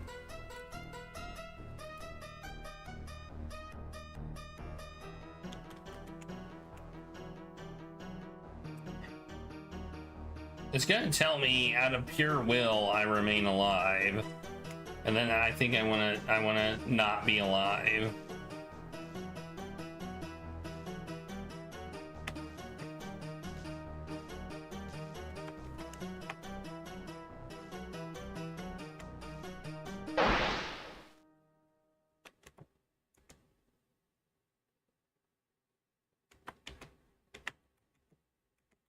Maybe not. I died. There we go. What? He's dead? No, that's not possible. Master, Master, please, no! No!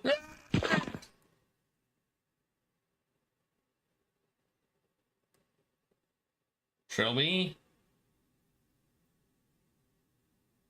Go back, Trilby. Leave me alone. I'm dead. Not yet. Not fully. Your mind and soul are drifting apart from your body. But with enough power, there is still time to pull them back. But you must have the will to return. I've had enough. I did the assignments. I made myself useful. I lived up to the reputation Defoe Manor gave me. Today, I gave everything I could. But I still died. There is still work to be done. You have not yet completed your duty. I'm sick of duty. I'm sick of prophecy. Just let me sleep. Stronger men than you have tried to fight destiny. None succeeded. Past, present, and future are all different faces of the same die, and few can see them all at once. But I can, and the future demands that you live.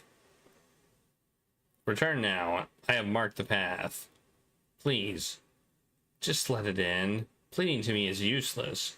I am just as much a prisoner of fate as you. The future of your actions are destined to bring about has already taken place. Without your part, I would not be here to restore you to life. So you see, by my mere presence, your decision is already made. Who are you? A murderer and a madman, and a puppet of forces neither of us could possibly comprehend. And I'm not dead. I mean, I couldn't be dead. Trilby, say something. What? You're alive. Oh God, I didn't even know if I was doing it properly. I did it, but I did it, and you're alive. Where's Linkman? That tall man took him. I did something horrible to him, and then he took him away. Where's my waistcoat? Shh, don't talk. I've already called an ambulance. Let's get you back upstairs. Wait. See that wooden idol? Yes. Bring it with us. Wrap it tightly enclosed and bring it with us. Don't let it touch your bare skin. Okay.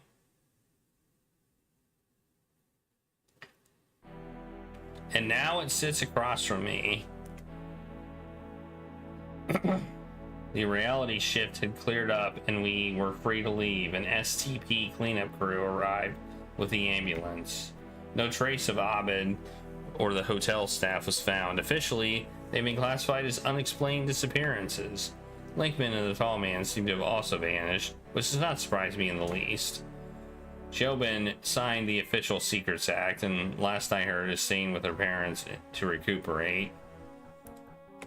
Which just leaves me to write up my notes with the idol that haunts my dreams gazing at me from across my desk. I was dead. I can't pretend I wasn't. No amount of CPR could have brought me back from where I was. So who did? The man in red? Who was he? If not an insane hallucination and brain death. Unimportant. I am alive, and that's all that matters. Just that, and the destiny of this wretched statuette that I am apparently fated to carry out. Every instinct in my being wants to burn it to ashes and grind them into dirt, but I do not. Linkman spoke of a prophecy that the destruction of John Defoe's soul would somehow help him and his order summon their dark god. So if I destroy the idol, they win. But what else can I do? Oh no. I certainly can't keep it. I know from experience that it leaks malevolent influence like a broken pipe leaks water. The only other option is to hide it, but where can I hide such a thing and ensure that it is never found again by human hands? Space. I shall have to think about this. Trilby, 7/29/1997. I mean, I think the fulfillment of the prophecy continues. The ritual of the summoning of So will go on. Events have been set in motion that cannot be stopped.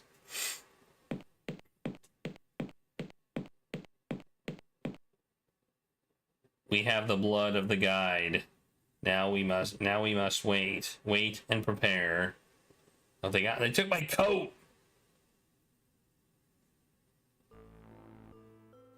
Is that the credit? Is this the credits?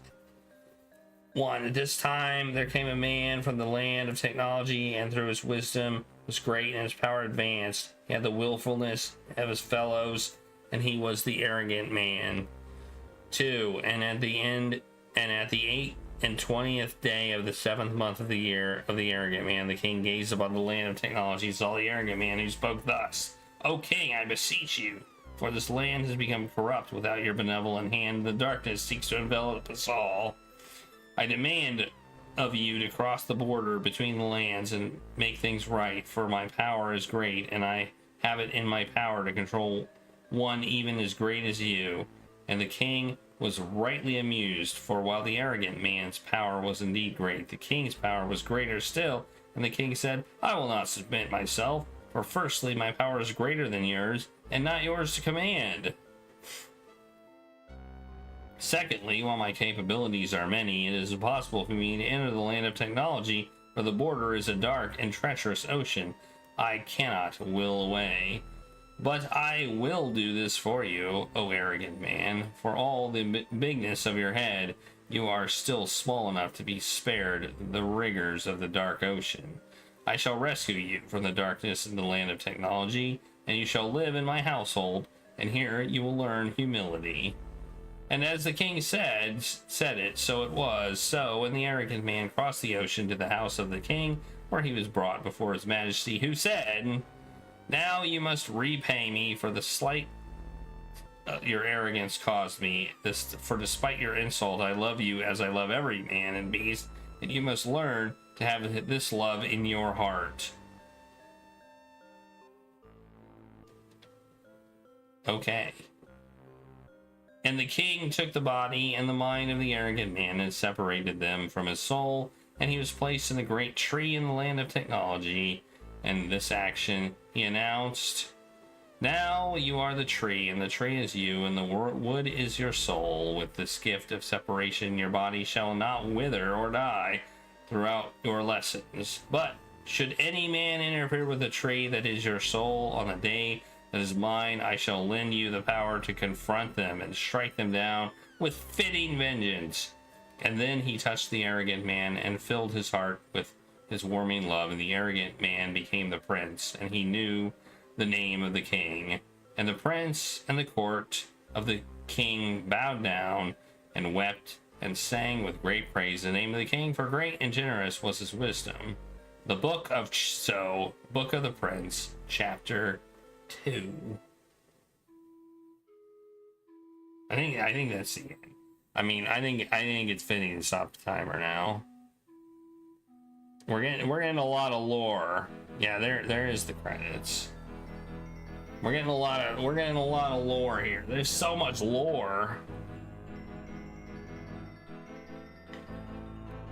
Well, there you go. That is Trilby's notes, which means we're gonna pick another game. First, we're gonna do time guesses. Then we're gonna do the vote, and then we're going to do the raffle. And then we're gonna be done.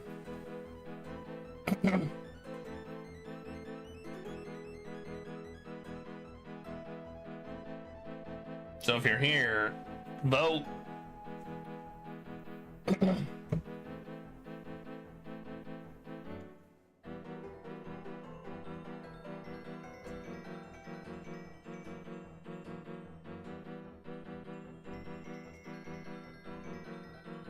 Alright.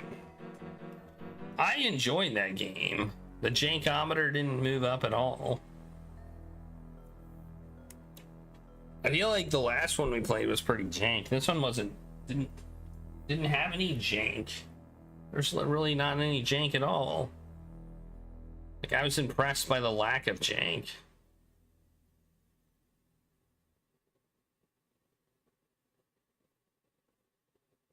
Everyone who demanded another Trilby game. All right. Well, there you go.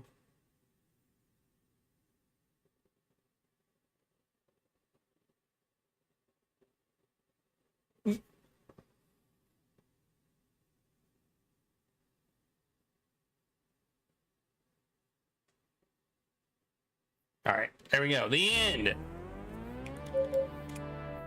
The end. The end. I'm gonna put us on the voting screen. Wow, look at that vote. Look at that vote. Let's look at time guesses. Who won that? All right, we got Busty Bookers was off by 2 minutes. 2 minutes. Jeez. Holy cow, that was some close guessing.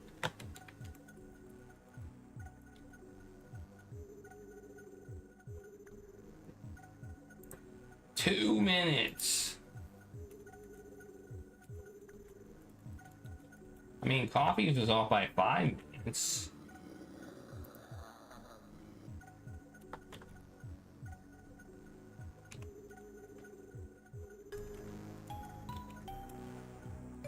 And Stains Blue was off by 27 minutes. Y'all get some tacos. Boom. All right. The vote is between these 5-6 games. Ace Ventura: Pet Detective, which is based off the movie, not the cartoon or whatever the other one was based on. Comic book, I don't know. And then we have Secret Files, Tunguska, we got Mission Asteroid, we have Gabriel Knight 3, Blood of the Sacred, Blood of the Damned, we have Sherlock Holmes versus Jack the Ripper, and we have Enchanted Scepters, the original world builder game. Apparently we got some good stuff here, and I mean, I don't know. Actually, I don't know if we have good stuff here. I don't know if any of this stuff is good. I've never played Gabriel Knight 3. I've never played it. I've never played in fact, I've never played any of these games. So, you know. But anyway, I'm gonna open add vote right now. Add vote. You can type ! Add vote. 1, 2, 3, 4, 5, or 6 to add a vote to one of these games. That vote will stick with the game for its entire life in the queue. And yeah. So basically, if you want to add a bonus vote to any of these games, it'll just stay there.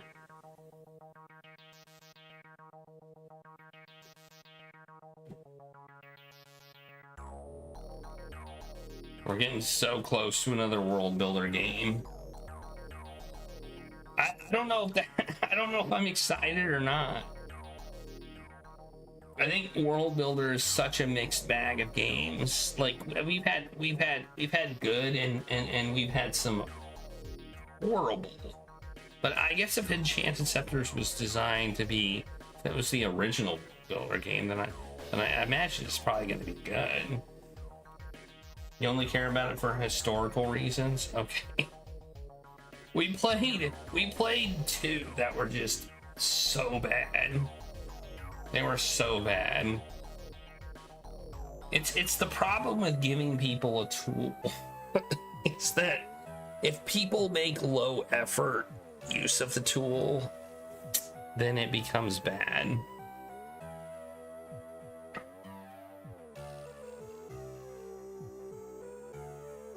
We played one that was in space, and we had to like open up the world builder program to figure exactly what verbs and nouns we had to type.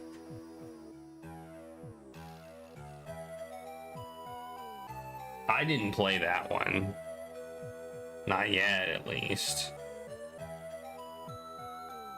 Not yet. We haven't played that one yet.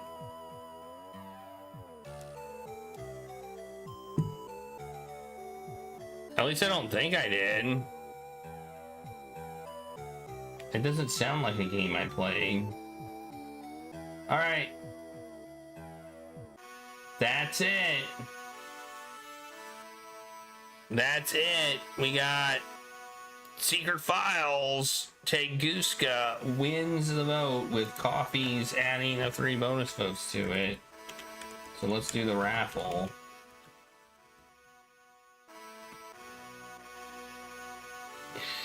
Stains Blue, you're the raffle winner. You're the raffle winner. We can do your raffle.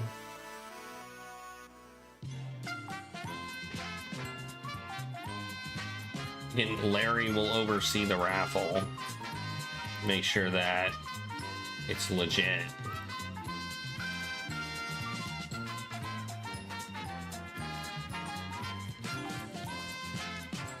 Just pick me.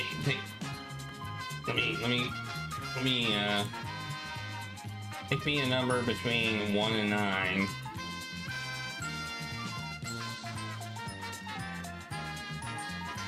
I will. Yeah, I know.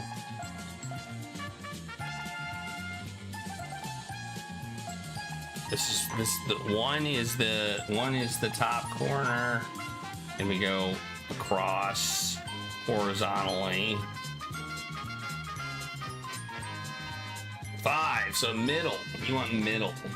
I guess that's middle no matter what we do. 3 bonus votes. You can add 3 bonus votes to any game that's on the queue, even the incentive queue or the the voting queue. Just pick a game, add 3 bonus votes to it. Boom. And here's where everything was.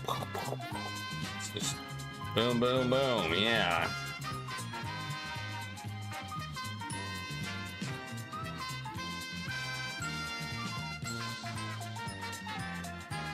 Just let me know what it is. Write it down if you need to think about it.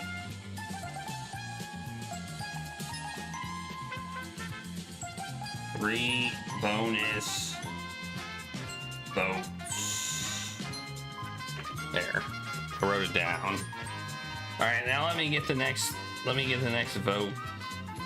the next game ready.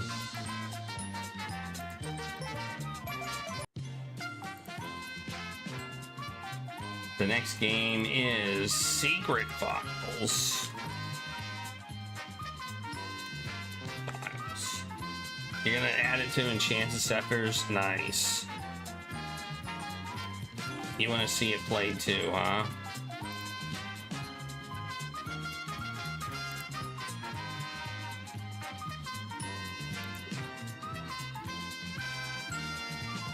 There it is.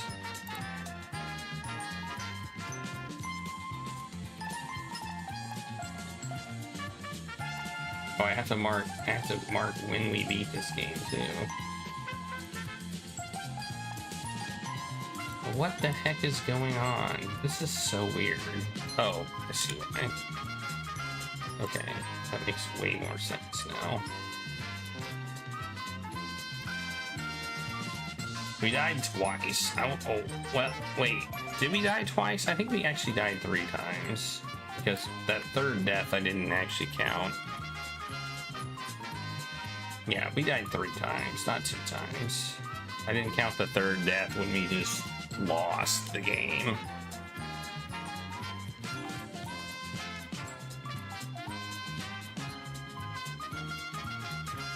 All right. Now we need to set up the next vote, or I guess open time guesses for the next game. You're back. That's good.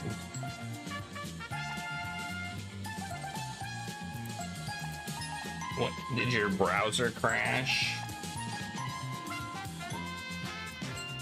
All right.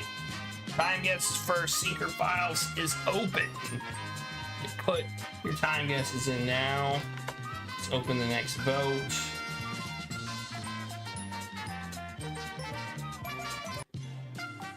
And we'll see what it is. It's coming from... Oh, you lost the internet? All right. For a second. Here we go. Here is our... Here is app.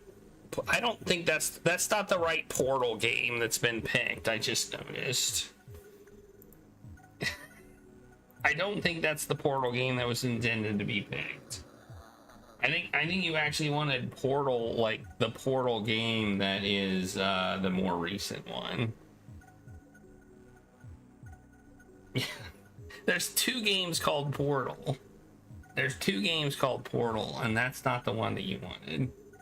That's funny. I was wondering when that was gonna happen. I'll change it. I will change it.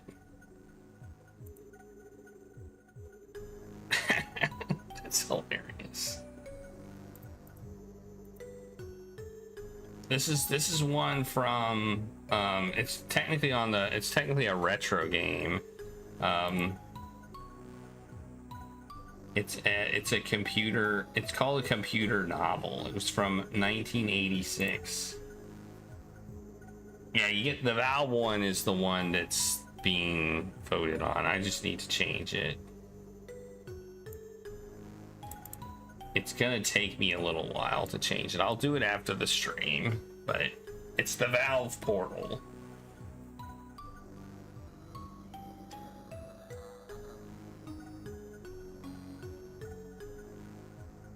All right, well, there's our vote. We'll change that probably as soon as the stream is over, and I will. Well, I can actually change that in the vote now, or in the poll now. Now that I think about it, I can change it in the poll now. Just modify the poll to the correct game, but it won't have the bonus votes. That's the issue. So I have to move the bonus votes over too. So Portal. Oops. Spelled wrong. P-O-R-T-A-L. Portal. Portal 2007.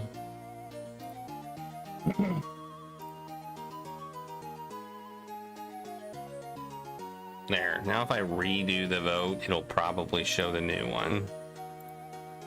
There. Now it's the correct one. It just doesn't have the bonus votes. In fact, I called it Portal 2007.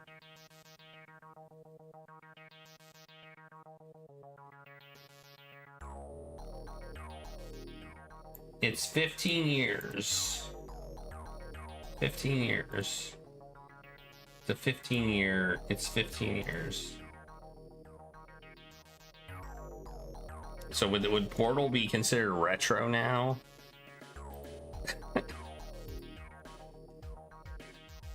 I guess it would be considered retro. Wow, that's amazing.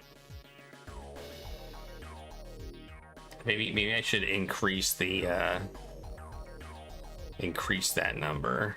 I feel like there was a point in gaming when things stopped progressing. It was just about making games look better.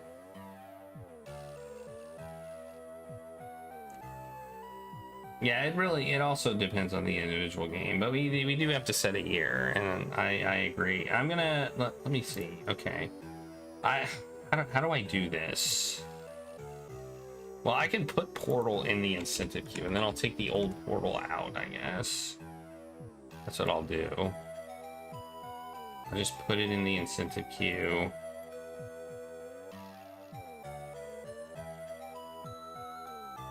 And then I'll take the old one out. And add 3 bonus votes to it, because that's what you put on it. There we go. Okay, so now all the numbers are correct.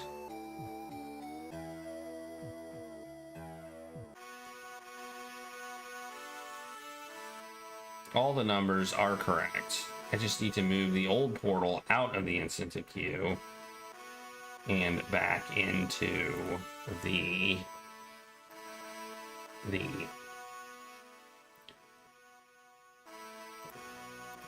there. I just need to do that to it. Take your name off of it, remove its bonus votes, put 0, 0. Okay. There. That should do it. That should do it. It should be done. That was actually easier than I thought it was going to be. That was way easier than I thought it was going to be. Alright, well that is the vote. And now I'm going to call it quits and we're going to raid somebody. I think I improved things on how I do, on how I can move things around, so it made it easier. Alright. I really appreciate you all being here. That was fun. I enjoyed the game that we played.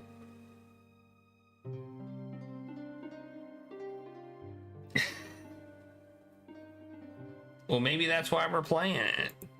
We gotta play bad games every once in a while. Right? It's just the nature of the challenge. Shut up, Brave Star. It's shut up. You gotta put shut up in the front of that.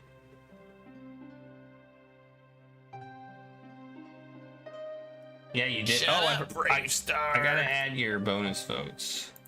I had almost forgotten about that.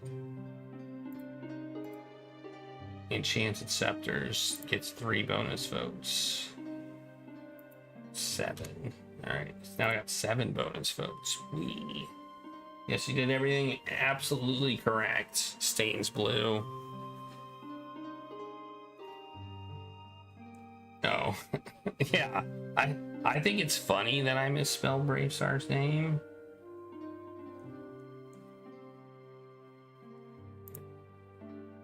And I don't plan on changing it.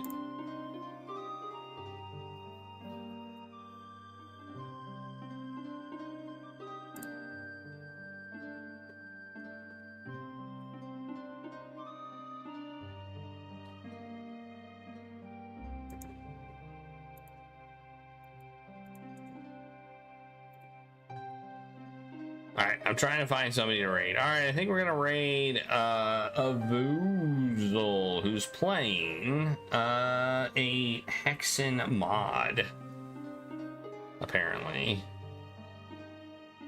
called Veil of Darkness. That sounds interesting.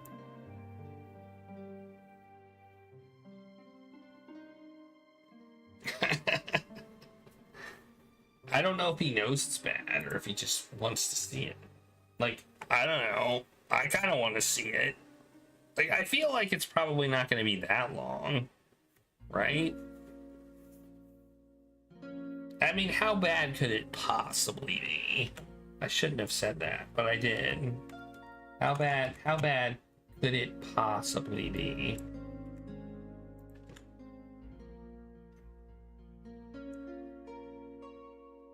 Oh, so pretty bad, huh? Whoops, I accidentally typed exclamation point raid. That's all I meant to do. There.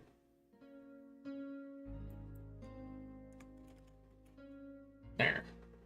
Very, very, very, very bad. That's a lot of berries. Well, I got the jankometer working on my 16:9 display. In fact, all I had to do was update OBS and it worked. So I don't know what was wrong with it before, but something was wrong with the browser or something. JavaScript was broken, but oh, I see. So it's gonna be bad. Okay, cool. We haven't. When was the last time we played a really bad game? I don't know. I think it's been a while. I think it's been a while since we were like.